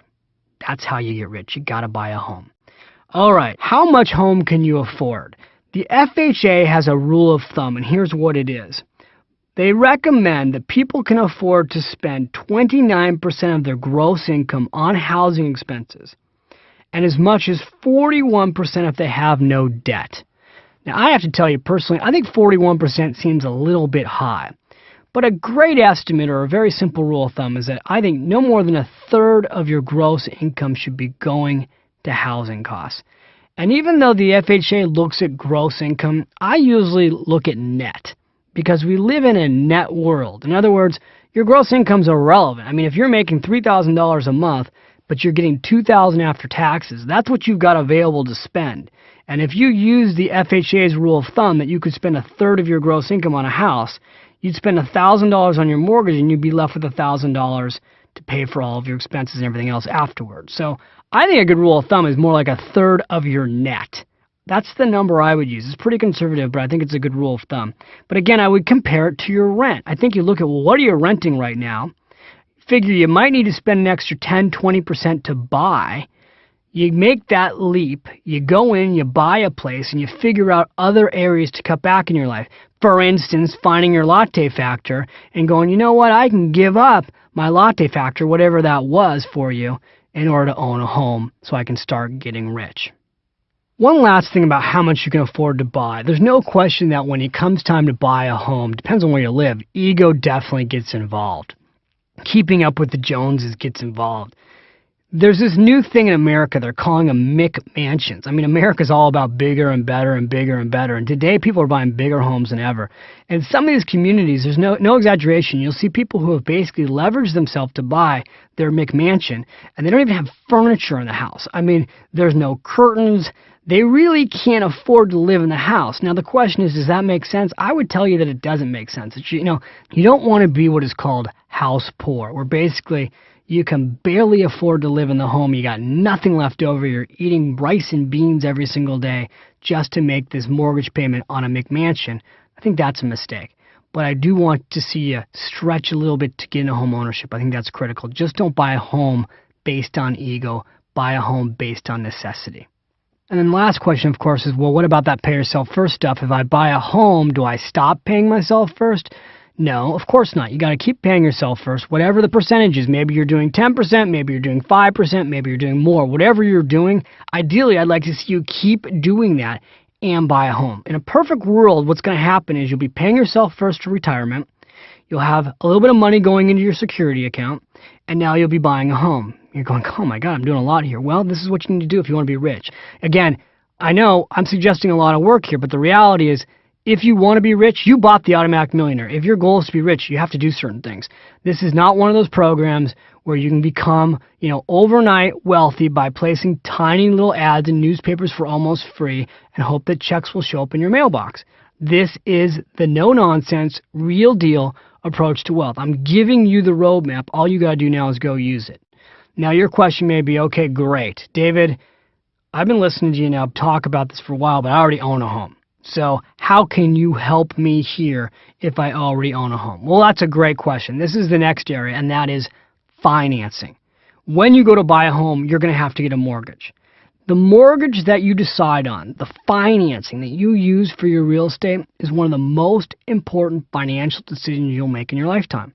And people do it very carelessly. Don't just go to one bank and go, what do you got available for me? You really want to shop for a mortgage. This is just absolutely critical, because the more you shop, the better deal you find on a mortgage, meaning the interest rate. You could possibly have this mortgage for years. I mean, some people have a mortgage for the lifetime of their mortgage. In the workbook, you'll find a whole list of websites that you can go to do research on mortgages. I will tell you my favorite website that I go to, and I still go to it all the time because I always want to make sure I've got the best mortgage possible. I go to www.eloan.com. Now, eLoan does not pay me. I'm not sponsored by them. I'm not getting any kickbacks. The reason I like eLoan is you can go on there and do your research really quick without giving them any of your personal information, and they don't harass you with emails. So some of these websites require you to put in all your stuff, and then they start bombarding you with information. I don't want to be bombarded. I just want to be able to go on, not have anybody know I'm there and get the things I want to know about. You can do that on eLoan. All right, right now I want to go through the different type of loan products that exist. There are so many types of loans today. I'm going to go through the most generic, the most commonly used mortgages right now. First, a 30-year mortgage. This one is obvious. This is what most people use. It locks in your interest rate for 30 years. It's ultra conservative. Let's go through the pros of what this mortgage does. The nice thing about a 30-year mortgage, again, you know exactly what you got for the next 30 years. You're locking in your rate. And it's affordable because you're paying it over 30 years. The con, however, is that with a 30-year mortgage, you're paying for it over 30 years. So it's actually long-term very expensive. A little bit later here in this session, I'll go through what you can do if you have a 30-year mortgage to be smarter with it. The second type of loan, which has become more popular lately as rates go so low, is the 15-year mortgage. Now, with a 15-year mortgage, again, it's very vanilla. You've locked the rate for 15 years, so you're guaranteed at that rate. The payments are higher because obviously you're paying the home off in 15 years. Now, what's happened with rates dropping from 8% to below 6% is that some people who have been aggressive have actually refinanced. Their mortgage payment has stayed the same, but they've gone from a 30-year mortgage to 15 years. Now, what's really exciting about that, especially if you're young, if you're somebody in your 20s and you do a 15-year mortgage, which would be more expensive, but if you do a 15-year mortgage, you could literally be completely debt-free, no home payments whatsoever by the time you hit 40. When you look at the McIntyres and you see what Jim and Sue did, they basically bought their first home and paid it off in less than 20 years, and then they bought another home and they paid that one off in about 15 years.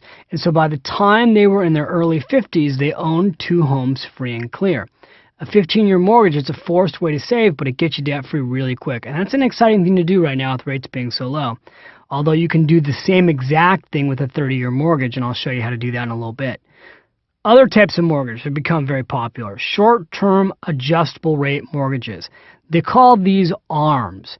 They have 3-year ARMs, 5-year ARMs, 7-year ARMs. Basically what those are is they lock a rate for a specific period of time. So you may do a 5-year ARM. They lock your rate, which is a lower rate than a 15 or a 30-year mortgage typically, and you'll get that rate for 5 years. At the end of 5 years, the rate adjusts based on interest rates. Now, in a low interest rate environment, the reason people will do this type of what's called a flexible loan is that it gets them into a home with a lower monthly payment. The challenge with these mortgages is as rates move up, you could find yourself in a position that, after 5 years when the rates are higher, you may not be able to afford the home if rates go up significantly. So that's something you want to consider. Now, who typically will do a short-term mortgage like this is somebody that knows, well, geez, I know I'm not going to live in this home for more than 5 years. So I'll do a 5-year ARM. It'll be a low rate. I know I'm going to sell it in less than 5 years. That may make sense for that type of person. One other type of mortgage has become popular. This one, I think, is a little bit frightening. There are actually what are called monthly flexible mortgages. They're typically called LIBOR loans. They actually adjust to what is called the London Index of Bonds, basically. And these mortgages have the lowest possible rate. Like right now, today in the paper, I saw 2.25% on a rate for a LIBOR loan. Well, the good news, rates are low. You're getting into a mortgage for dirt cheap. I mean, it's almost free. As rates move up, though, those interest rates adjust monthly. I think it's hard to sleep at night if your mortgage payment can change every month. So I'm not a big fan of those mortgages. All right, so now I want to go back to the 30-year mortgage because, again, it's very likely that if you've got a home, you actually have a 30-year mortgage. Now, let me go through how 30-year mortgages can be a ripoff, and then I'll kind of give you the pro and con of a 30-year mortgage. Here's why I think a 30-year mortgage can be a ripoff. I'm going to give you a specific example. If you buy a home for $250,000, you get a $250,000 mortgage. And let's just use that number as an example. You get a $250,000 loan.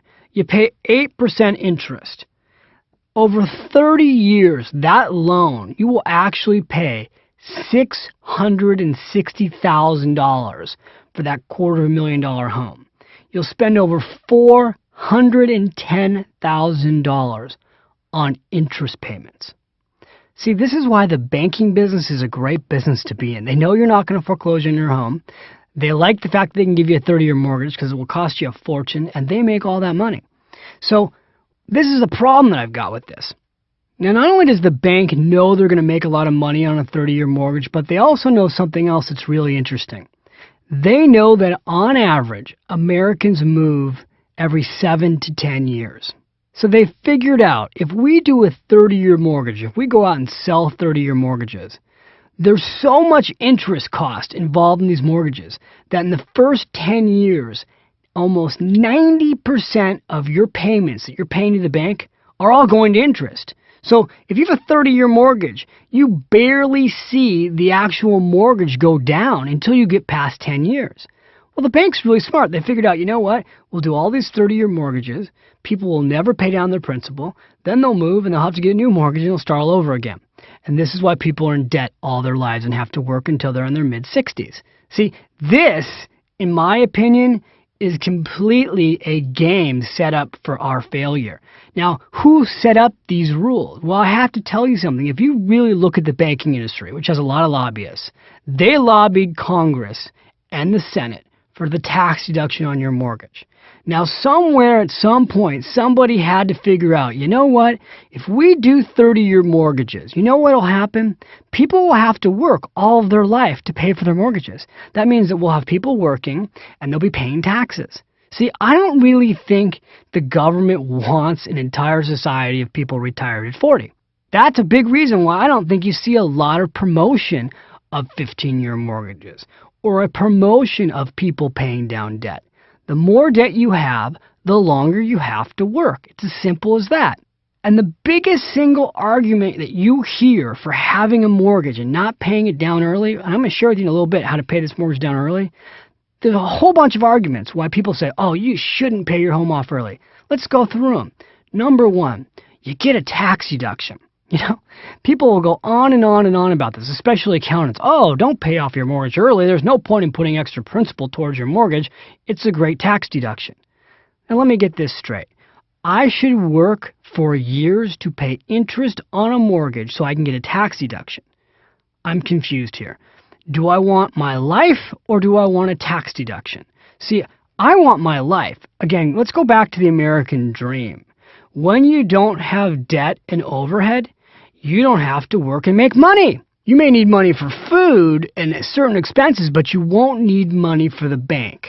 The sooner you get to be debt-free like the McIntyres, the sooner you get your life back completely. You get the freedom to do what you want to do when you want to do it. If you want to keep working, great. You'll have extra money to do extra things, but it's your choice. And I think that's a huge, huge issue.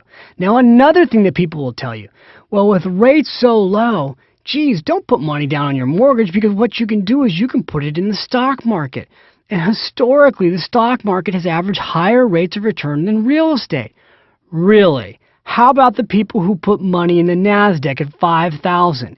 Even with this recent bull market, they're still down 60%. See, I don't think that argument flies. I hear all kinds of financial advisors, oh, you're better off, don't put the money in your mortgage, let's put extra money in mutual funds. Really? You know, it all depends. What I know for a fact is this. You can't live inside a mutual fund. You can only live inside a home. And when your home is owned by you and it's debt-free, that's a great place to live. I just am a big believer in real-world finances. Now, there's another guy out there right now. He's very well known.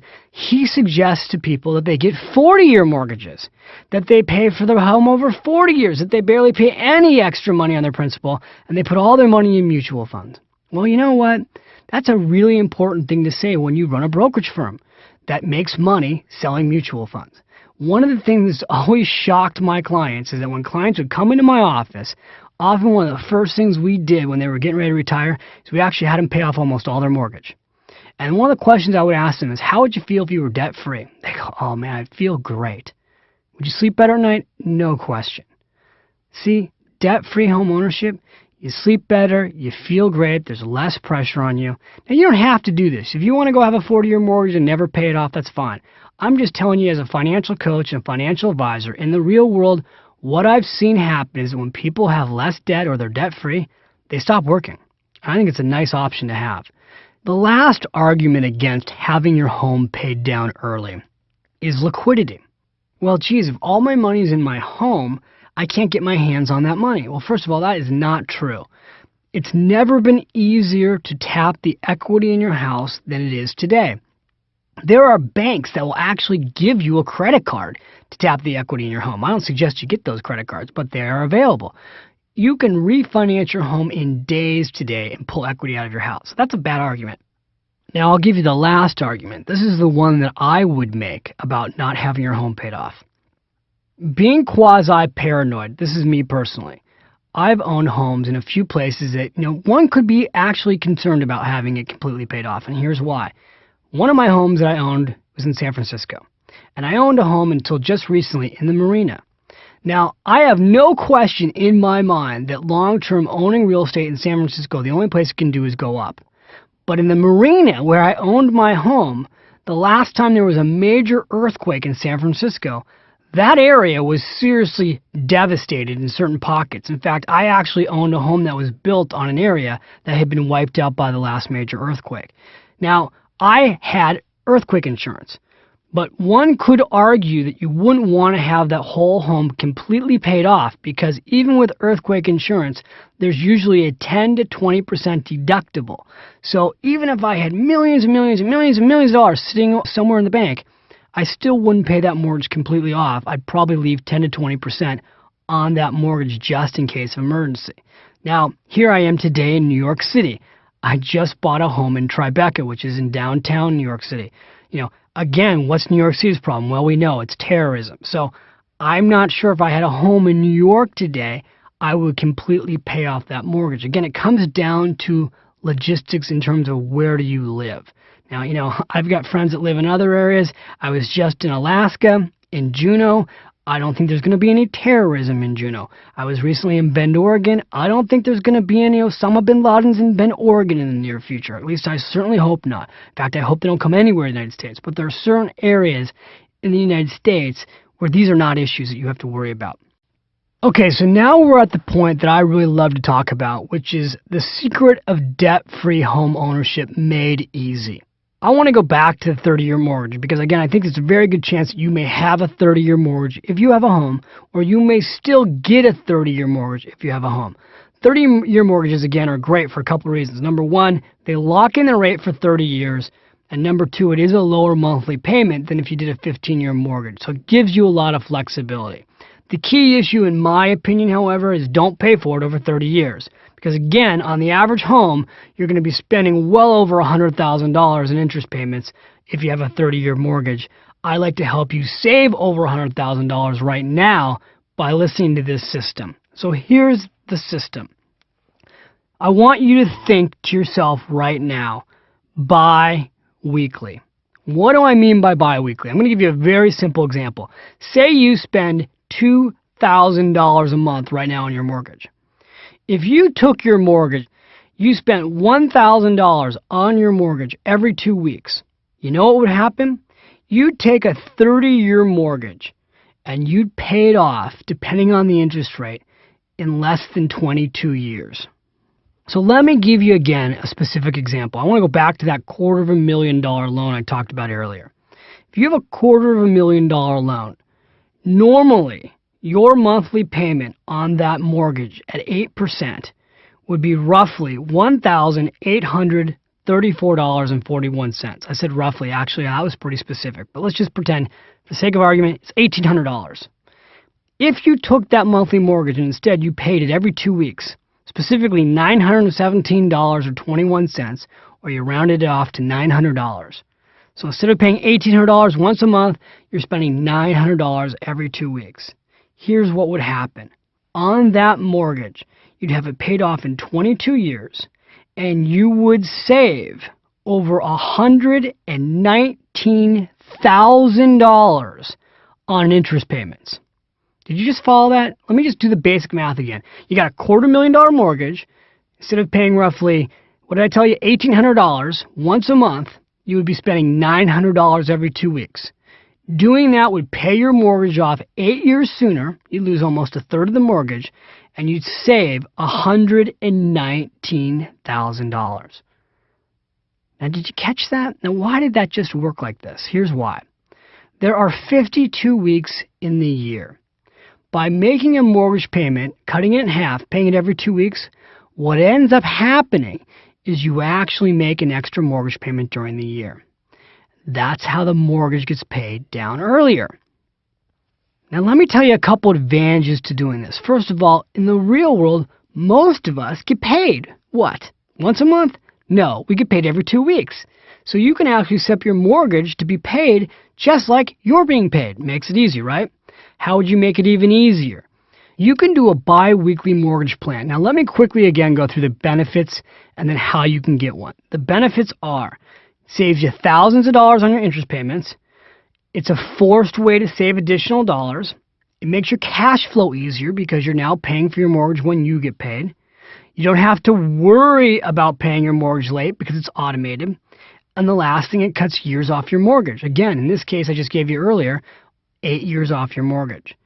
Now, how would you do this? There's a lot of ways to do this. One, you can go back to your bank who has your mortgage and you can ask them, do they have a bi-weekly mortgage plan?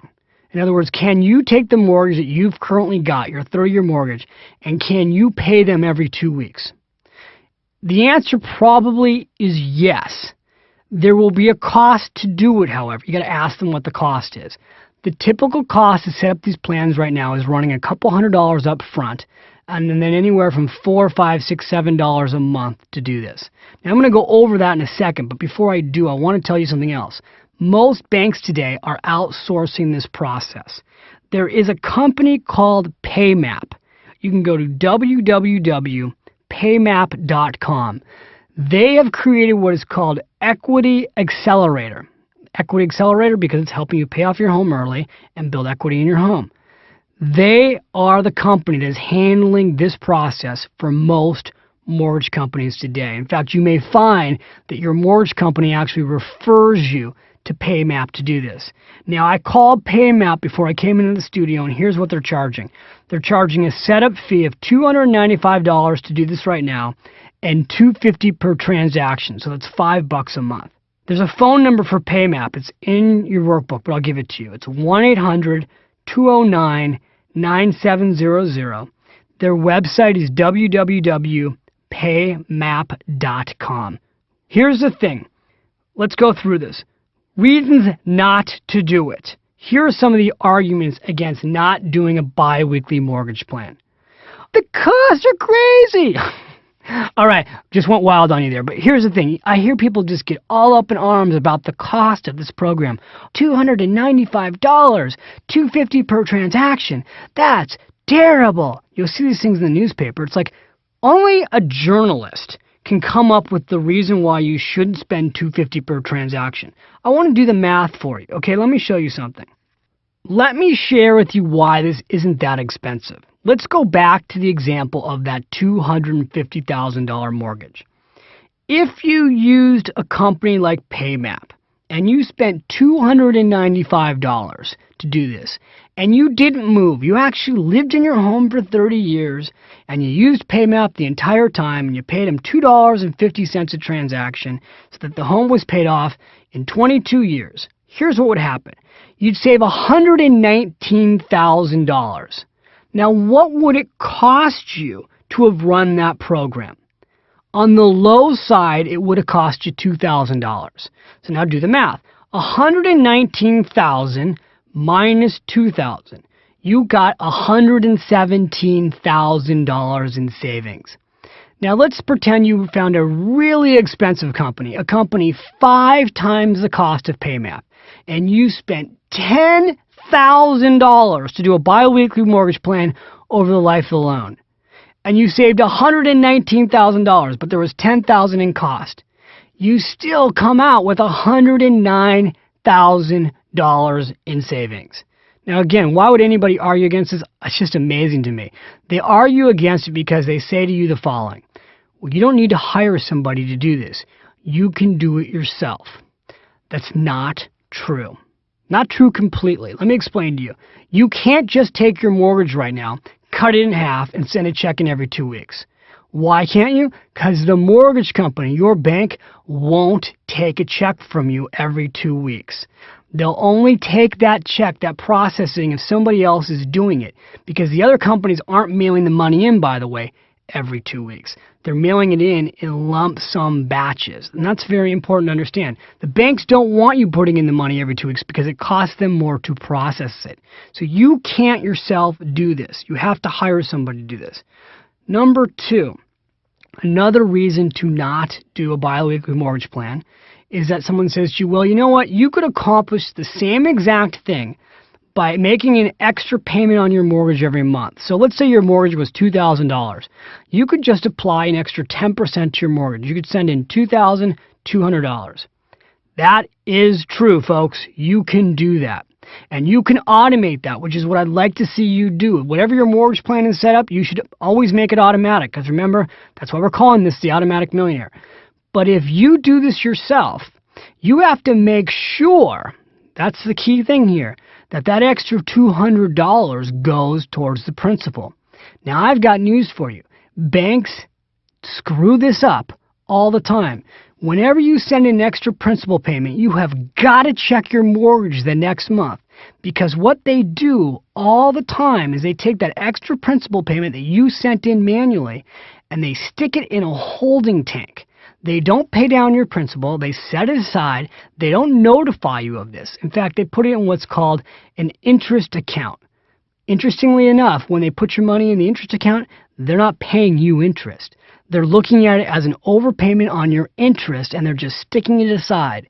Now, I got to tell you something. This is the ultimate banking scam, and it goes on every single day. I watched a show about 10 years ago on 20/20 or 60 Minutes. I forget which. But it talked about how banks screw up your principal payments on your mortgages. And I had bought a piece of real estate with one of my best friends who was a mortgage broker. And I said to him, Andrew, have you checked our mortgage lately? Because I just watched this show and we had been making extra payments on our principal. I said, have you checked? He's like, oh yeah, of course I checked. I said, no, really. Have you checked? Because I just saw this show about how they take your extra principal payments and they stick it off in a separate account and they don't credit you, and we really should double check. Well, we went back and double checked, and you know what we found out? 9 months of extra principal payments that we had been making manually and had been sitting in a little holding tank, not paying any of the principal down. Nobody had told us, just over there, just waiting for us to tell them what to do with the money. Now, here's the part of the story that blew my mind away. We had to prove to them that during those 9 months, we had made extra principal payments. Now, we had written it on the checks, we had attached a note, but we had to supply them with the canceled checks to prove that they had been cashed and that there were extra principal payments that had been added. They went out of their way to make the job difficult for us. Again, this is why it's not always that easy to just say, well, yeah, make an extra principal payment. The other thing you can do is at the end of the year, you can simply make one extra payment. If you make one extra payment a year on your mortgage, you'll accomplish exactly the same thing. You'll take a 30-year mortgage and you'll pay it off in 22 years. But let's be realistic. What happens at the end of the year?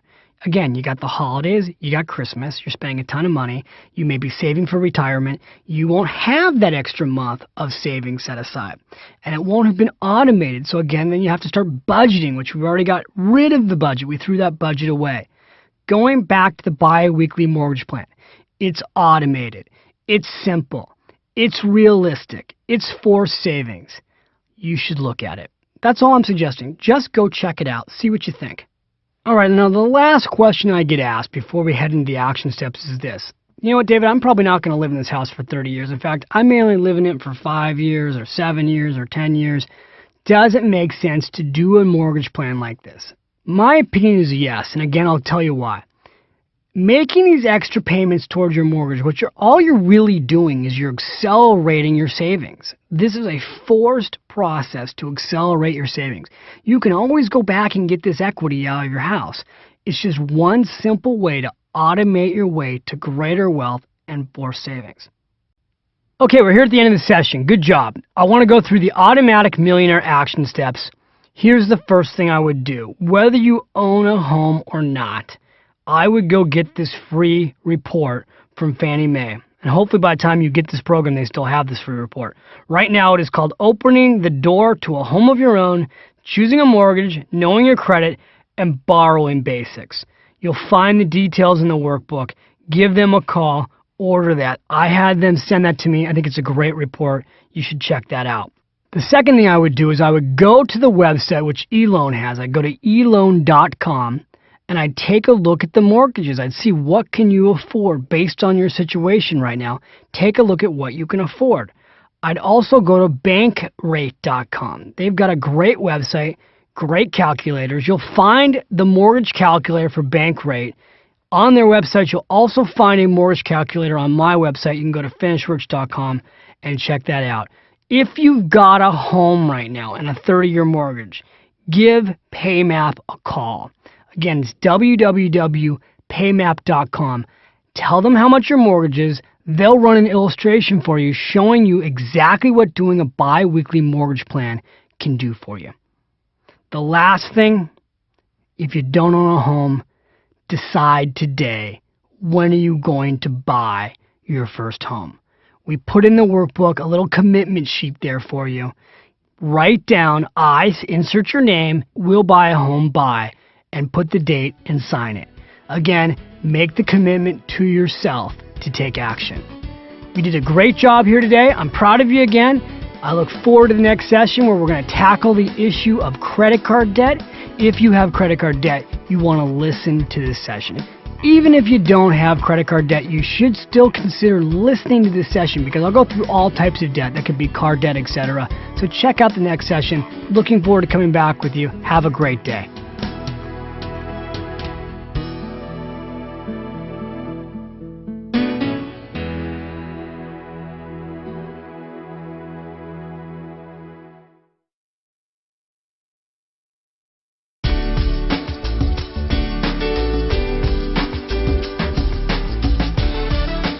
Hi, well, welcome back. This is David. I'm here today with the Automatic Millionaire Program. We're going to talk about today the automatic debt-free lifestyle. Now, this is going to be a unique session because for some of you, as you listen to this program, I know you're in credit card debt. How do I know that? Well, the average American family right now has reportedly over $8,400 in credit card debt. This is really an amazing statistic. It just came out of USA Today. Right now, college students who are graduating senior year have 6 credit cards with nearly $4,000 in credit card debt. You know, people go, I can't believe that. I recently did a speech at Santa Clara College. 4 college students. The average person in the room was a sophomore. They already had 3 credit cards. So again, I know that a lot of you who are listening to this program, you have credit card debt. This is a problem. We will tackle it in this session. And it's really important to say something right now. I know that if you have credit card debt, you may have to reevaluate the sessions before. Like, how much money should you pay yourself first if you've got credit card debt? Let me address that issue up front, all right? Whatever amount of money you decide that you're going to save to pay yourself first, here's what I suggest. If you have credit card debt, whatever that percentage is, let's go back to the 10% number because it's easy to work with. If I've convinced you to pay yourself first, 10% of your income, half of it, 5% specifically, should go into your retirement account for the future. I call that pay for the future. The other half, 5%, should go into pay for your past. That's your debt. Again, let me do one more example. Let's use dollar amounts. Let's say you're saving $200 a month. $100 would go into your 401k plan or your IRA account. $100 would go to pay down your debt. Now, earlier we talked about your security account. What do you do about that?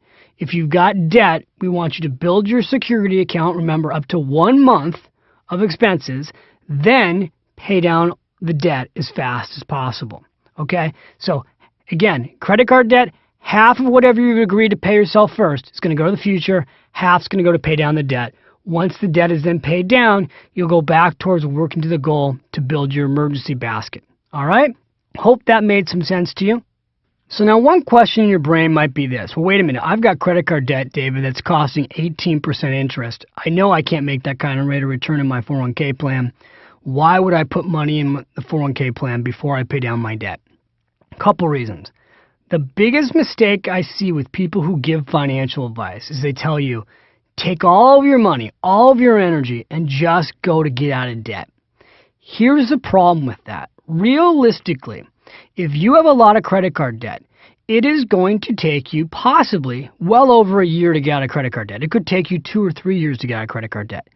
If all you're doing is taking your hard-earned dollars and trying to get out of that debt hole, you will be depressed. I mean, you just got to tell the truth. It is a negative thing to pay off credit card debt.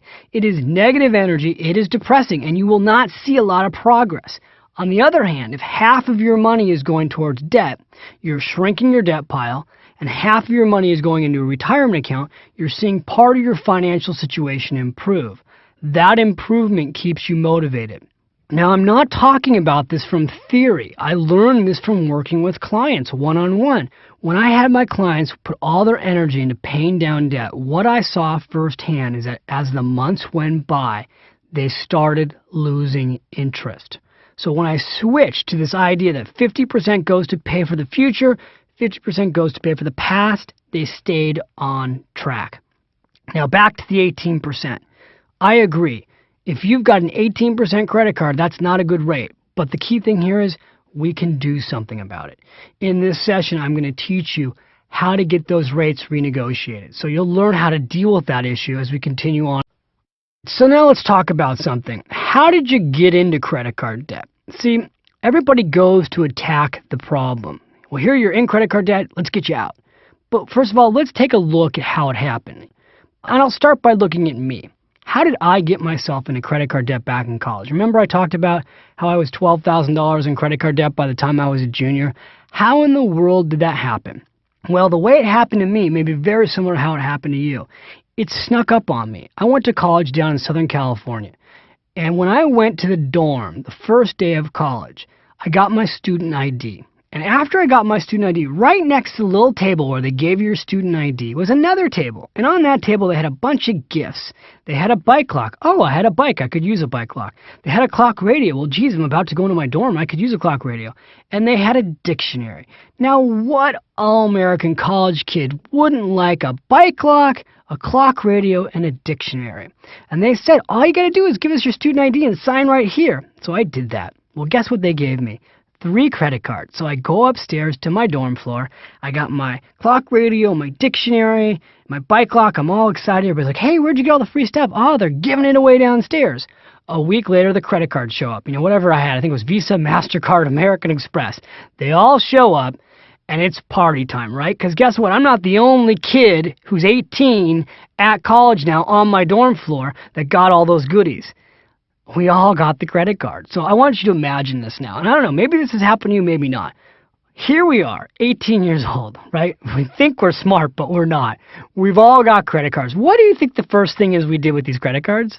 Remember, I got the credit cards for emergency purposes only. I was only going to use them in case of emergency. Immediately, we found an emergency. We had to go to the local bar. It was called Traditions. And I'll never forget this. We went out and we had a great time. And then we, of course, took those credit cards. What did? We played a game called Credit Card Roulette. And we pulled the credit card out of a hat, and that person got stuck with the bills. Well, look, obviously, not a good habit to get into. As time went on, freshman year, I've run up my debt now. The credit cards, which only started with $500, which I didn't think I could get myself into too much trouble in, guess what happened? As soon as I filled up the credit cards, you know what they did? They sent me an additional extension. They said, congratulations, David, you've done such a great job. We've increased your limit to $1,000. Remember, only for emergency. Next thing you know, I've used $1,000. Now what starts happening? I'm on every single mailing list in the world. These credit card applications are showing up at the dorms, just like they're probably showing up at your house. And before you know it, I've got more than 3 credit cards. I end up having like 5 or 6, just like the national averages that they talk about. Now remember, Only in case of emergency. Am I using these credit cards for emergencies? No. Now I'm going on vacations that I can't afford with my friends for spring break. Now I'm buying clothes I don't necessarily need to compete with my other friends so I can look just as good as they look. Now I'm out buying new bikes. Now I'm out going out to fancier dinners. I'm in college, living beyond my means. Now, am I the only college student that did this? No. Have you possibly gone through this? Yes, right? It's a trap. Okay, so I don't know if your situation was similar to mine. I don't know how your credit card debt snuck up on you. What I do know is this. Credit card debt holds us down. I made it a goal to get out of that credit card debt. I'll never forget as those credit cards started showing up at school for me. Now here I am, I'm a junior and then I'm a senior. This is not where I wanted to be living my life. I remember actually being almost dizzy as I would open up these bills. And I remember all the effort that I had to go to get out of these credit card debts, to pay them off, working extra hard just to get out of credit card debt. And I also remember trying to be disciplined, telling myself, you know what, I'm going to go out to the stores, but I'm not going to use my credit cards. Well, that approach didn't work. I remember putting my credit cards and leaving them at home. Well, that approach always didn't work because sometimes I'd go back and get them. The only thing that ultimately worked for me? Stop carrying credit cards. Today, I carry an American Express card because it requires me to pay it off every single month, and I carry a debit card. I have not been in credit card debt since the age of 23. So, I have since that nightmare of an experience, I got myself out of debt. I found out the only thing that works long-term for me is to not carry credit cards and to pay my bills monthly.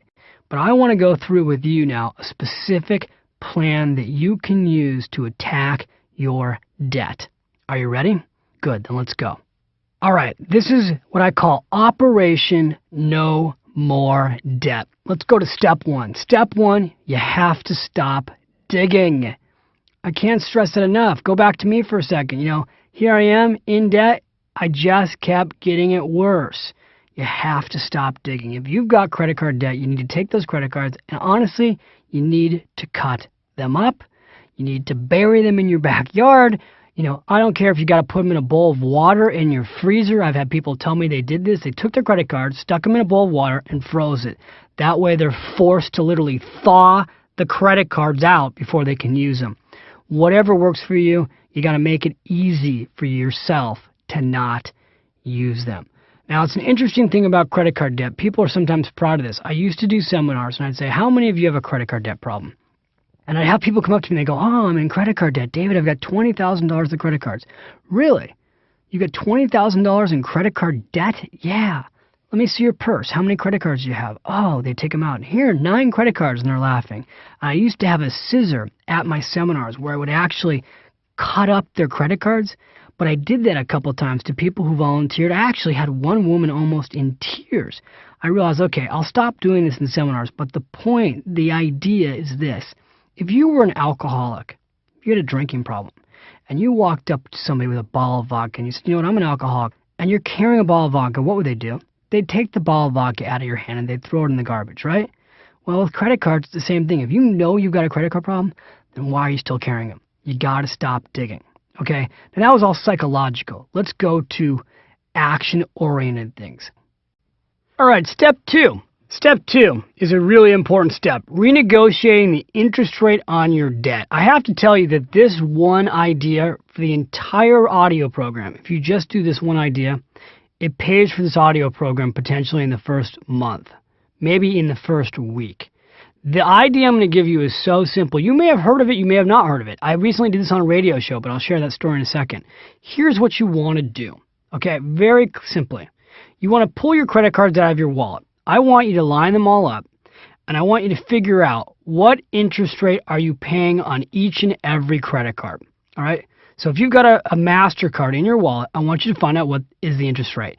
I don't want you to guess. I want you to pick up the phone, and I want you to call MasterCard, find out the interest rate. If you've got a Visa card, call them. Ask them, what is the interest rate you're charging me? I want to know the effective rate. Make sure they're quoting you the real rate. A lot of times they quote you the rate over prime. If prime's at 4% and they quote you 6% over prime, you're actually at 10%. You need to know the effective rate. Now, here's what you're going to find out.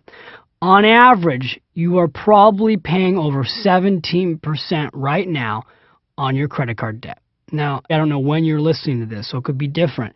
But the key thing is that what you're paying is probably twice as much as you should be paying. So let's use today for an example. Right now, when I do television shows or radio shows or live money makeovers, my experience has been this. The average person I meet with who has credit card debt is being charged between 17 to 22% interest right now for the credit card debt. Now, that is a huge ripoff. And here's what you can do in a matter of minutes to get your interest rate lowered. Once you know what the rate is, I want you to go to the following website. Go to www.bankrate.com. Click into the area that shows credit cards. You'll see what the going offers are right now on new credit cards. Then go to another website, lowermybills.com. Now you can go to my website, finishrich.com. Both these websites are linked from my website.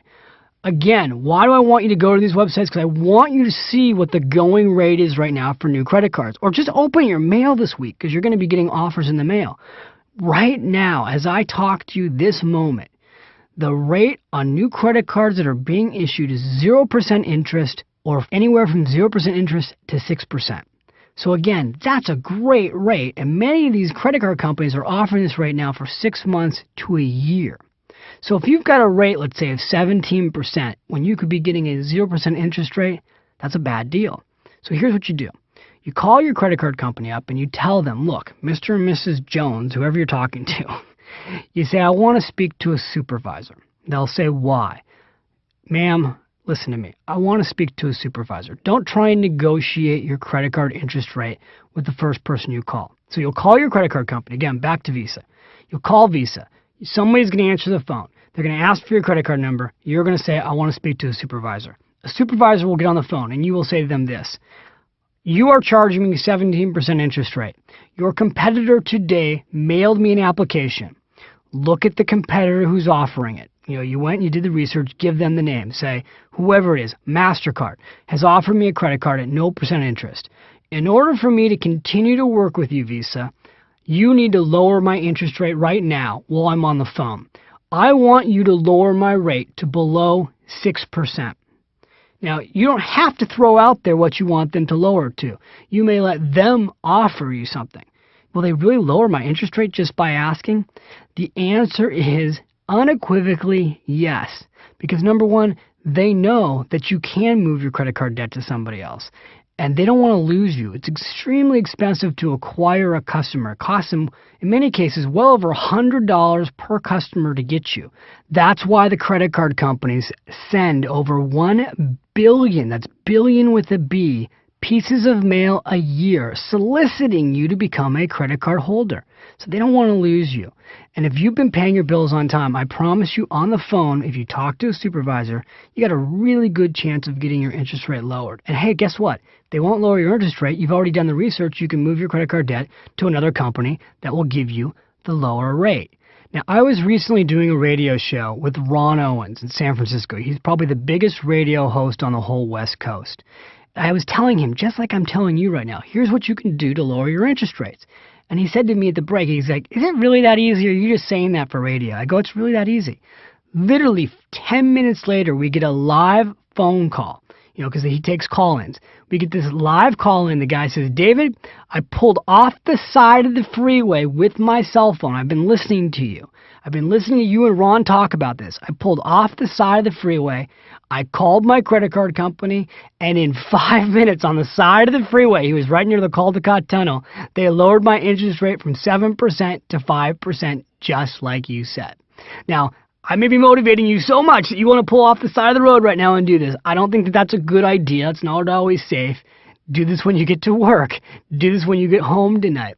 But it truly is that easy. And this is very important because no matter how much credit card debt you have, the lower the interest rate, the easier it is for you to pay off your credit card debt. And that's what we want. We want to make it easier for you to pay off your debt so that your debt stops snowballing, if you will. There's this phrase where it's like a snowball. It just keeps getting bigger and bigger. It's the interest rate that causes that to get bigger and bigger. If you've got $10,000 in debt and it's growing at 20% a year, no matter how much money you spend to pay it down, you're always fighting that battle. It's always getting bigger instead of getting smaller. One of the questions you may have is right now, if the company I'm trying to renegotiate with won't lower my interest rate. If Visa says, nope, sorry, we won't do it, and I really have this application at home that's 0% interest, is there any reason for me not to just move my credit card debt? Maybe. It depends. I'll give you an example. Let's say that the application that says 0% interest also tells you that at the end of 6 months, if you haven't paid off your debt, they're going to hit you with interest payments for those 6 months after those 6 months are over. Did you just follow that? Probably not. It's confusing. Let me say it again. Let's say that you're 0% interest for 6 months.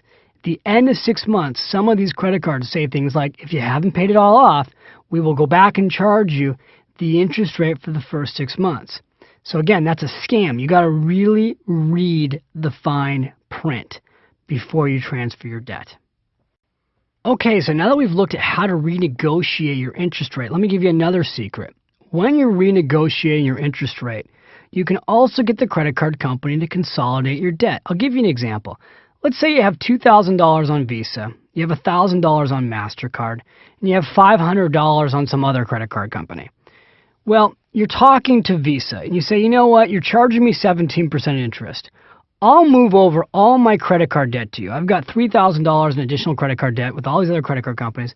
I'll move it all over to you if you'll give me a rate for 6 months of 6%. They love that because now they're picking up additional debt. They'll be more than willing to lower your interest rate. They'll be more than willing to lock it in for a period of time. Again, so much of this is just learning how to ask. This is the kind of stuff that should have been taught to you in school, but again, nobody's teaching this stuff, right? So it's learning how to ask these questions. So it's a great thing to consider consolidating your debt, and I'll tell you why. If your debt is consolidated, it's easier to pay it off, right? I mean, first of all, you're only getting one bill, so that's helpful. Second of all, you can often get the rate lowered by consolidating all your debt. And the third thing, it's the power of focus. You know, one bill, one rate, that's the enemy. That's what you attack versus having 5 different credit cards and trying to juggle them all the time and worry about them. You've also got less of a chance of getting hit with late fees because if you're doing everything automatically the way I suggest, you can actually set up your bank or your online bill payment company to pay your credit cards on a specific day, and you're only having to pay one credit card. Fewer things will fall through the cracks. So now we're on step 3. I call this paying down your debt systematically. I've got a nice little phrase. I call it DOLP. D-O-L-P. DOLP stands for Dead on Last Payment. Now, this is a very simple idea that if you're not going to consolidate your debt, you've got to have an attack plan for which credit cards you pay off and in which order do you pay them off. Now, in your workbook, you'll actually find a little section on DOLP that I suggest you go back and look at. There's a worksheet to help you fill out, basically take your credit cards, line up how much debt you've got, line up the interest rate, do a quick calculation. By using the DOLP chart, you can then determine which credit cards to pay off in which order. Pull out the workbook, take a look at the DOLP category because it will help you focus on which credit cards to pay and in what order to pay them off. And now for step 4, we're going to take a look at finding out your FICO score. This is critical, all right? Here's what I want you to do. I want you to go online to a company called myfico.com. That's www.myfico.com. MyFICO.com is run by a company called Fair Isaac. Now, Fair Isaac's an amazing company. What Fair Isaac has been doing for years is keeping track of our credit records. They take the 3 major credit card companies, Equifax, Experian, and TransUnion Corporation. They pull your records. They look at your debt. They see how fast you pay your debt off or if you pay your debt late. They take a look at your overall debt structure versus your income. They got all kinds of systems in place to score your credit record. When you go to buy a home or get a home loan or even apply often for a credit card, what they do, these companies, is they go and look at your FICO score. And FICO has a score based on you. It is like your financial GPA. Now, the question I have for you right now is, do you know what your financial GPA is? Chances are you don't. This score has always been private. The only way you could ever get these scores is if you could get your mortgage banker to give you your score. In other words, for a long time, the only people who could get access to these scores were the banks. Now this information is public. Of course, they charge you for it. So you've got to go to myfico.com and buy it. When you go to myfico.com, you can get your report run. Right now, it's about $12.95. If you want a more thorough report, they have different levels that you can go into. But for $12.95 online, you can get your report instantly in minutes. Now, this is a very important thing to see because not only does it give you your score, but because it consolidates all of your information, you're able in a matter of minutes with one little report to see everything you've ever done financially. It's a little bit scary. It's like getting your financial transcripts. They'll have every credit card account you've ever opened. They'll have every single time you've ever made a late payment. Everything that needs to be known about you will be on this report. And the report tells you why your score is what it is. And it tells you what you can do conceivably to get your score up. FICO scores range from 300, that's really bad credit, to 850, which is basically the perfect borrower. About 720 is average, which to say is if you've got a score of 720, you've got a really solid FICO score. When you go to their website, they'll show you where the scores are, what an average score is, what a bad score is. And I'll tell you, this is so simple to do. A true story, I was by the pool with my wife. We were in Hawaii on vacation, and we got into an argument because I asked her if she had paid a certain bill before we left. And she said, no, I brought the bills with me. I said, well, have you mailed the bills? Because bringing them with us to Hawaii, if we don't mail them, doesn't help us. And I was like, we're in the process of getting a new mortgage. We can't afford to have any late fees. And at that very moment in time, I was writing this book called The Finish Rich Workbook. And I was writing a whole section about myfico.com, and my wife looked at me and she said, well, let's just go online right now and find out what our credit scores look like, and I'll prove to you that my credit score is just fine. And so sitting by the pool with our laptop, we literally went to myFICO, ran our credit scores, and God bless my wife, you know what? Her credit score was just fine. Michelle's credit score was only like 2 points below me, and I had to buy her a drink by the pool.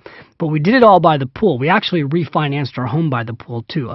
Today with technology and the internet, this stuff is so easy. You literally can do this from anywhere. So you do want to go do that. I can't recommend it strongly enough. Again, go back to myfico.com, check it out. No one here is paying me to recommend this. It's just the one place you want to go to get this done. Step 5. Stop all those credit card applications from filling up your mailbox. If you are sick and tired of getting new credit card applications, here's what you can do. There's a website called www.stopjunk.com. You can also call the National Opt-out Center, which is 1-888-567-8688. Once again, that's 1-888-567-8688. Now, again, if you're in your car, don't worry about it. We put this in the workbook again, too. But the fastest way to get yourself off of these mailing lists is to ask to be taken off the mailing list. Another thing, when you get a call at home, if it's from a credit card company and you don't want them calling you, you just tell them, take me off your call list. Put me on the do not call list. Legally, they have to stop calling you. Step 6, let me just quickly talk to you about debt counseling. How do you know when you need debt counseling? It's a question I get all the time. The answer is this. Often if you think you need debt counseling, you need debt counseling. If you're having a hard time making the minimum payments on your credit cards, now at 0% interest rates, this better not be hard for you. But if you're having a hard time making the minimum payments on your credit cards, you've got a problem. You can go to the Consumer Credit Counseling Services. They are the largest organization in the country. They're the most well-known. Their website and their phone number is in the workbook. Again, it's Consumer Credit Counseling Services. One more organization you can go to if you got a lot of credit card debt is MyVista, MyVista. Great organization. Works with people who have a whole lot of credit card debt. All right? 2 organizations for you right there. Okay, we're at the last step of this session, and that is make it automatic. Right? We're at the Automatic Millionaire program. We want to make paying off your debt automatic. The way the credit card companies get you is they ding you for late payments. This is the ultimate scam. If your credit card is due on the 25th of August and your bill shows up on the 25th of August, often they don't credit it until the next day, and they'll hit you with $30 in late fees, and they'll hit you with extra interest rate fees. It's all one big giant scam. You want to make sure you're paying your credit card companies early. Don't go the last day. Best thing to do, figure out what day your credit cards are due. If they're due on the 15th, set your bank up or your online bill pay company to automatically pay your credit cards at least 5 days, in my opinion, before the credit is due. That way you know you won't get hit with these late fees. By the way, if you get hit with late fees, again, it comes down to negotiations. Pick up the phone, call your credit card company, tell them you're furious that you always pay your credit cards on time, you can't believe they penalized you with this late fee, that you want the late fee credited back. If they won't credit them back, you're going to move your credit card debt. You will find that they will credit you back in almost all cases. In fact, I've been able to go back and get up to 6 months of fees credited back that I found out about before. So you just have to ask. All right, so let's cover cars here. Very important. Those cars, what should you do? Let's go through them real quickly. If you are out of debt, should you pay cash for your cars? It really depends. I would say no, you shouldn't pay cash for your cars. Why should you not pay cash for your cars? Because cars are the worst investment you could ever buy. If you buy a brand new car and you drive it off the lot, the moment you drive it off the lot, it's gone down in value at least 30%. Did you catch that? Let's say you buy a $30,000 car. You drive it off the lot, you turn around the corner, you bring it back, they're going to give you 20 grand for that car. That is not a good investment. So when you go to buy a car, I'm all for using other people's money. If you can get somebody else to give you money to buy that car, like right now, the car companies are dying to sell cars. If you can get somebody to give you money to buy your car, give you the actual loan to buy the car with a low interest rate, I would go that route. The smartest thing you can do, however, if you're going to buy a car, is to buy a car that's at least 2 years old. And I'll tell you why. There was a huge movement in America to lease cars in the 90s. A lot of those cars were on 2-year leases. So what happens is these cars come back to the dealership. They're almost brand new. They don't even have a lot of miles on them. But you can buy that car for half the price of buying a new car. That's a really smart thing to do. The other question I get a lot on radio shows is, David, what about leasing a car versus purchasing a car? You know, a lot of people will tell you, oh, no question, you should always purchase, not lease. There is no such thing as you should always do something, and here's why. If you're in business and you can write off your lease, if you drive less than 10,000 miles a year, you need to talk to your CPA about this. But in many cases, you can write off almost 100% of your lease if the car is truly for business usage. So provided you're not putting a lot of miles on your car, you can get a great deal on a lease, drive a brand new car every few years, and really not pay for it because you're getting to write it off. Who doesn't a lease work for? A lease does not work if you're putting a lot of miles on your car, because most leases, once you've driven the car more than 10,000 miles, they start hitting you with penalty fees upwards of 5 cents a mile. So if you're driving a lot of miles, there's no way a lease is going to work. Then you need to buy the car. And when you buy the car, again, I would look at buying a car that's at least 2 years old. Now, people go, yeah, but it doesn't smell brand new. They've got this special spray now. You can get it at a car wash place. And you spray it in your car. It smells just like new. Spray some Armor All on the tires and some Armor All on the seats and the dashboard, and nobody will know the difference. All right, so there you go. We've covered a lot of material in this session. Again, I want to say good job, and I want to congratulate you. I'm proud of you for sticking through it. I know we've covered some incredibly powerful ideas that when you go use them will have an immediate impact on your life. Let's give you the automatic millionaire action steps, the things you want to go do right now. Okay, here we go. Later when you get home, when you've got time, I want you to look in the workbook and take a look at those websites. Go to myfico.com. Make an appointment with yourself to go to myfico.com and run your credit report. The next thing I want you to do, call your credit card companies, renegotiate your interest rate. And the last thing, if you've got a lot of credit cards, what I want you to do is this: cut them up. Okay, one last thing. As a bonus to you, my gift to you, go to my website, finishrich.com. You'll find an entire chapter based on credit card debt. which you can download for free. It comes from my workbook called the Finish Rich Workbook, which was a national bestseller. But there's a whole chapter that I put online. You can actually download it for free. My gift to you. Enjoy. Until I speak with you again, have a great day. We're coming back for the last session, which is session number 8. Can't wait to be back with you again soon. Have a great day.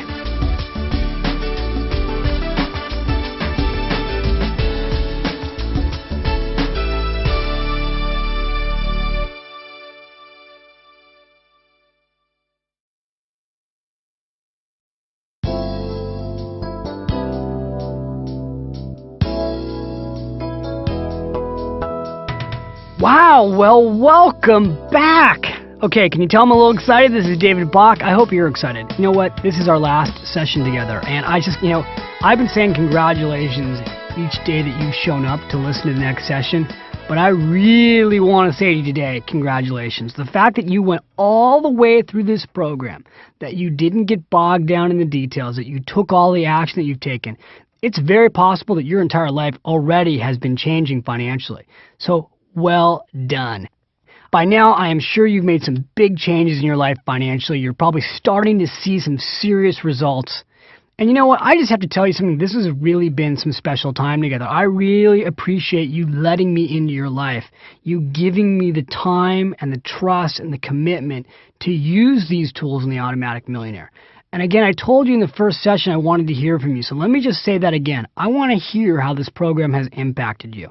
If you go to my website, www.finishrich.com, you can contact me at that website. You can also email me. Here is my special email for people from Nightingale Conant.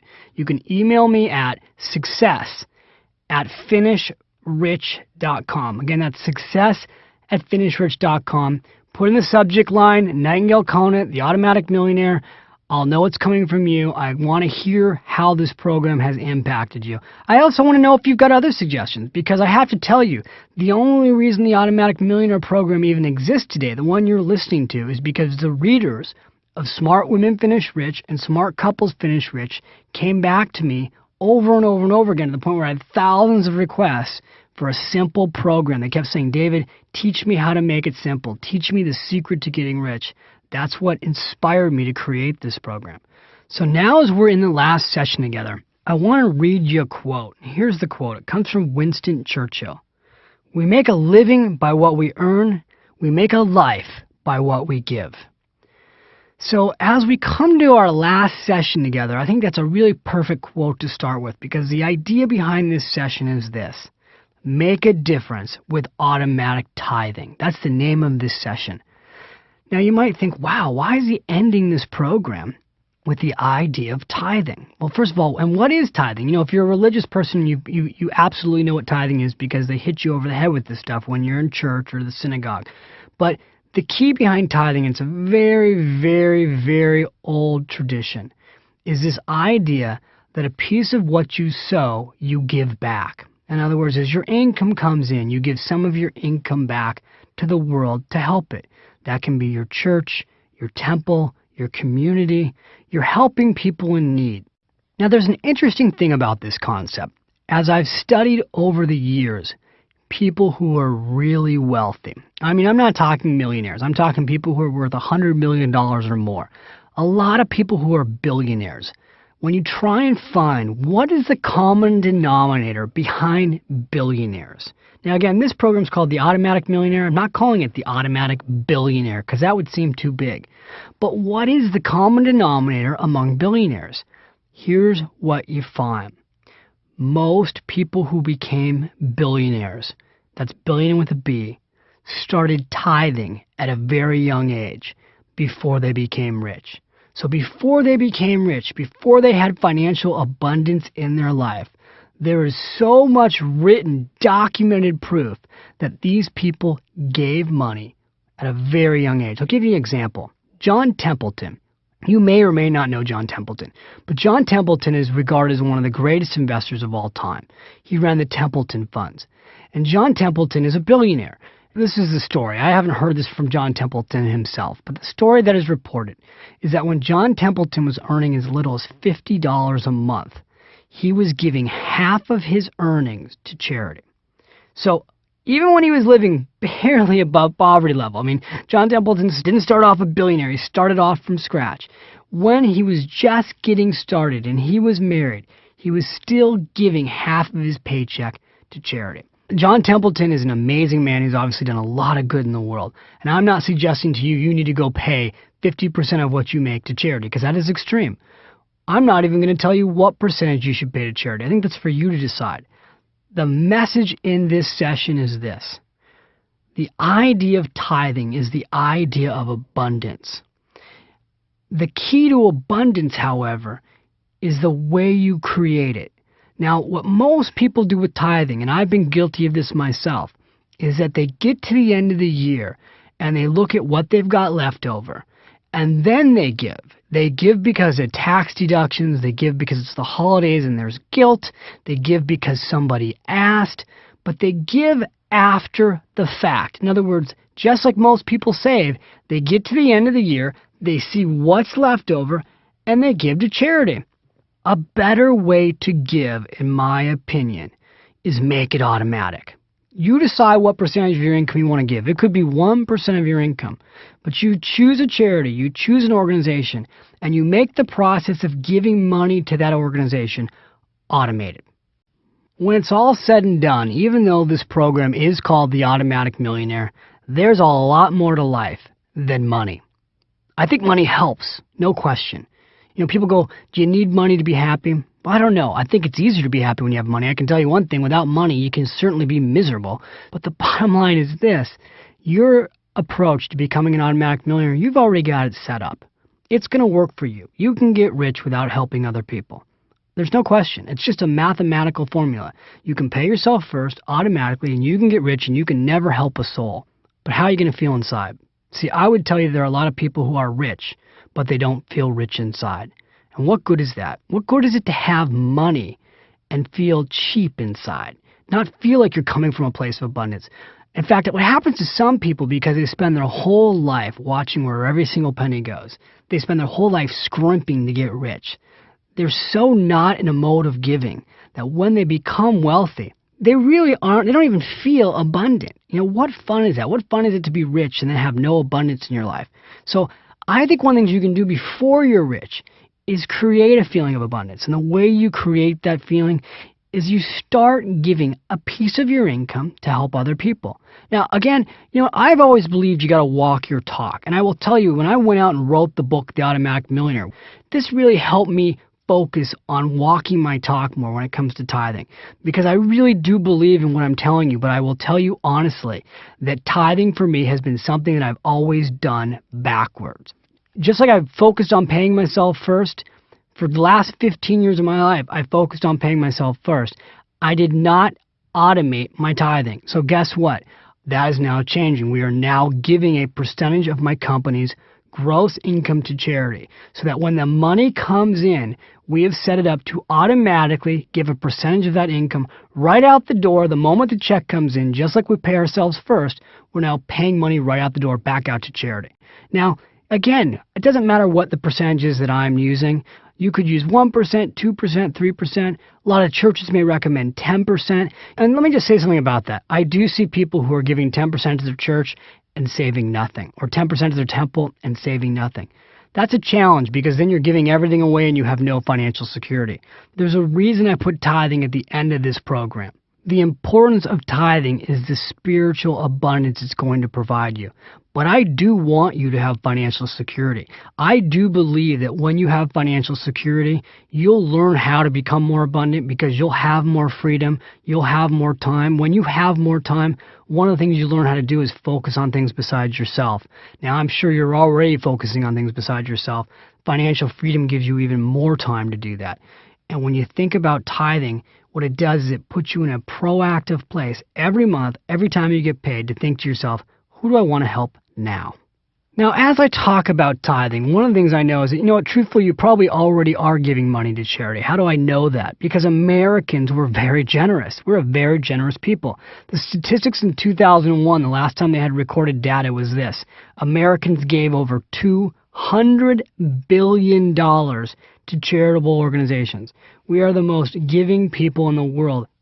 In America in 2001, approximately 93 million adults did some type of volunteer work, volunteering on average 4 hours of his or her time per week. And that is just astounding. I don't know where these people are finding all that time, but it's certainly impressive. Certainly after 9/11, we saw just enormous amounts of people come out of the woodwork, giving money to charity, giving time to charity, reconnecting with their community. So the good news is, as Americans, we're very giving. What I want to go through right now with you, specifically, is how could you create a tithing program that's automatic? And that's what we're going to do right now. So here we go. Step 1, commit to tithe. I think the best way to commit to tithe is just like you did everything else. Decide to make it automatic. So just like you decided to pay yourself first and you chose a percentage or a dollar amount, just like you decided to do your security basket and you chose a dollar amount and you automated it, you want to do the same thing with charity. Now, whatever the dollar amount is, let's just use $100. Let's say you want to give $100 a month out of your paycheck to charity. In your workbook is a little tithing commitment sheet. You can fill it out. It basically walks you through putting down your name, putting down the date, deciding what percentage of your income you want to tithe, and signing it. Okay, that's going to be one of your action steps later, but I'm just telling you that it's there. Step number 2, again, I want you to make it automatic. So step number 1, you're going to commit to tithing. Step number 2, I want you to make it automatic. Now, of course, charities are smart. Just like the government and just like Fortune 500 companies, charities have figured out the best way to get people to give money regularly is to make it automatic. So most charities today will be more than happy to take your credit card number or take your checking account number, automatically take the money out of your checking account or automatically take the money off of your credit card. They'll automate the process for you. They love to do this. That is, in my opinion, the best way to do it. I wouldn't put it on your credit card. I'd automatically have your checking account direct the money to the organization, or see if payroll deduction will do it, or use your online bill pay again to make it so that the money is going automatically from your bank account to your charity. Ideally, do it the same day you get paid. Okay, now the next step, step 3, make sure before you give the money to charity that you do some research. There are so many charities today that you just want to make sure that if you're going to give your hard-earned dollars to charity, you want to make sure that your money is going to the cause you believe in. A good rule of thumb is that you'd like to see the charity that you're giving your donation to provide 65% or more of your donation to the actual cause. This is really important because there are a lot of charities that call you up and solicit your donations, and 90 cents on the dollar is going to administration costs and only 10 cents is actually going to the charity, and that's a disappointment. So how do you make sure that you're using a charity that's legitimate? Again, in your workbook, I've given you some websites you can go to research charities. I'll give you a couple right now. One of the websites you'll find there is give.org. That's www.give.org. They're run by the Better Business Alliance. Check them out. Go to www.guidestar.org. Again, in the workbook, you'll find a list of websites to help you do your research.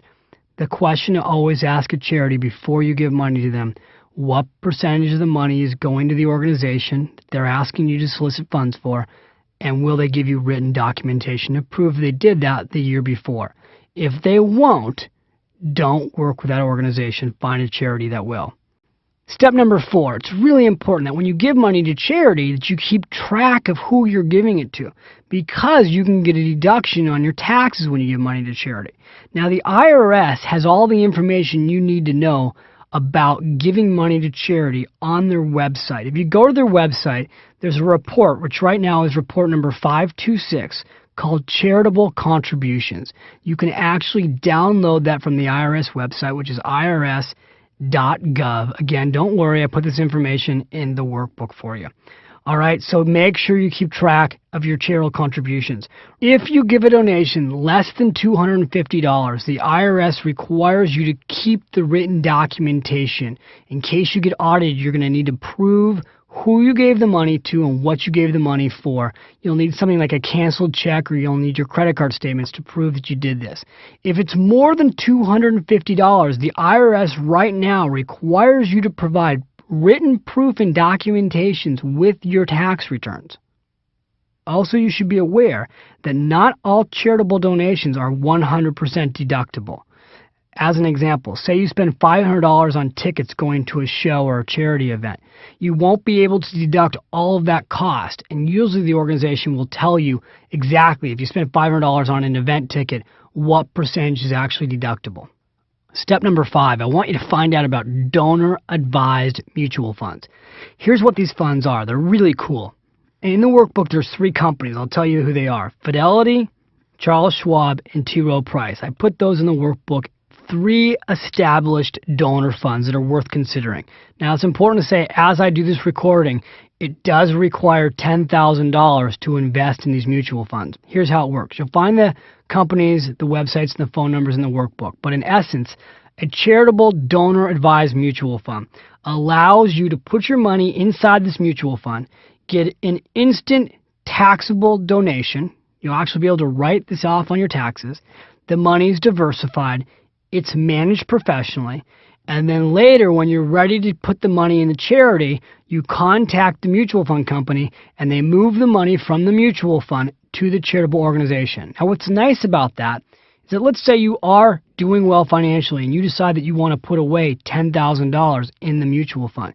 You get an instant tax deduction, and now you can let that mutual fund be managed and grow, and maybe 5 years from now that $10,000 will grow to $20,000. Then you can decide who you want to give the money to from a charity standpoint, and you can have them actually issue out a check to the charity organizations. Again, 3 companies I listed, Fidelity, Schwab, and T. Rowe Price. You'll find information on those funds in the workbook. Before I head into the action steps, the Automatic Millionaire action steps of your last session here, I just want to say this.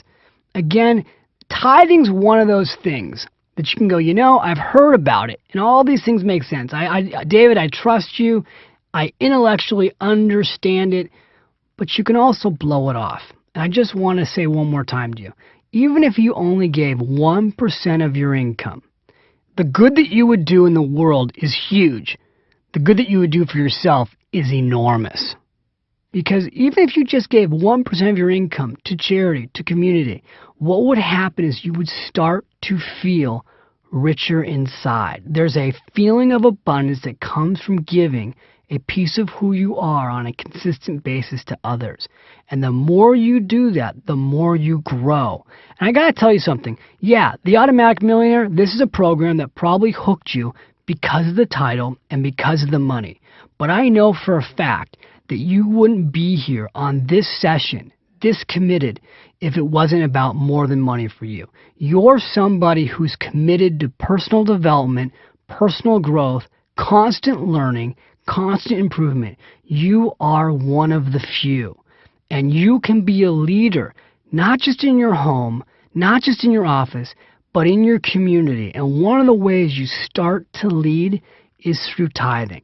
And as I head into these action steps, again, I'm going to go through a list of things you can do. Seriously consider that. Consider being a leader. Here's what you can do right now to lead. Number 1, Automatic Millionaire action step is this. Decide today on a percentage of your income to tithe. 1%, fine. Second step, make it automatic. Figure out a way to make that tithing, whoever you're giving the money to, automated. That way you'll do it. Step number 3, share this idea with somebody you love. Seriously. The power of tithing is the power of community. If everyone that we knew was giving 1% of their income back to society, back to the community, we would live in a totally different world. Not just a world that's wealthy, but a world that's rich inside. And you know what? Again, the Automatic Millionaire program, yes, it's been about money. Yes, it's been about automation. But you know deep down inside that it's been about more than that. One of the greatest reasons to achieve wealth is to help other people. And I hope inside you'll take this idea very seriously and you'll take it to heart. Wow, I can't believe it. These action steps, you're done. It's session 8. We just finished the last set of action steps. And that means we've come to the end of the program, which is, it's a little sad. I mean, I've had so much fun being here with you. I hope as this journey that you go through goes on, there'll be a chance for us to meet in the future. Here's what I want to do. Before we finish, I want to share with you a story. It's a personal story. And it's about my grandmother. And it's a story I don't tell to a lot of people, but I want to share it with you because it really kind of ties all of this together. Unfortunately, a lot of people ask me, how is your grandma Rose Bach? My grandmother Rose Bach passed away. She passed away back in 1997, right before my first book, Smart Women Finish Rich, came out. But my grandmother Bach didn't pass away suddenly. She had a stroke. And my grandmother Bach, if you read my books and you could hear in some of the stories I've told earlier, she really was my mentor. She was very much my first coach. And the week before she passed away, she had a stroke, but I got to spend time with her in the hospital. As my grandmother was lying in the hospital bed sick, I didn't know she was going to pass away, but there was a feeling in the air that this could be her deathbed. And I remember my grandmother pulling me aside, reaching on my sleeve, if you would, because she was struggling. She couldn't talk real well. Sometimes when you have a stroke, it's hard to communicate, but she was able to say the following to me. She said, "David, in my life, I've had very few regrets." She said, I've lived a great life, a totally full life. She said, "I had a great marriage to your grandfather, Jack. I raised a wonderful son, your father, Marty. I got to be close to my grandchildren." She said, "I lived a really full and meaningful life." She said, "When your grandfather passed away, I could have given up, but I didn't. The last 17 years of my life, I've been down in Leisure World. I've made lots of new friends." But she said, "If I have any regrets, it's this, and I want you to listen carefully." She said, "In my life, I can count on one hand amount of opportunities that came my way where I really reached a fork in the road." She said, "I was going down a path, and I could see the fork. On the left side was a very safe approach to life." She said, "I could go down that path and I could see the outcome and I knew how things would turn out. It wasn't guaranteed, but I could tell that if I went down that path, the chances are things would be pretty good." She said, "On the right side of the road was more risk. I knew if I went down that road, I'd have to take a chance. But I could also see on the right side of the road, there was more opportunity. There was greater gold. But it was risky." And she said, "A handful of times in my life that I can remember like it was yesterday, I always went left." And she said, "Inside of me was a little girl saying, 'Rose, go right. Take the risk.' But there was also a big girl inside of me saying, 'Rose, go left. Take the safe route. You can't afford to do something new. Go the safe way.' And she says, in every case, that handful of times, I let the big girl take over for the little girl inside of me, and I went left. I went the safe route." And she says, "I'll never know what would have happened if I had let that little girl inside of me come out to play, and I had taken more risk." And so as she told me that story, she said, "David, that big girl is inside each and every one of us. You've got a little boy inside of you that wants to come out and play, and you've got a big boy inside of you that's holding the little boy back. Let your little boy come out and play." She said, "If I can give you one gift before I die, it would be this. Take more risk with your life. Then you'll never regret wondering what could be." And I get chills as I think about that, because we've all got that little girl or little boy inside of us that wants to come out and play.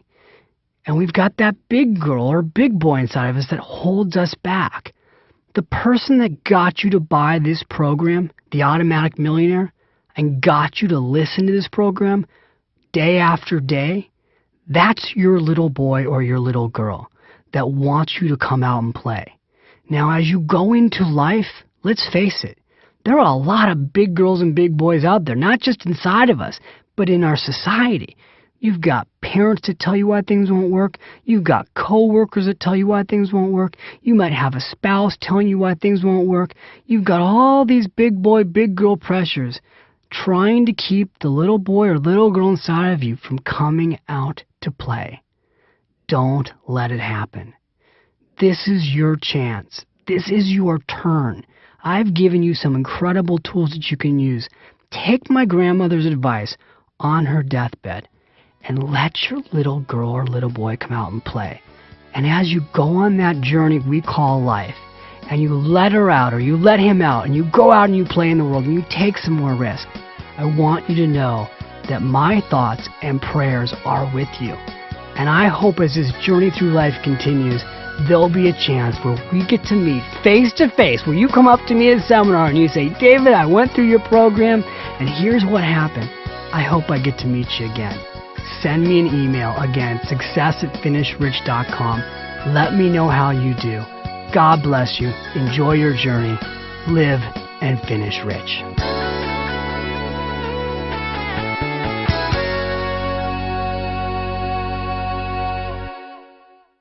What do you really want out of life? It's a big question. In many ways, it's a very personal question. But when you get right down to it, as different as we all are, the things we're searching for in life are essentially the same. You want to be happy. You want to feel good. You want to enjoy the time you've been given. You want a job you really love. You want the relationships in your life to be healthy and enriching and wonderful. You want enough money so that you don't have to worry about money. You want to develop the skills to do something meaningful with your life, something that contributes to the world in a positive way and fulfills your sense of purpose. By listening to this program, you've discovered that information does exist to help you become skilled in one area of your life. Now you can get the information to become skilled in absolutely anything. Even your spirituality can be strengthened by developing the right skills. And skills, quite simply, are the secret to success. Ask anyone who has ever achieved their dreams. They'll tell you that skills are the key. Many people never learn these kinds of life skills because they're not taught in school. You have to go out and get them on your own. But where do you go? The fact that you're listening to this program now means you're already part of the way there. Why not go all the way? We are the Nightingale Conant Corporation, and for over 40 years, we have been the world's leading producer and publisher of powerful audio information for personal development. But we're much more than just a company. For tens of thousands of satisfied customers around the world, we're their partner in success, a one-stop source for ideas, information, and inspiration to create an extraordinary life. No matter what you want to accomplish in your life right now, we have a program that addresses your needs and interests. Whether you're looking to redesign your business, master powerful investing techniques, conquer procrastination, build a better vocabulary, enhance your conversational skills, or raise your consciousness spiritually. Our vast audio program library contains hundreds of titles covering every subject in the personal development spectrum. Our authors are world-renowned experts in their fields. And our information is delivered to you via the most powerful and convenient method available, audio. Audio learning is today's fastest growing media for training, education, and self-improvement. And the reason is simple. Audio programs give you the one thing you need more than anything else, time. Unlike books, classes, or even internet research, which force you to find or make time for learning, audio programs actually put more time into your life by turning the hundreds of hours a year you spend driving, commuting, or just lying around into valuable opportunities to build skills, master new ideas, and increase your knowledge. And because audio programs are able to deliver information on a powerful subconscious level, learning is almost effortless. The average person spends at least an hour a day in their car. That's at least 7 hours a week, or even more, 365 hours in a year. That's incredibly valuable time you could now spend learning, listening to a powerful Nightingale Conant program. You could literally turn your car into a university on wheels. However you happen to come to our family, you've received a great gift. Many people never discover this information, but somehow, for some reason, it did find you. Now, you can become the author of your own destiny by developing the skills that will help you create the life you want. And you can do it with the power of audio learning from the Nightingale Conant Corporation. Call us now today toll-free at 1-800-525-9000. That's 1-800-525-9000. And talk to one of our program consultants. They can help you find the perfect program for your current interests and needs. You can also visit us on the web at www.nightingale.com. That's www.nightingale.com. happiness, satisfaction, a great family, good health, real career fulfillment, financial peace, a strong, focused life purpose. You know the things you want out of life, and you know how to get them. Take that next step. Call 1-800-525-9000 or visit us at www.nightingale.com.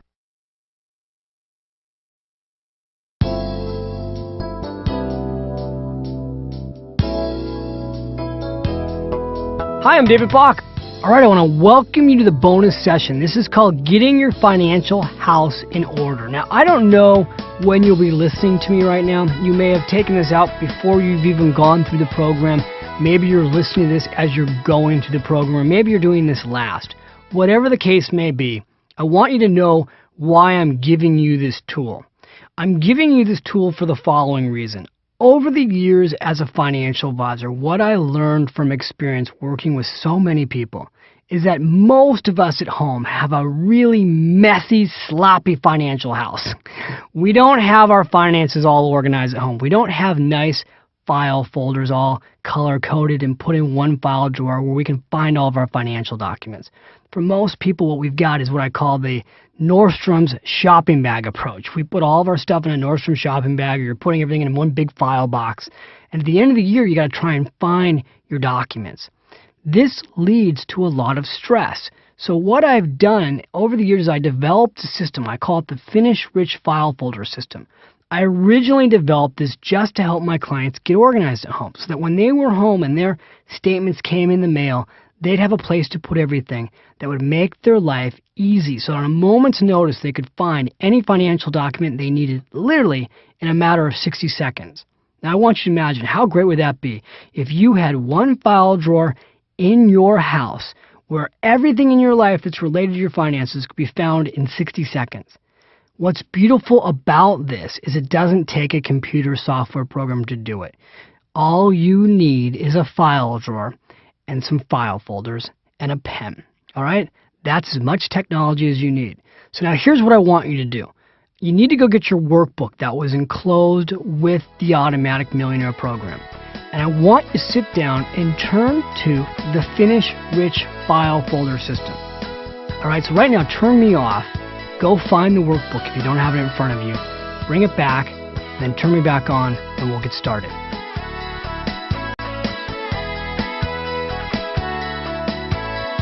All right, I want to welcome you back. You've got the Finish Rich File Folder System in front of you. There are 13 file folders I need you to create right now. Now again, the Finish Rich File Folder System is completely self-explanatory, but I just want to go through a couple things here. Let's take a look at the first one, tax returns. People always ask me, how many years of tax returns should I keep? It depends on who you ask, but I recommend 7 years. Quite frankly, I would never throw out a tax return. Even though the IRS is realistically not coming back and auditing you 20 years later because legally they can't, they can always come back and audit you if they think there's a form of fraud. So I would keep all your tax returns. But in your Finish Rich File Folder System, I'm recommending that you keep 7 years of tax returns in that file folder. It's easy access. All right? File number 2 is the retirement accounts. Anything related to retirement, that goes in here. That includes 401k statements, IRA statements, bank IRA accounts, anything you can think of that's related to your retirement accounts. It's coming in the mail. All of your statements should go in here. File folder number 3, Social Security. By now you should have received your Social Security benefit statement. This is where you should be putting your benefit statements. If you haven't received one, you need to call Social Security and have them mail it to you. Make sure you check your Social Security benefit statements because you only have a limited amount of time that you can go back and fix a mistake. You should look at this every single year. All right, label number 4, your investment accounts. Again, very self-explanatory. Anything related to investments goes in this file folder. Label number 5, your checking accounts and your savings statements. Self-explanatory. This is where your bank accounts go. Again, put everything in here. Label number 6, all household accounts. This includes your house title, your home improvements, house mortgage. Very important that you keep track of everything. Have a separate file folder for each category. So home improvements, anytime you're spending money in your home, this is where you'll put the receipts. This is very important because the cost basis of your home is increased based on how much money you spend fixing it up. When it comes time to sell your home, having all those receipts are very important from a tax standpoint. Label number 7 is the credit card debt file folder. This is really important. I want you to have this say debt in capital letters. I would even consider getting a red file folder or using red ink. I don't care how many credit cards you've got. If you got 30 credit cards, you want a file folder for each credit card so that you've got a separate file folder for each statement. This is a very important folder. If you have a lot of debt, you need to be watching this closely, paying attention to this, and obviously shrinking your debt by going through the session that we've done on debt reduction. Label number 8, file folder number 8 is other liabilities. Anything that you can think of where you may owe somebody some money, that can go in this file folder. Number 9, insurance. File folder number 9, everything related to insurance. That can be your home insurance, your disability insurance, your car insurance, your jewelry insurance, your health insurance. Everything that's related to insurance goes in this file folder. Label number 10 is your family will or trust. Now, if you haven't done a family will or trust, you really need to, and I cover in detail in all of my books, Smart Women Finish Rich, Smart Couples Finish Rich, and the workbook, why you should do a will, how to do a will, or whether or not to do a trust. Put a folder in here anyway, even if it's empty, because it will remind you that you need to go and get a will done. Number 11, this is your children's accounts. If you don't have any children accounts, you can skip this one. If you have children accounts, then you should put everything pertaining to your children that you would want somebody else to know about if anything happened to you in this file folder. You can also put the investment accounts or college savings accounts in this file folder.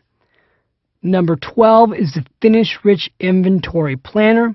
In the workbook, I've given you an entire form and system to organize your net worth. You can put everything down on paper, where all your money goes, what your net worth statement is, all there for you. You're going to find here the tool that I used with my clients to help them figure out their net worth, exactly how much they're worth. This is a very powerful form. You want to fill this out every year and update it. If you want, Xerox them out. That way you can use them over and over again. Use pencil. That way you can update it each year. If you want Xeroxed out of the workbook, you've got my permission. Then put that right in your file folder.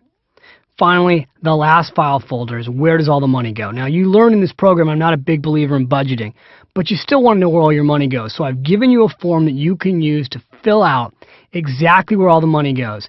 In your workbook, fill that form out. Again, if you want, Xerox it out, use pencil, put that in your file folder. Every year you should update that. All right, that's it. We're done. Congratulations. This is a great exercise to do also with your spouse or significant other. If you haven't done it with them, try and get them involved in the process. Congratulations. I don't know how long this took you. I've had some people tell me they were able to get it done in half an hour. I've also worked with clients where it's taken them all weekend to do this. So either way, whatever your situation was, I hope you feel better. I'm sure you do. I bet it's a weight off your shoulders.